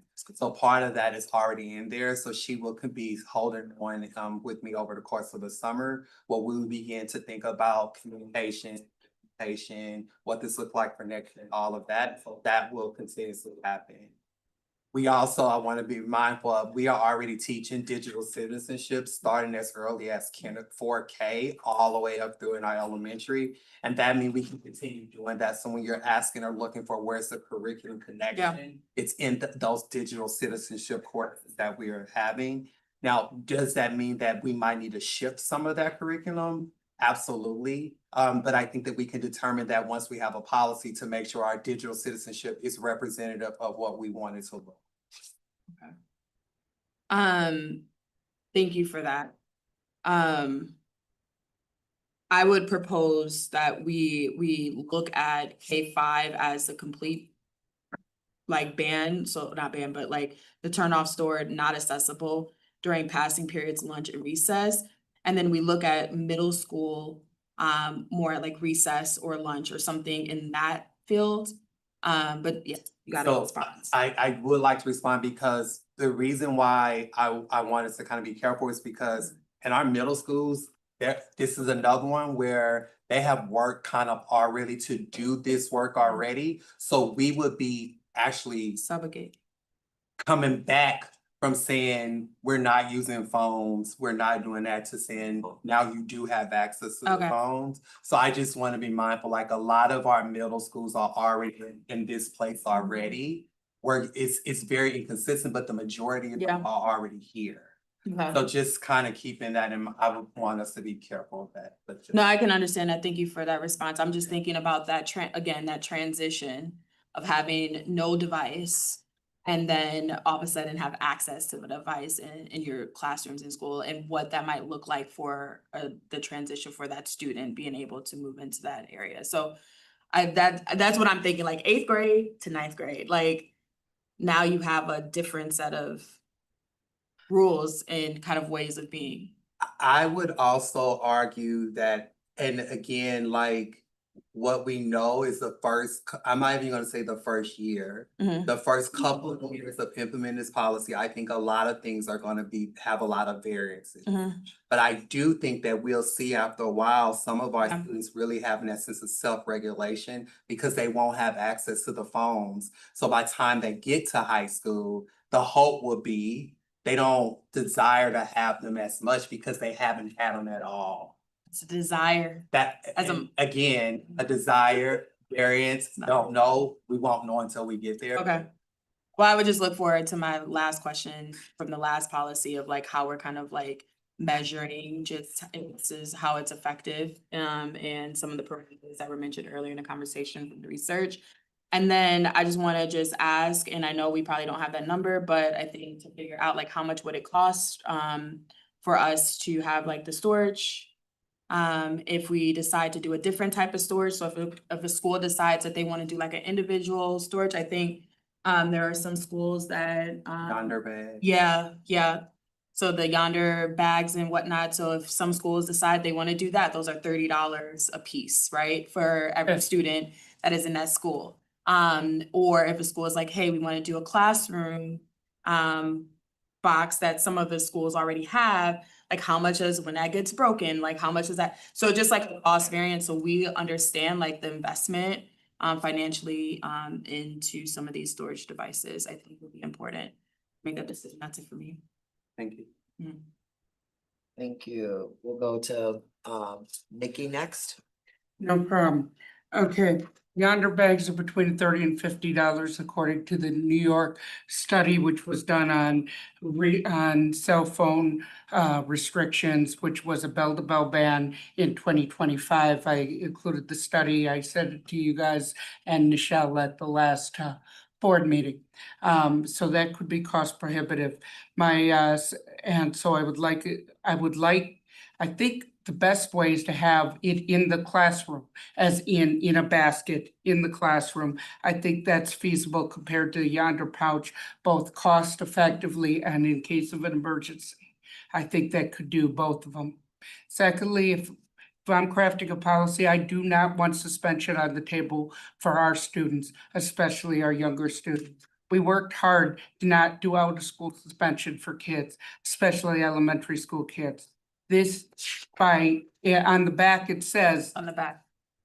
It lists suspension after a third use. Here's the problem. I'm sorry, it does. Yeah, on the back. Suspension. There's no, Okay. I don't see suspension. there's not. Remember, Did I read it wrong? After the fourth use. I see progressive- Considered with MMSD, including potential restriction of device possession during school hours. There's no suspension. Okay, then I was wrong. I read it wrong. I misunderstood and I apologize. That's okay. But so I am anti-suspension. I'm glad it's not in there. Right, But I'm still glad it's not in there. Because here's my problem. I think that the bell to bell, I would be fine with not having it at any time except lunch. I think lunch could be used to make phone calls, to set up rides for individuals who may not know where they're sleeping, or people who may need to schedule transportation, for people whose parents work third shift and may not be able to get other calls at other times. Those are the accommodations that I'm talking about. And those are the things, not to use it as an educational. but to use it as a tool for communication. I think that adds to the safety. I saw the research that the students did, especially that 35% of low-income students tend to use it for emergency and security purposes. I think that means a lot because those students are often the ones that have the higher absentee rates, and that's what we're trying to reduce. And so that's what my compromise suggestion would be there, would be to allow it at lunch. I think we could take into consideration for the next. That would be I'd be fine with the others. It's just, that's the only K. one I think is. Are you talking about, for K? K8. Yeah. Okay. And that's all my questions. I am meeting with high school, middle school, and elementary principals this week. Tomorrow, so I think like for a lot of this, like for that, I will have a conversation with those individuals to get their feedback on it, Nikki, before making any suggestions of change. Thank you. I appreciate that. All right, VP Blair? Thanks. I get a little bit of clarity on process. Like, you're taking feedback tonight and then we'll continue your process of talking to people and bring back another draft, but kind of like you're holding the revision process. Okay. Cool. I think for 4404, I'm struggling to not have more information about what resources we might put towards implementation. To be able to get behind it. Because you know, the policy is only as good as how well it's executed. And in this case, I think that's important. The thing I'm thinking about when I think about high school students is I'm thinking about and open lunch. I'm thinking about like, you know, there's 2,300 kids at West. It's a big enough school, like without like, where would you even know where to meet your friend?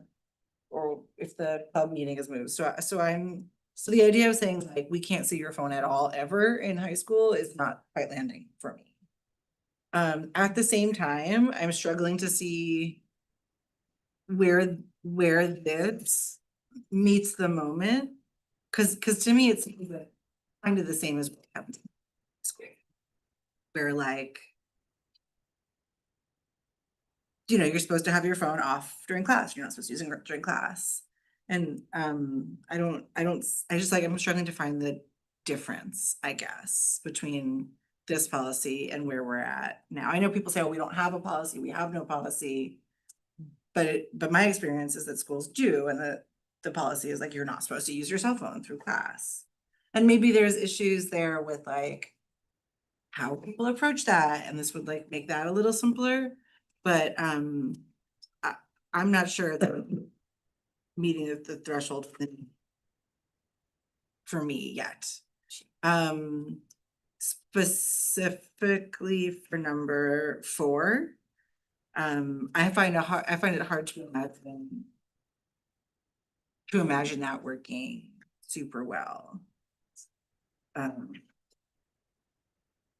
Yeah, I find that hard to imagine it working super well. I might prefer that, like, I don't know, and I'm just like, just talking. So like, if it's a terrible. But it helps, yeah. It's a terrible idea.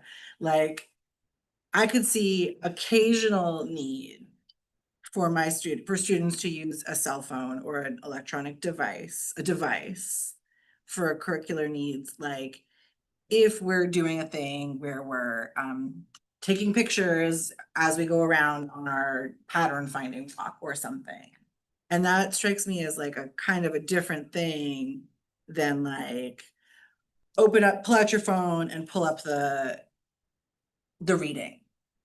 And so I might be more into this if number 4 was more about like, in specific circumstances, a teacher can get authority for that from like more complicated. I don't know. I don't want this to be more complicated. See that I said where there's a QR code for students to give feedback or to do a check-in. I mean, I use these things and I get it, but I also am addicted to my cell phone after 15 years of use. And I do that, and the process of being like, okay, it's gonna take you, I've given 10 minutes for it, but it took you 2 minutes and now you're texting. So it doesn't feel like there's quite enough support towards the type of learning communities the students who were here earlier were talking about developing. So that's sort of where I'm at now. Is number 4 doesn't quite hit right here. And I'm struggling to see the difference between this and what's happening in our high schools now, which staff are telling us really clearly isn't working. So I don't need responses. I look forward to seeing your next draft. That's just where I'm at. Thank you. That's it for me. Can I clarify one thing? Blair, are you saying that in the paragraph that talks about, that defines instructional time for high school? Go to number 4. No, I'm talking about the exception. No, I followed the exception. I'm going Yeah. back to an earlier point Yeah. that she made. It sounded like when you said you were taking some issue with students having access during lunch and passing periods. No, I meant Okay. like, I really understand why we wouldn't tell high school students, we can never see your phone. I Got it. get- Okay. So you weren't That taking makes a point to that. Okay, I was saying, I totally get that part. okay. Got it. Thank you. All right, Ali. I feel like in full transparency, I think it's important to say that I didn't have my first cell phone until I was 20 years old. And I didn't get text messaging until I was 23, when a friend who was hearing impaired told me that they preferred to text versus like trying to communicate via the phone, right? I think it's hard to be a young person right now. And I also think like as a parent of a kiddo in middle school who really wants a phone, like talks to me about it all the time. Like I had this idea with my oldest kid, like she won't have a phone until she's 17 years old. And I told her that, and then her friend Molly gave her her mom's phone, her mom's extra phone. So I'm like, I see what we're like grappling with, and there is a part of me that would have a hard time voting for this, because I don't know if we're really like honing in on human behavior. And so our kids don't use their cell phones or go on social media, or I don't go on social media because I'll get in trouble if I don't, right? Like this is something that's hijacked my brain's reward system. And I wonder why we think like punishment is effective when we're using a term like addiction. And I think that because like my dad has been addicted to cigarettes since he was 12 years old, and he lost a lobe of his lung and he still smokes. Like negative reinforcement isn't as effective as we want it to be. And it, to me, is more about kind of engaging in this power struggle. But then when I get to the back and I look at the discipline that we're talking about, Right. I struggle to make sense of it in a variety of ways. So one, what do we mean by offense? One, the word offense really makes me uncomfortable. It's a particularly like criminalized term. So are we talking about an incident? If you're seen with your phone, if you're on your phone for more than a certain amount of time, like I want to get specific about what we're calling an offense. And I don't like that we're calling it offense. So I would love for us to change that, because that terminology doesn't feel developmentally appropriate. The other thing I think about is like, why aren't we using the same kinds of indicators of behavior that the cell phone company would be using to get us to use it? Like, why not rewards and incentives, and why punishment? Is punishment like, is it producing great results? And I don't like the idea of going, oh, we're gonna experiment with inevitably disproportionately punishing African-American students for this. Like, I'm not really gung-ho about that. So if what we know about the approach we're thinking about embracing is that it promotes a disproportionate discipline for Black students, I think we need a more original approach than that. I'm not super excited about exacerbating a problem we already have. I'd like to address that. The other thing is that I think when we get into the consequences, for me as a parent, if a teacher called me and said, hey, your kid won't like stop using their phone at school, I'm like, I pay for their phone. I can turn their phone off. I can take their phone away. Their phone is actually my phone.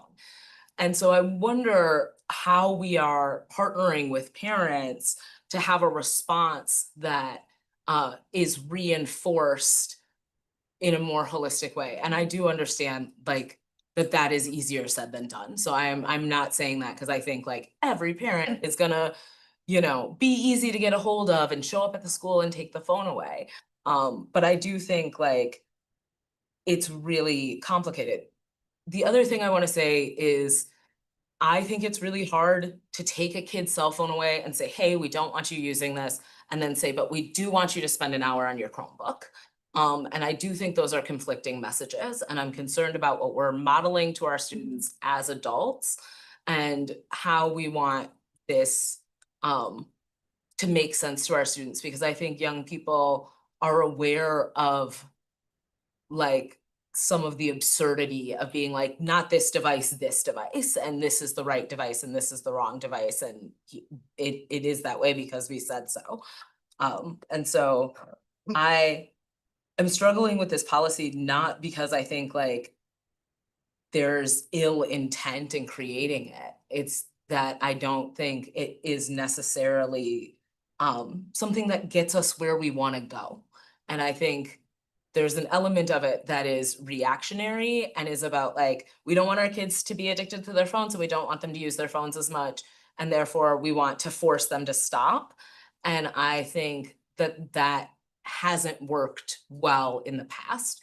So my example from working in the schools would be, we had something that made it harder for you to access certain social media sites when you would go into the schools. I don't know if we still have this, but there was this Like a thing. block.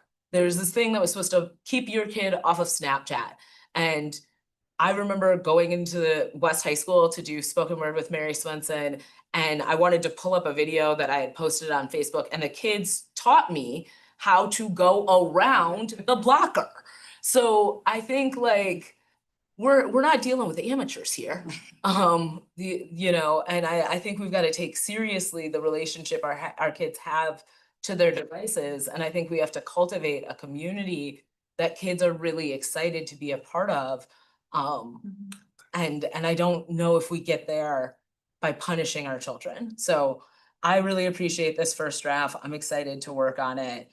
I feel like the concerns I have are obvious, but I'm hoping that we can experiment with the idea of rewards and incentives versus discipline as an option, or integrate rewards and incentives versus progressive discipline. From a technical lens, do you support the K-8 and the 9 through 12 way it's written? In terms of like implementation, the relationship to instruction time? I think that's a really good question. I think my hope is that at the elementary and middle school level, this is easier because kids don't have phones as often. And so I think that makes sense to me, you know. And then I think when you get to the high school level, I think we need a pretty nuanced approach in relationship to instruction time. and their number was high. I remember I asked the public affairs students, TJ, didn't they say 95%? Dr. Stanford, remember I asked that in our large. I don't know what they based that on. 95% of, sorry, I couldn't. Not 95% of students. I wondered how many students have phones. Oh, have phones. 95% of our elementary and middle school. No, I think they were talking about older. My point being that most of our students, like you just said, have phones. Okay. Or some kind of device. Or some type, I think it's like Apple Watch. tablet or something Mhm. that fits into what we're saying is the. The other thing I think is worthwhile to take into consideration is like, when does does our restriction outpace the technology as it develops? And so like, I recently bought new glasses, and I don't know if anybody's familiar with like smart glasses. Yes. But I'm like, I just think we are in for like a really wild relationship to how to resolve this issue. Anyway, I'm gonna pass it back to you, Chair. I'm sorry, it's late and I wish that was more coherent. We're perfectly coherent. Okay, Thanks. I think I'm going to Martha wait, Savion or Martha? I don't know. I think it was me. Okay, you and then to Martha, thank you. Yeah, I am in support for bell to bell at middle school with outlined exceptions as determined by staff. I think that I think they have to be stored outside the classroom. I don't think that we should make teachers juggle that as well in terms of enforcing. And that's at the high school level too. I'm interested in exploring something more novel at the high school level, particularly around maybe lunchtime. But that's where I'm at right now, and interested in talking more in depth about this in the coming month, not at nearly 10 at night. So thank you. That's. But I just one clarifying question though, because I do Yeah. think this is important. I heard you say that you support choice at middle school, but phones stored out of the classroom. No, sorry. Bell to bell for K8, and then I think I got my wires crossed, but at the high school level, yeah, I don't think that teachers, I don't think that phones should be stored in classes. I think we got to find an outside the classroom storage system at the start of the day. Thank you. All right, thank you, Savion. Martha? Thank you, Chair Nichols. Got a lot covered here and I don't want to take up a lot of time because it's getting late. Not even sure that I'm gonna talk about. I like the non-use of phones for the younger grades. I'm still wondering, like, what does the high school really look like? Because I haven't really been able to understand what some of them are currently doing, because everyone seems to be doing something different. But kind of initially like where this is going as far as that's concerned.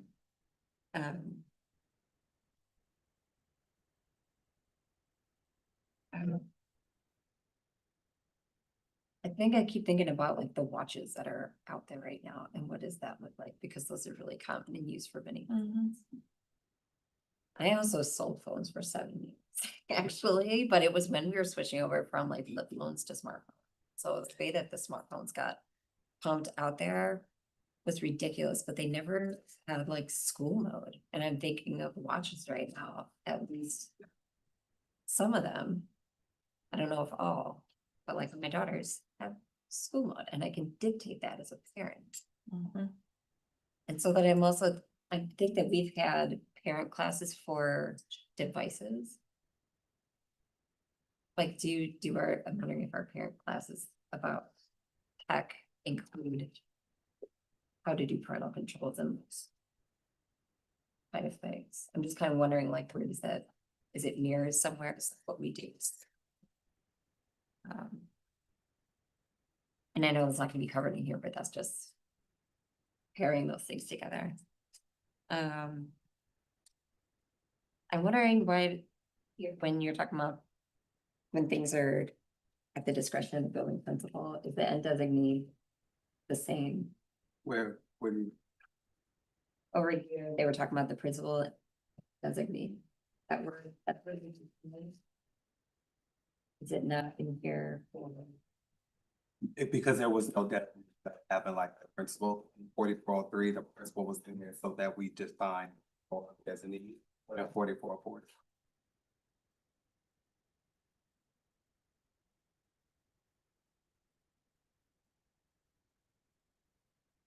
I'm not gonna go. I'm not gonna go into things. I like where.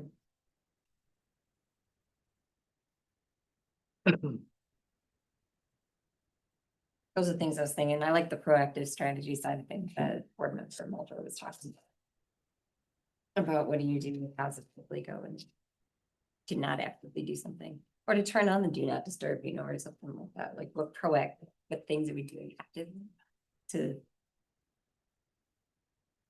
make them do those things after high school. Make it more easy to know how that works. That's it. I'm not gonna go any further. I'll just keep it simple. There's been a lot of good discussion so far. All right, thank you, Mr. Ravo. I'll quickly finish up since I think it's important for you to hear from each board member. I will say that so just starting at the top at 4404, I appreciate that, per the policy requirement, a wireless communication device is defined. Like board member Saravo, I'm a little worried about wearable technology, including smartwatches, although that might be in the definition of what a wireless communication device is. When it comes to implementing, all devices must be turned off. It makes me wonder, like, are students like taking off their watches? Like, because I think we're holding an image that, like, right now we're just talking about cell phones, but if you look at the definition of a wireless communication device, it's pretty expansive. So I think my question would be more around when we get into that middle part of the policy that says wireless communication devices in K-8 and wireless communication devices in high school. We're using the word devices. I think we're thinking that's for cell phones, I think. We're talking about any and all of the things that are up above. So that's, I guess I bring that up only because that worries me about implementation. If it's one thing to turn a cell phone into a storage box, but if students have wearable devices, other apparatus that transmit all of these things, I guess I'm just thinking about like what that does for the staff who have to kind of enforce it. So maybe just something for you to consider. I don't have an answer to that. The other thing that I appreciate about the policy is you all defining instructional time. I'm okay with the way instructional time for K-8 and for high school has been defined.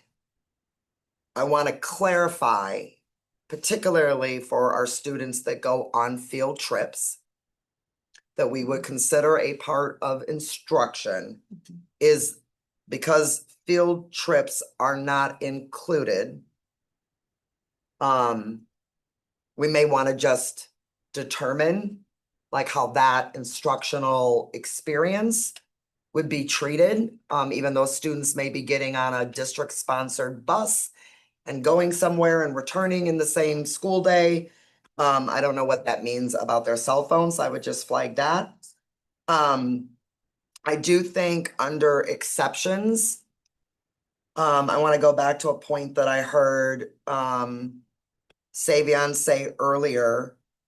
My wondering is, should there be an exception for students who are in particular life circumstances? I don't know a better way to frame it. I'm thinking about the students who really need to be able to access a shelter, transportation or something. So I don't know how to word that, but and they may be supported by a case manager or somebody else, so maybe there's language around an exception for students who are in a particular life circumstance that a case manager is supporting them to navigate, and they might need access to a wireless communication device, just for consideration. And then the last thing I'll say about the progressive discipline matrix. I know that you had mentioned, TJ, that Lily, you all are talking with Lily about the intersections of this with our behavior education plan. And I'll leave it up to you all to really think about this, but right now, the way this progressive discipline is defined, it's about the device. Right? So a student, let's just say a student is asked to turn their wireless device in, and upon refusal, the first time they're reminded. The second time, it's taken for the remainder of the class. The third time, the device is confiscated until the end of the school day, et cetera, what you have in the chart. What I don't see is the child who not only refuses to turn the device in, but also becomes more emotionally upset. They're really upset.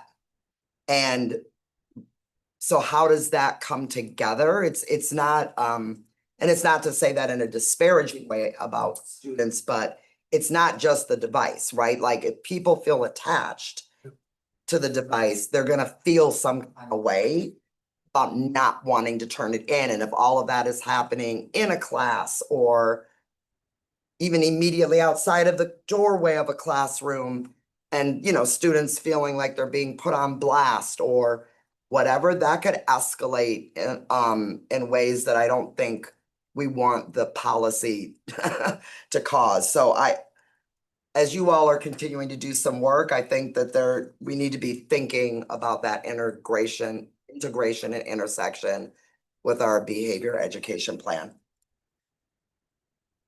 I think anything that is not allowed, that is confiscated, or Yeah. there's a request for confiscation, can lead to things that are found in other places of our behavior education plan.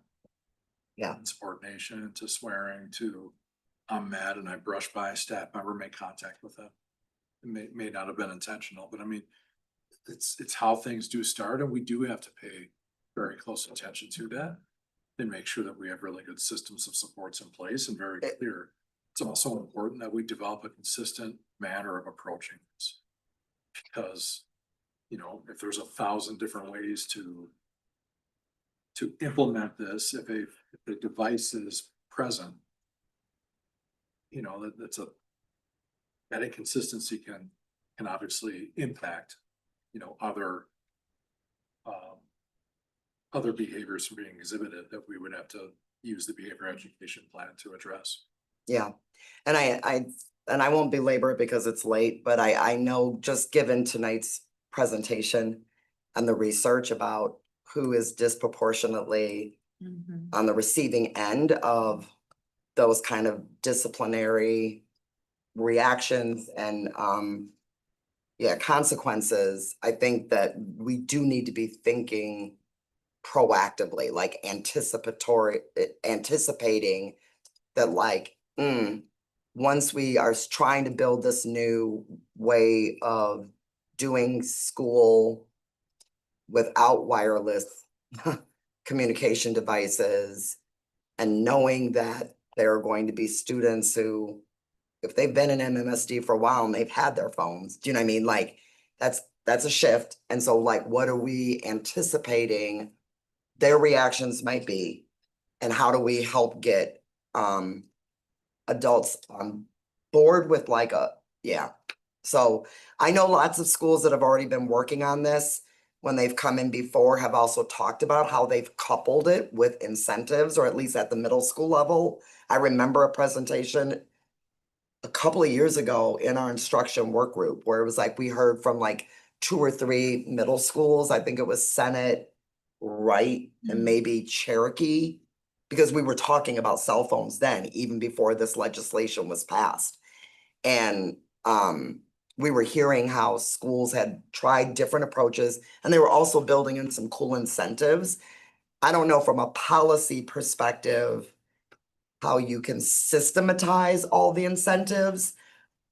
But I do, you know, to the points made earlier, I do worry that if we only go to like the progressive approaches without the emotional part of our students, we could end up in a very disproportionate place. So, yeah. All right, y'all, we have had board member Throbo? I'm flip it over. I just wanted to. Oh. No, I did when I was.